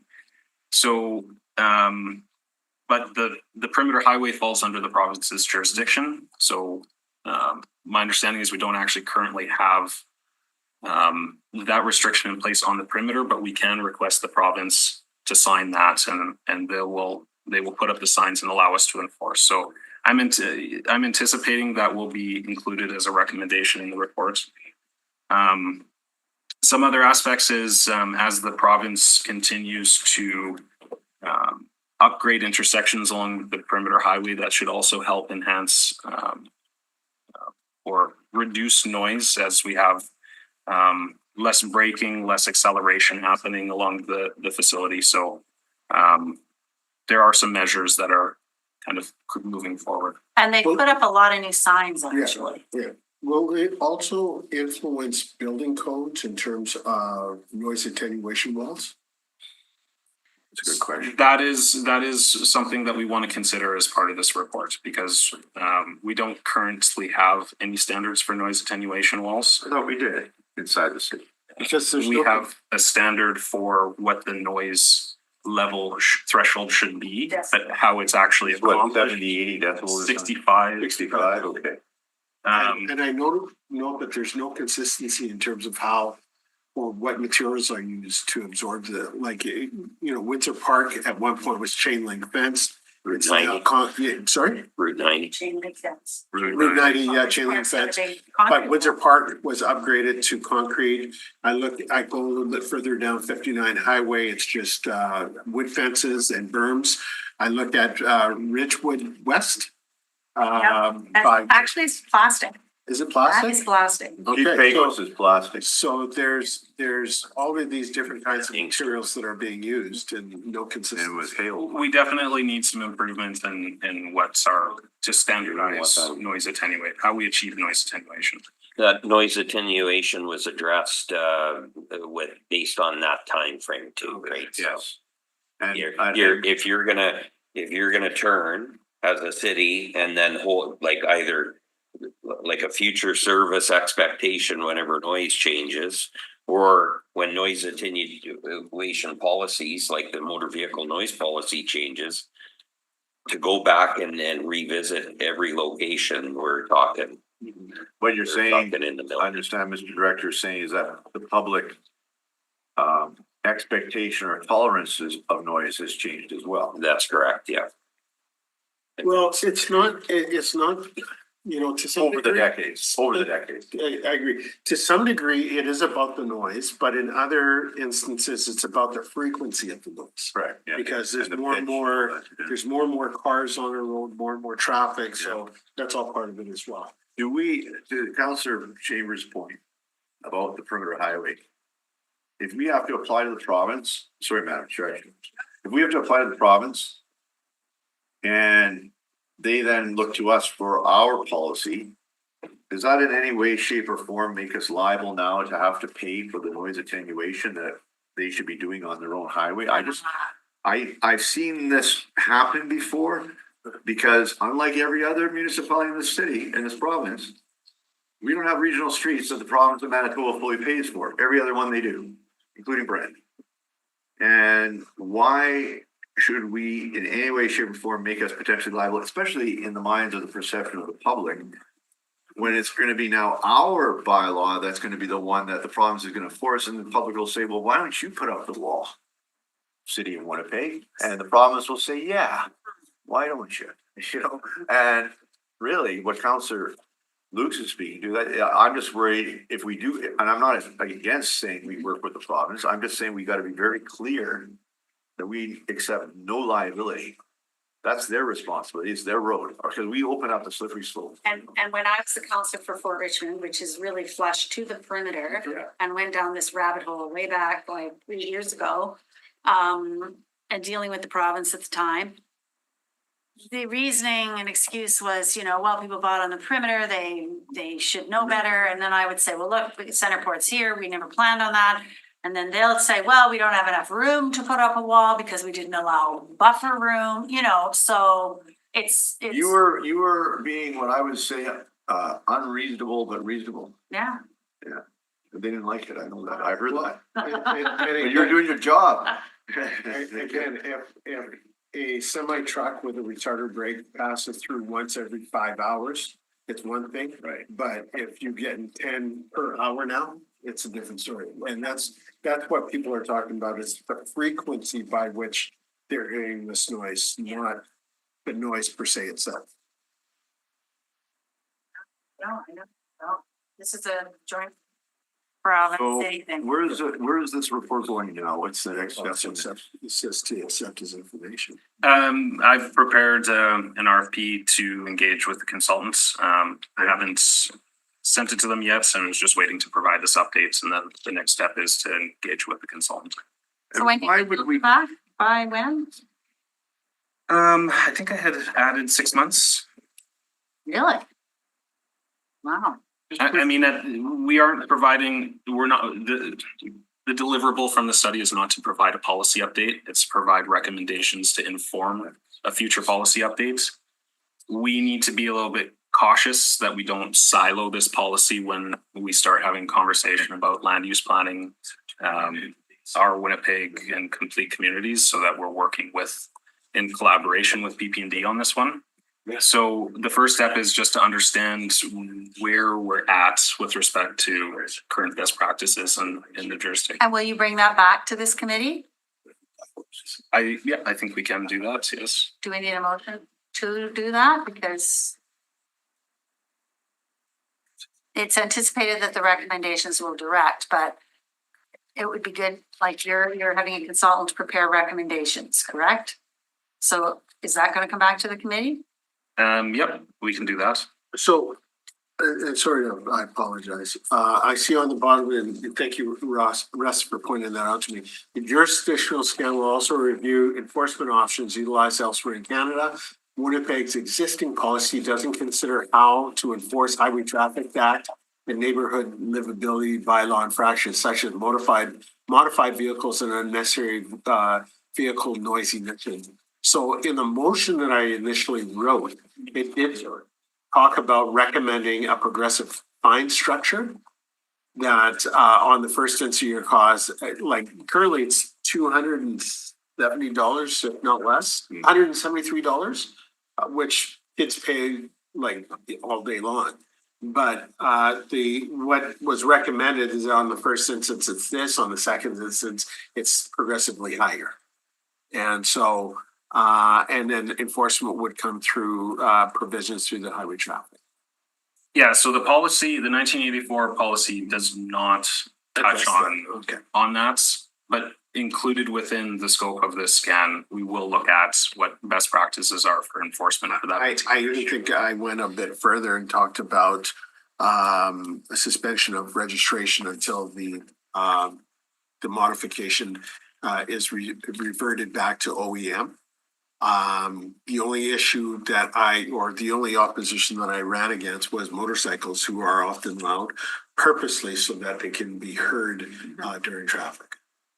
So And so lots to consider. the report coming back will be clear to Councilor Chambers' point on both, the application of the bylaw and the enforcement of the bylaw, and who shall be doing the enforcement in terms of fines. We'll have to investigate that as part of the. Okay. Yeah, and I think, to that point, if we're talking about the perimeter, the Winnipeg Police Service, I believe just this year in May, took over jurisdiction of the perimeter highway in terms of enforcement. How did that, that's another topic, we can talk Well, about that. different sections of the highway were enforced by different Right. policing authorities. Really? Yeah.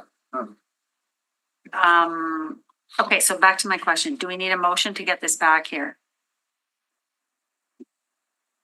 Well, the recommendation is to receive this information. Can we add something to that? Yeah, you gotta say in a report back, upon completion, because that's what she compared to just earlier, so. How much time? 180 days. Well, you already identified what. I said 6 months. 6 months, 180 days. That's good. Good. Okay? Yeah. Okay, all right, so that's the amending motion. Do we have a motion to accept the report? So moved, Madam Chair. Pardon me? So moved. Okay, all in favor? Carried. All right. Okay, item 14, left-hand turn signal on northbound Plessis Road at Devonshire Drive. Need extension of time next. Well, but yes, we need an extension of time, but actually what we have to do is we have to receive, because we're gonna blend this into two reports, Counselor, through the chair. We're blending the April 9th, which is the actual report here that's identified as the item. Left-hand turn signal on northbound Plessis at Devonshire. We're blending that in with the last June 11th, 2024, item number 19. Okay. Report, which. June 11th or May 3rd? Well, I've got June 11th I got it in the my minutes. The community committee recommendation May 3rd. Okay, I'm sorry. Yeah. Carry on. We have to receive that as information because we're incorporating both reports into one. So we have to receive one. No, we can come back with both blended reports. If this committee is amenable to that suggestion, Yeah, you could simply say that the public service include that, like grant an extension of time for this item and, include the report on. Or I could just move, I can move that the report of the community committee recommendation of May the 3rd, or I guess I should refer to the standing. it's the standing committee. So I'll move that the matter pertaining to June the 11th, 2024 be incorporated with the matter pertaining to, when was that moved? April the 9th. April, that's correct. And that it be combined as one report. With a 90-day extension. With the 90-day extension. Thank you. Yeah, that way we got closure on that report and it doesn't. And you're killing, it's really the same issues. That's correct. Yeah, thank you. Yeah, I moved that and then the constituents online started asking questions about those intersections. So that's the only reason. No problem. Thank you. Question? Okay, questions? Yeah. I have a question. All in favor? Aye. Carried. It's a long day. Item number 15. Go ahead. Item number 15. So, council requested that the public service, consider a left turn signal for southbound Dunkirk at St. Mary's. We reviewed the existing conditions at the intersection and compared it to the technical warrant for, which takes into consideration delay, volume, collision history. Is I'm the sorry. counselor for the area familiar with the report? Yeah, this is Councillor Mason. Yeah. Put this in, yeah. Yes. Yeah, Okay. Yes. Then I'd like to move it. I think we've ready. You read it? Well, Oh, okay. if you could just continue. Sure. Okay, you want to hear it? We reviewed it against the technical warrants and it did not meet the warrants to install the left turn signal for the southbound left movement. So it has that intersection. So if I'm turning left onto St. Mary's from Dunkirk, there is on the other opposite side, there is a left turn from Dakota onto southbound St. Mary's. So it's inconsistent in that regard. Yeah, they can adjust the phasing to to make sure that they're adding as much capacity through the intersection regardless of if it's protected left phase on both sides. Every time we add a protected left, unless there's enough volume in that movement to. So you're just saying there's not enough people turning off Dunkirk going back into the city? That's a big chunk of it. When you look at the network, it's basically a U-turn. Like there's a few opportunities for people to move between Dunkirk and St. Mary's. So. Okay. You want to call the question? Yep, okay, call the question, all in favor? That's public Mark, services yeah, report. opposition. You're gonna be in opposition? Please. Okay, Okay. okay, Counselor Chambers is in opposition. All right, all in favor? Carried. Yeah, okay. Okay, 16, half signal crossing on Regent Avenue and Chris Lind.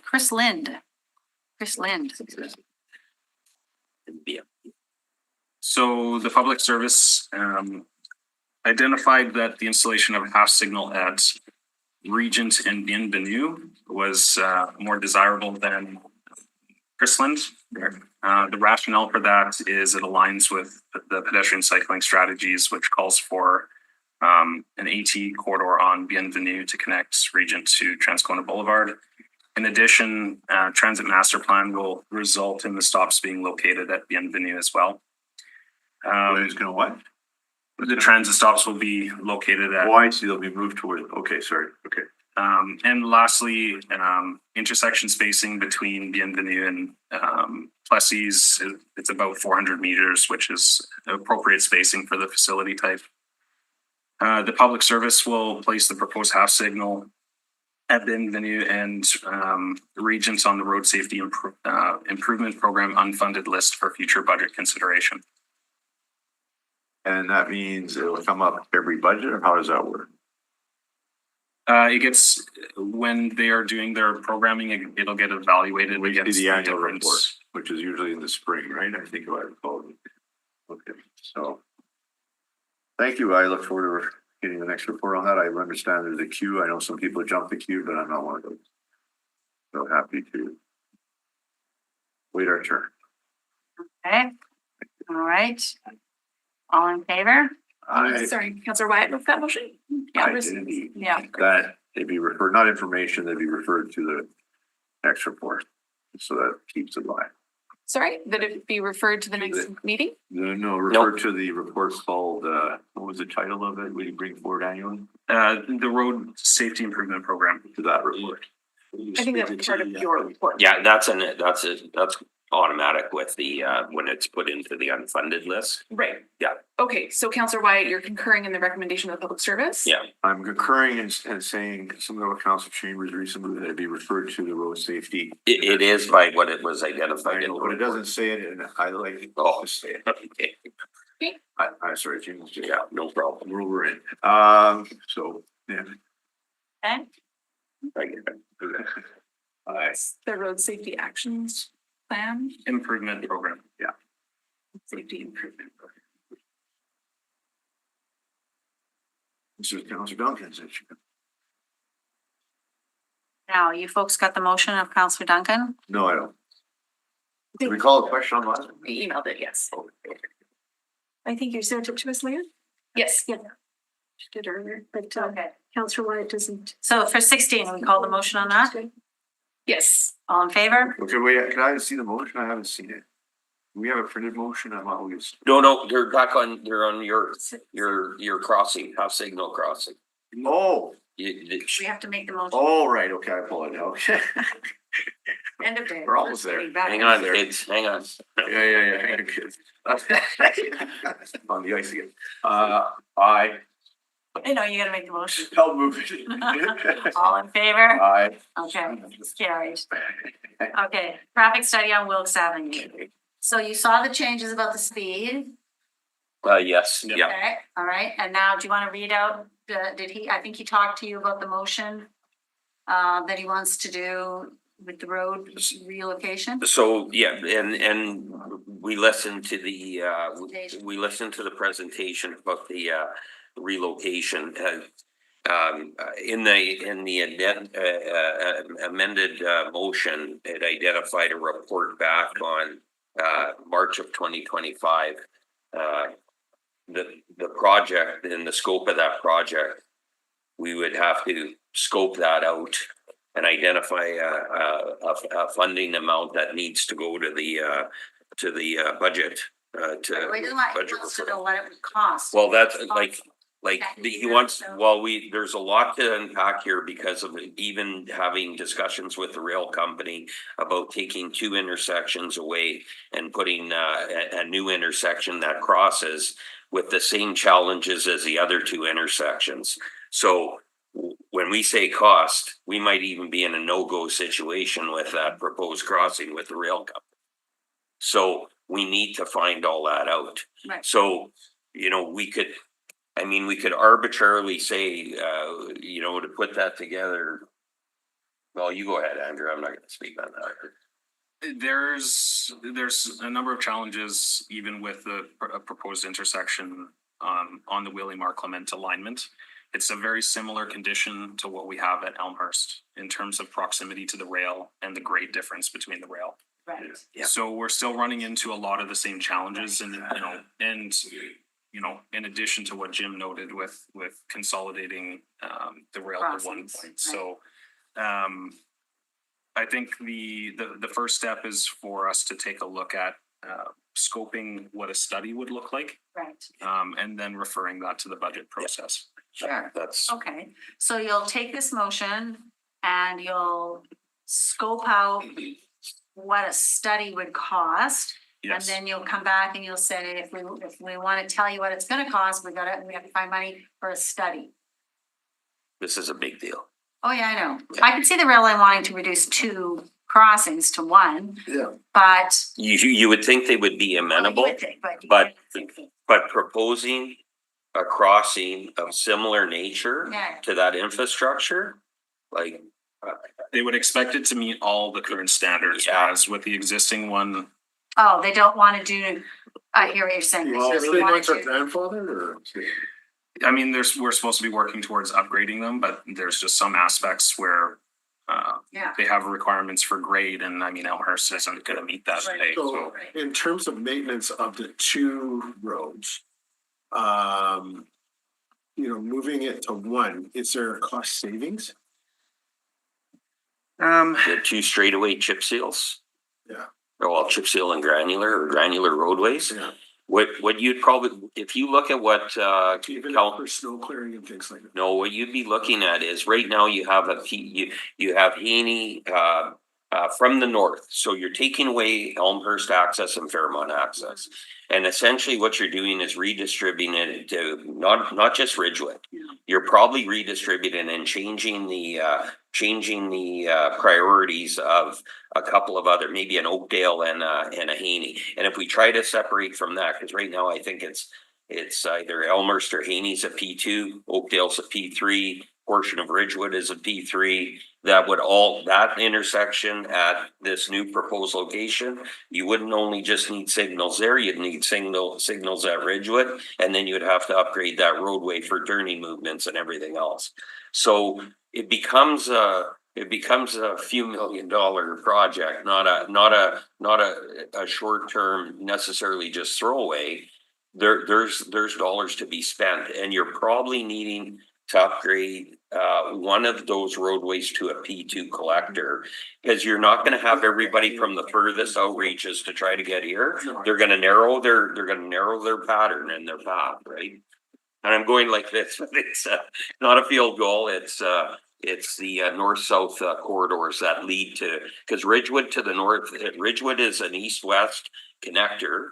And there's nothing at the intersection referred to by Councillor Duncan to the north. That is public right away. So and essentially you're bringing everything into one location. So you got to change that. We also would have to take a look at access, what existing access is off of those two streets. So we may not be able to fully abandon those roads, just the crossings. In terms of the study that will be done, would it also take into consideration the impact to the businesses to the south side of Wilkes? Access, sure. Yeah. So that would be what Drew would prepare in the scope. Yes. Andrew, sorry. Yes, Councillor Wyatt? So reading the report, there was a reference to the Charleswood Parkway when that study was done. But I know there was studies done also pertaining to the Ridgewood development at the time, when that went in, and there was a precinct plan, there was a lot of consultation in the neighborhood. This was under when Councillor Havisbeck was a councillor. And I know there were studies also in terms of transportation. Do we have any existing studies that could inform us on the situation other than just the William Clement Parkway extension, which is part of that, but that came before, I believe. That will definitely help us assist in developing the scope for it. But the major difference here is that study that was undertaken, I think it was 2015, 16, something like that.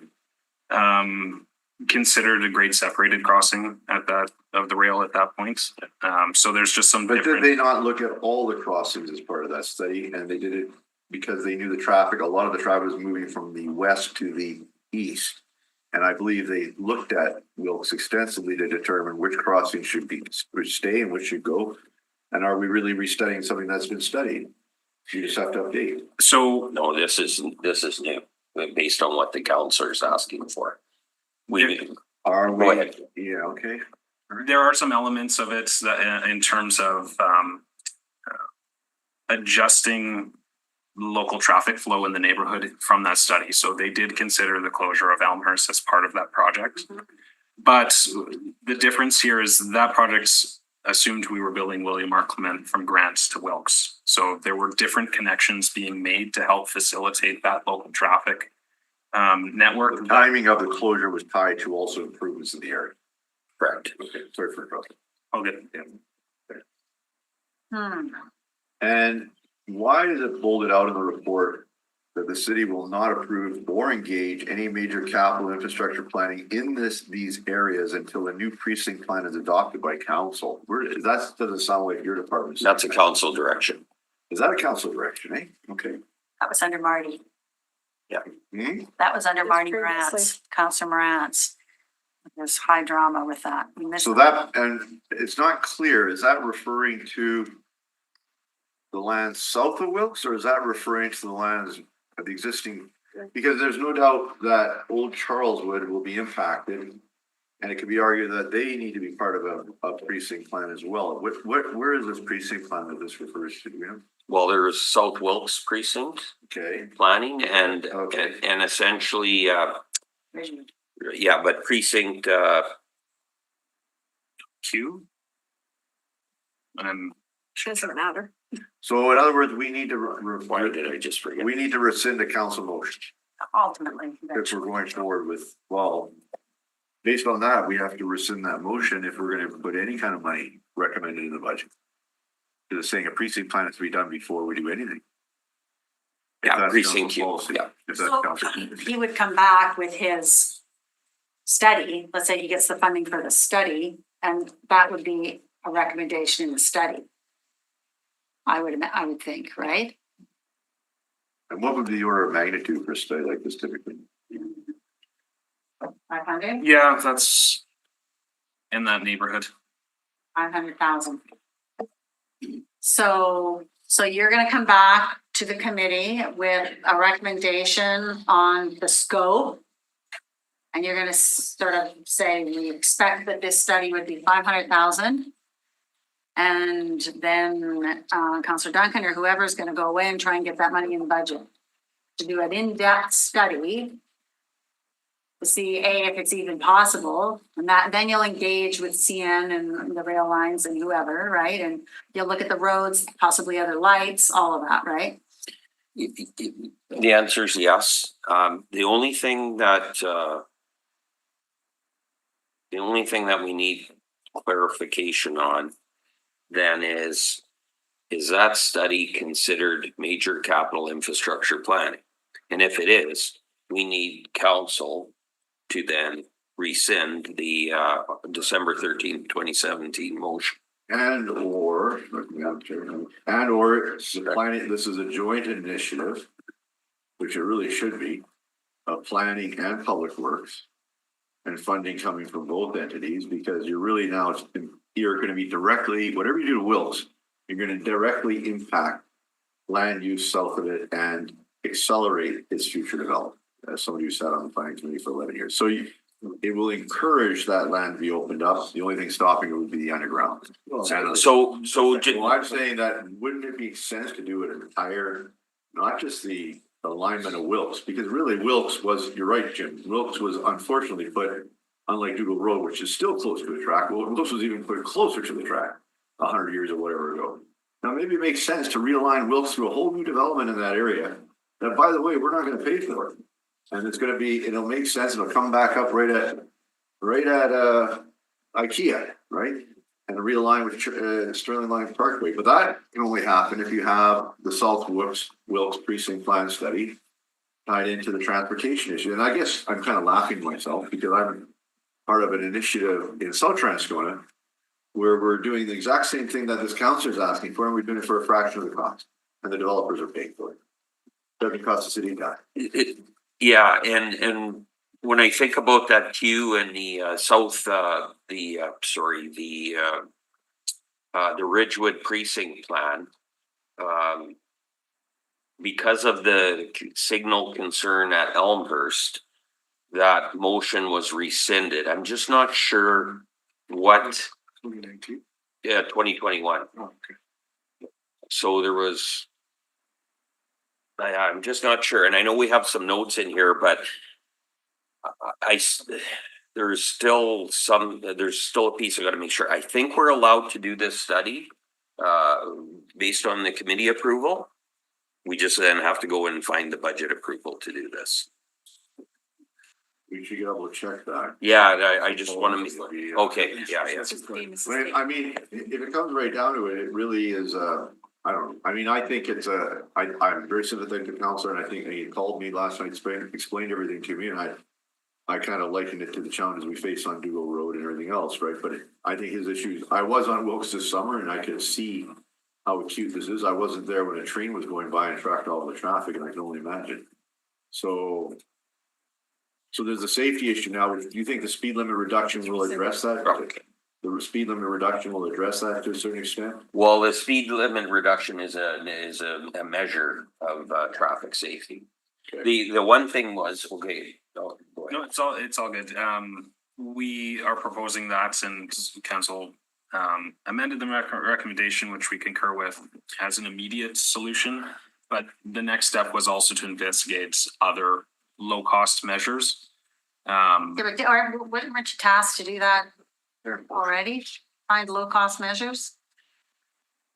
There are a number of challenges with this intersection. No, his low cost measure and your like there's traffic calming measures on Wilkes, and there's a low cost measure at the intersection of Elmhurst. Did we look at the low cost at the intersection already? It needs some additional investigation, yes. Leah, could you read the motion, Leah? Can you print it for me? So way back in 2019, when this was brought up by the previous counselor, it talked about a $2.5 million cost because you had to realign the Elmhurst, I think it was. And Wilkes, yeah. Wilkes. And then there was a bunch of underground work that needed to be done. This was all part of the TEIP at the time that would have eaten up that whole budget. For that one part of it, yeah. And so in terms of what's being proposed now, where would the budget for that play? I guess it would be a budget referral.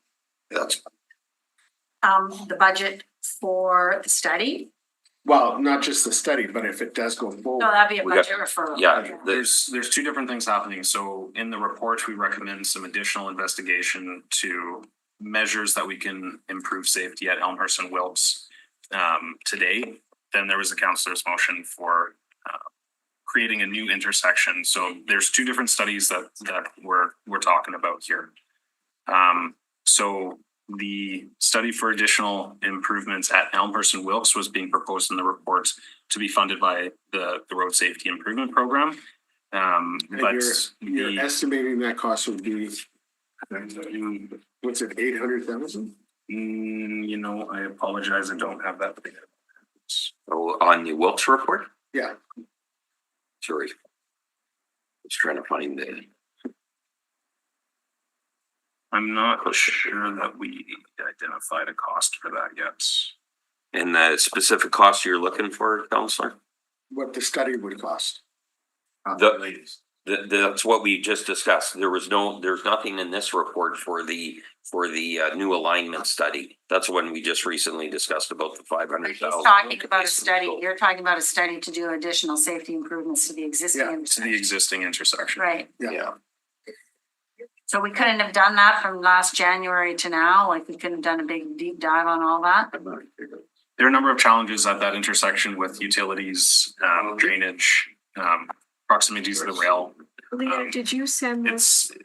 It needs a more detailed look than we're able to give it internally. And do you have any ballpark idea what it would be? You know, I'm gonna be a little cautious because I'm not sure what's the traffic operations had in mind for that one.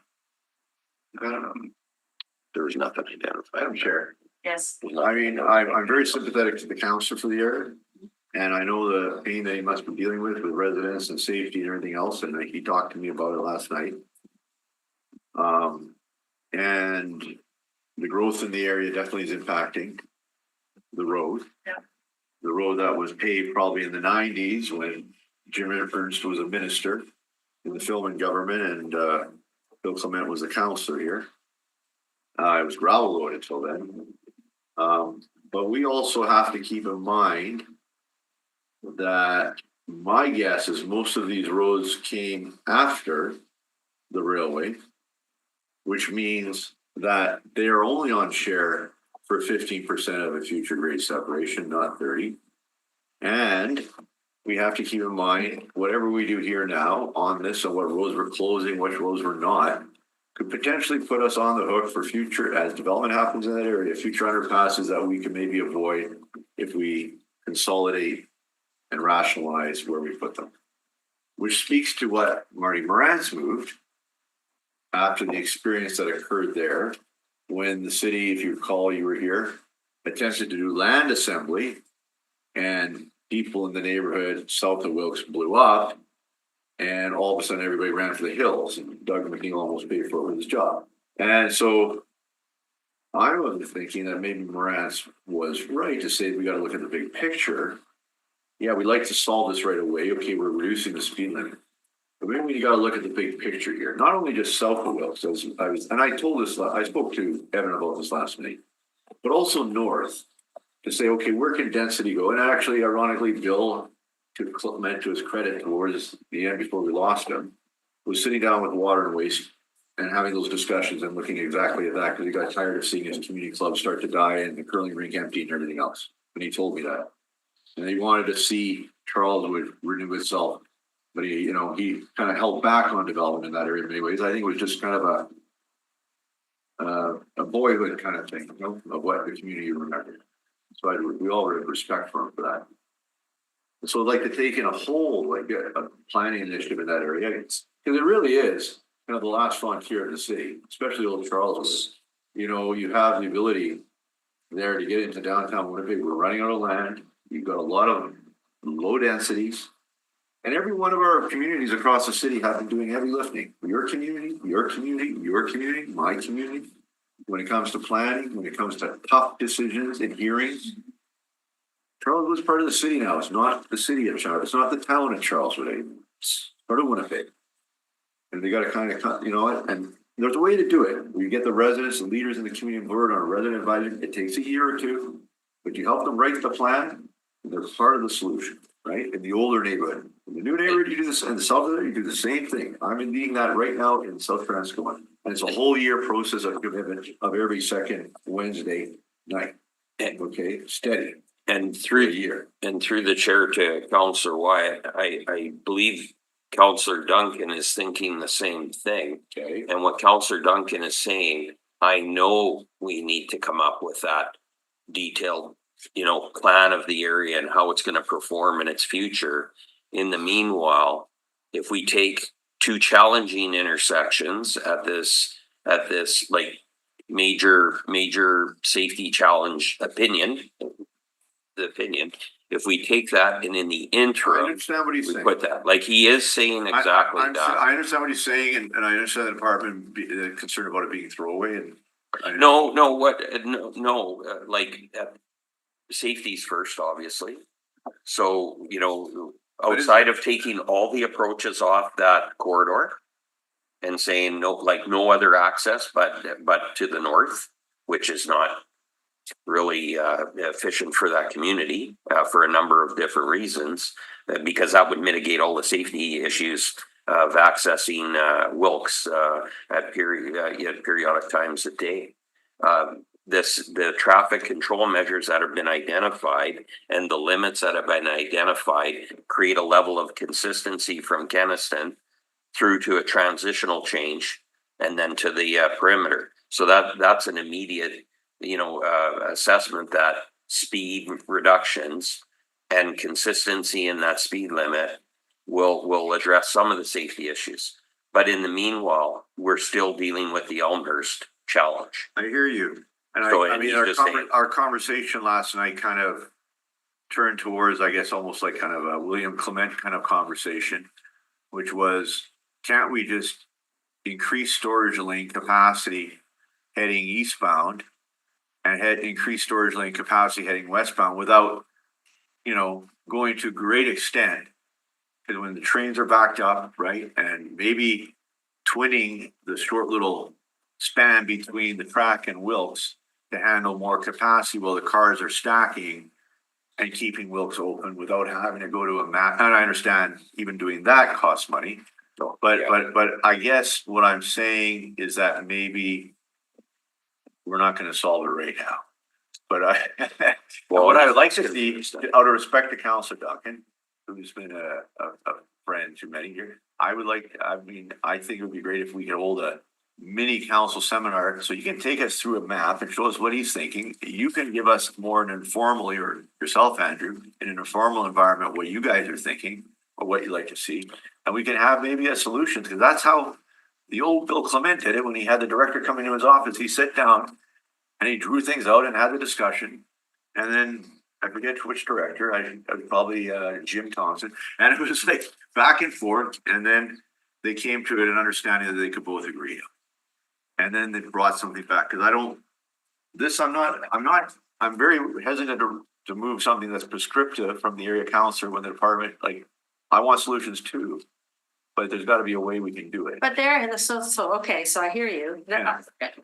I think they drew it all out. I think they've actually sat down and drew out what they kind of think they want. Okay. And Andrew is saying that, this is the way I'm understanding this, Andrew is saying that, okay, let us put a scope together of what we need to consider and what we would be looking at in the study.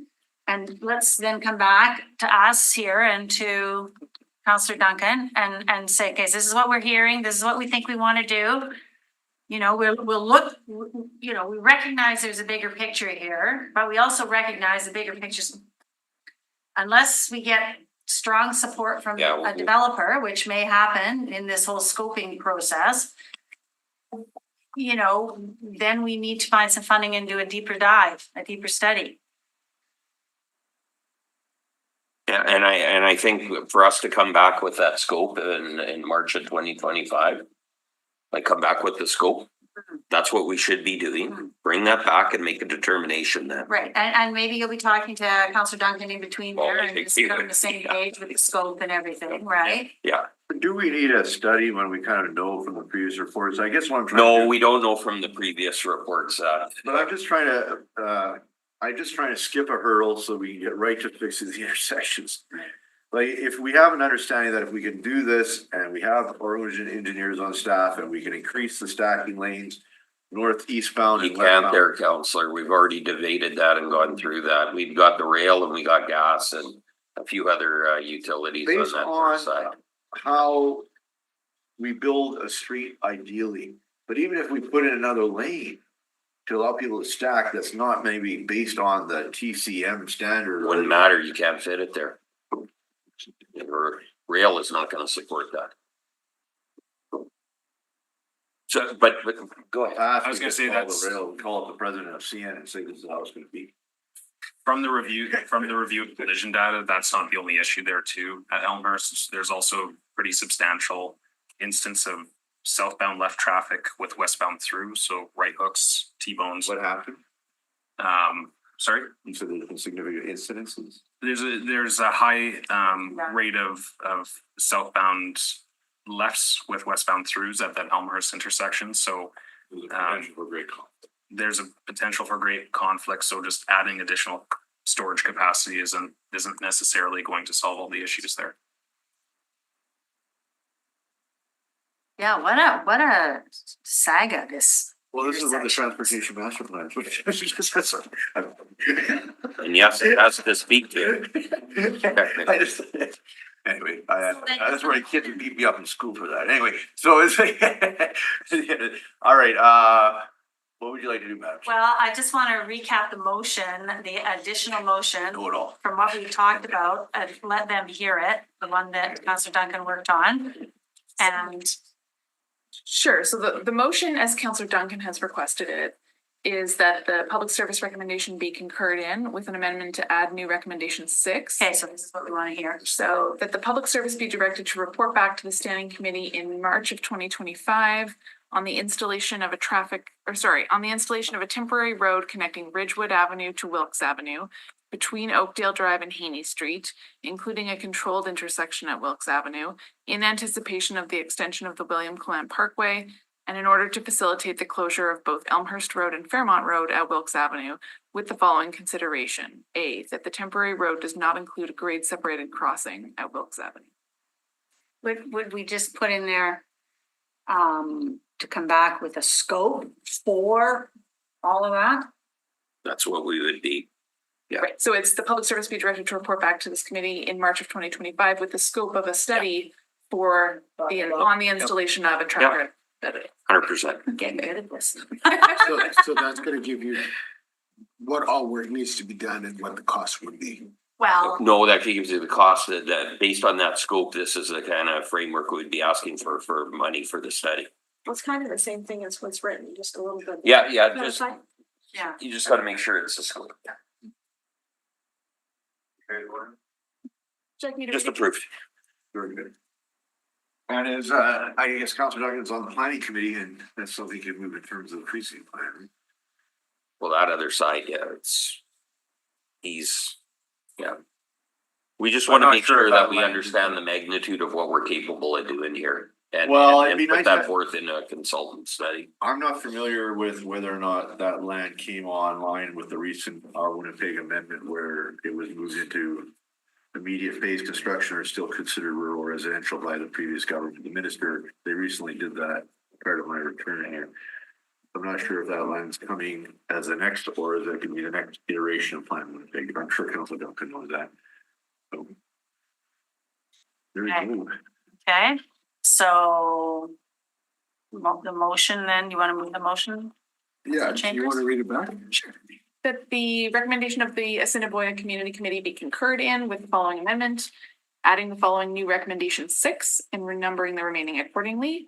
That the Winnipeg Public Service be directed to report back to the standing committee in March of 2025 with the scope of a study, the scope for a study or of a study? For a study.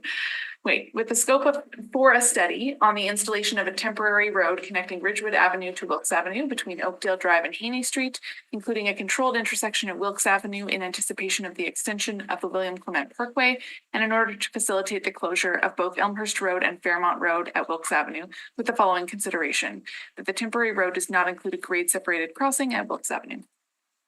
I would make one amendation to the motion, the scope and budget. Yeah, no good. Yeah. Well, with emphasis on, I guess we're gonna have outside engineers look at this econ. Does the scope also include the impact to businesses on the south side of Wilkes? Well, we'll bring that back as we're good. We're pretty happy with that motion. Yeah. Okay. Okay, Good. so moved. Okay, all in favor? Aye. Carried. Okay. All right, now, the last report, I mean, it's just a report that we brought forward. I guess a question I would have on that report is, I mean, it's really a detailed report, right? So that takes a lot of time to put something like that together. Well, I just never see detailed reports like this come forward. You know, like if I look at our road safety strategy report today, right? Are you going? And maybe that wouldn't be the report I'd be comparing it to. No, I think you need to go back to the original road safety strategic action plan reports that was completed. Right, so I just sent you. Well, our original one had all that detail. What we're doing is progress updates. And you want to see glossy in a progress update, but all that detail and more was in the, But I don't recall, I mean, I'll look through it again, but I don't recall it sort of really highlighting the fact that certain areas, you know,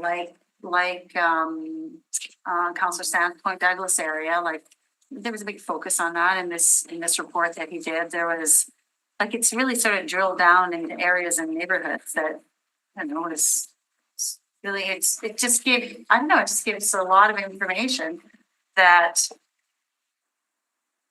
I thought was good, but.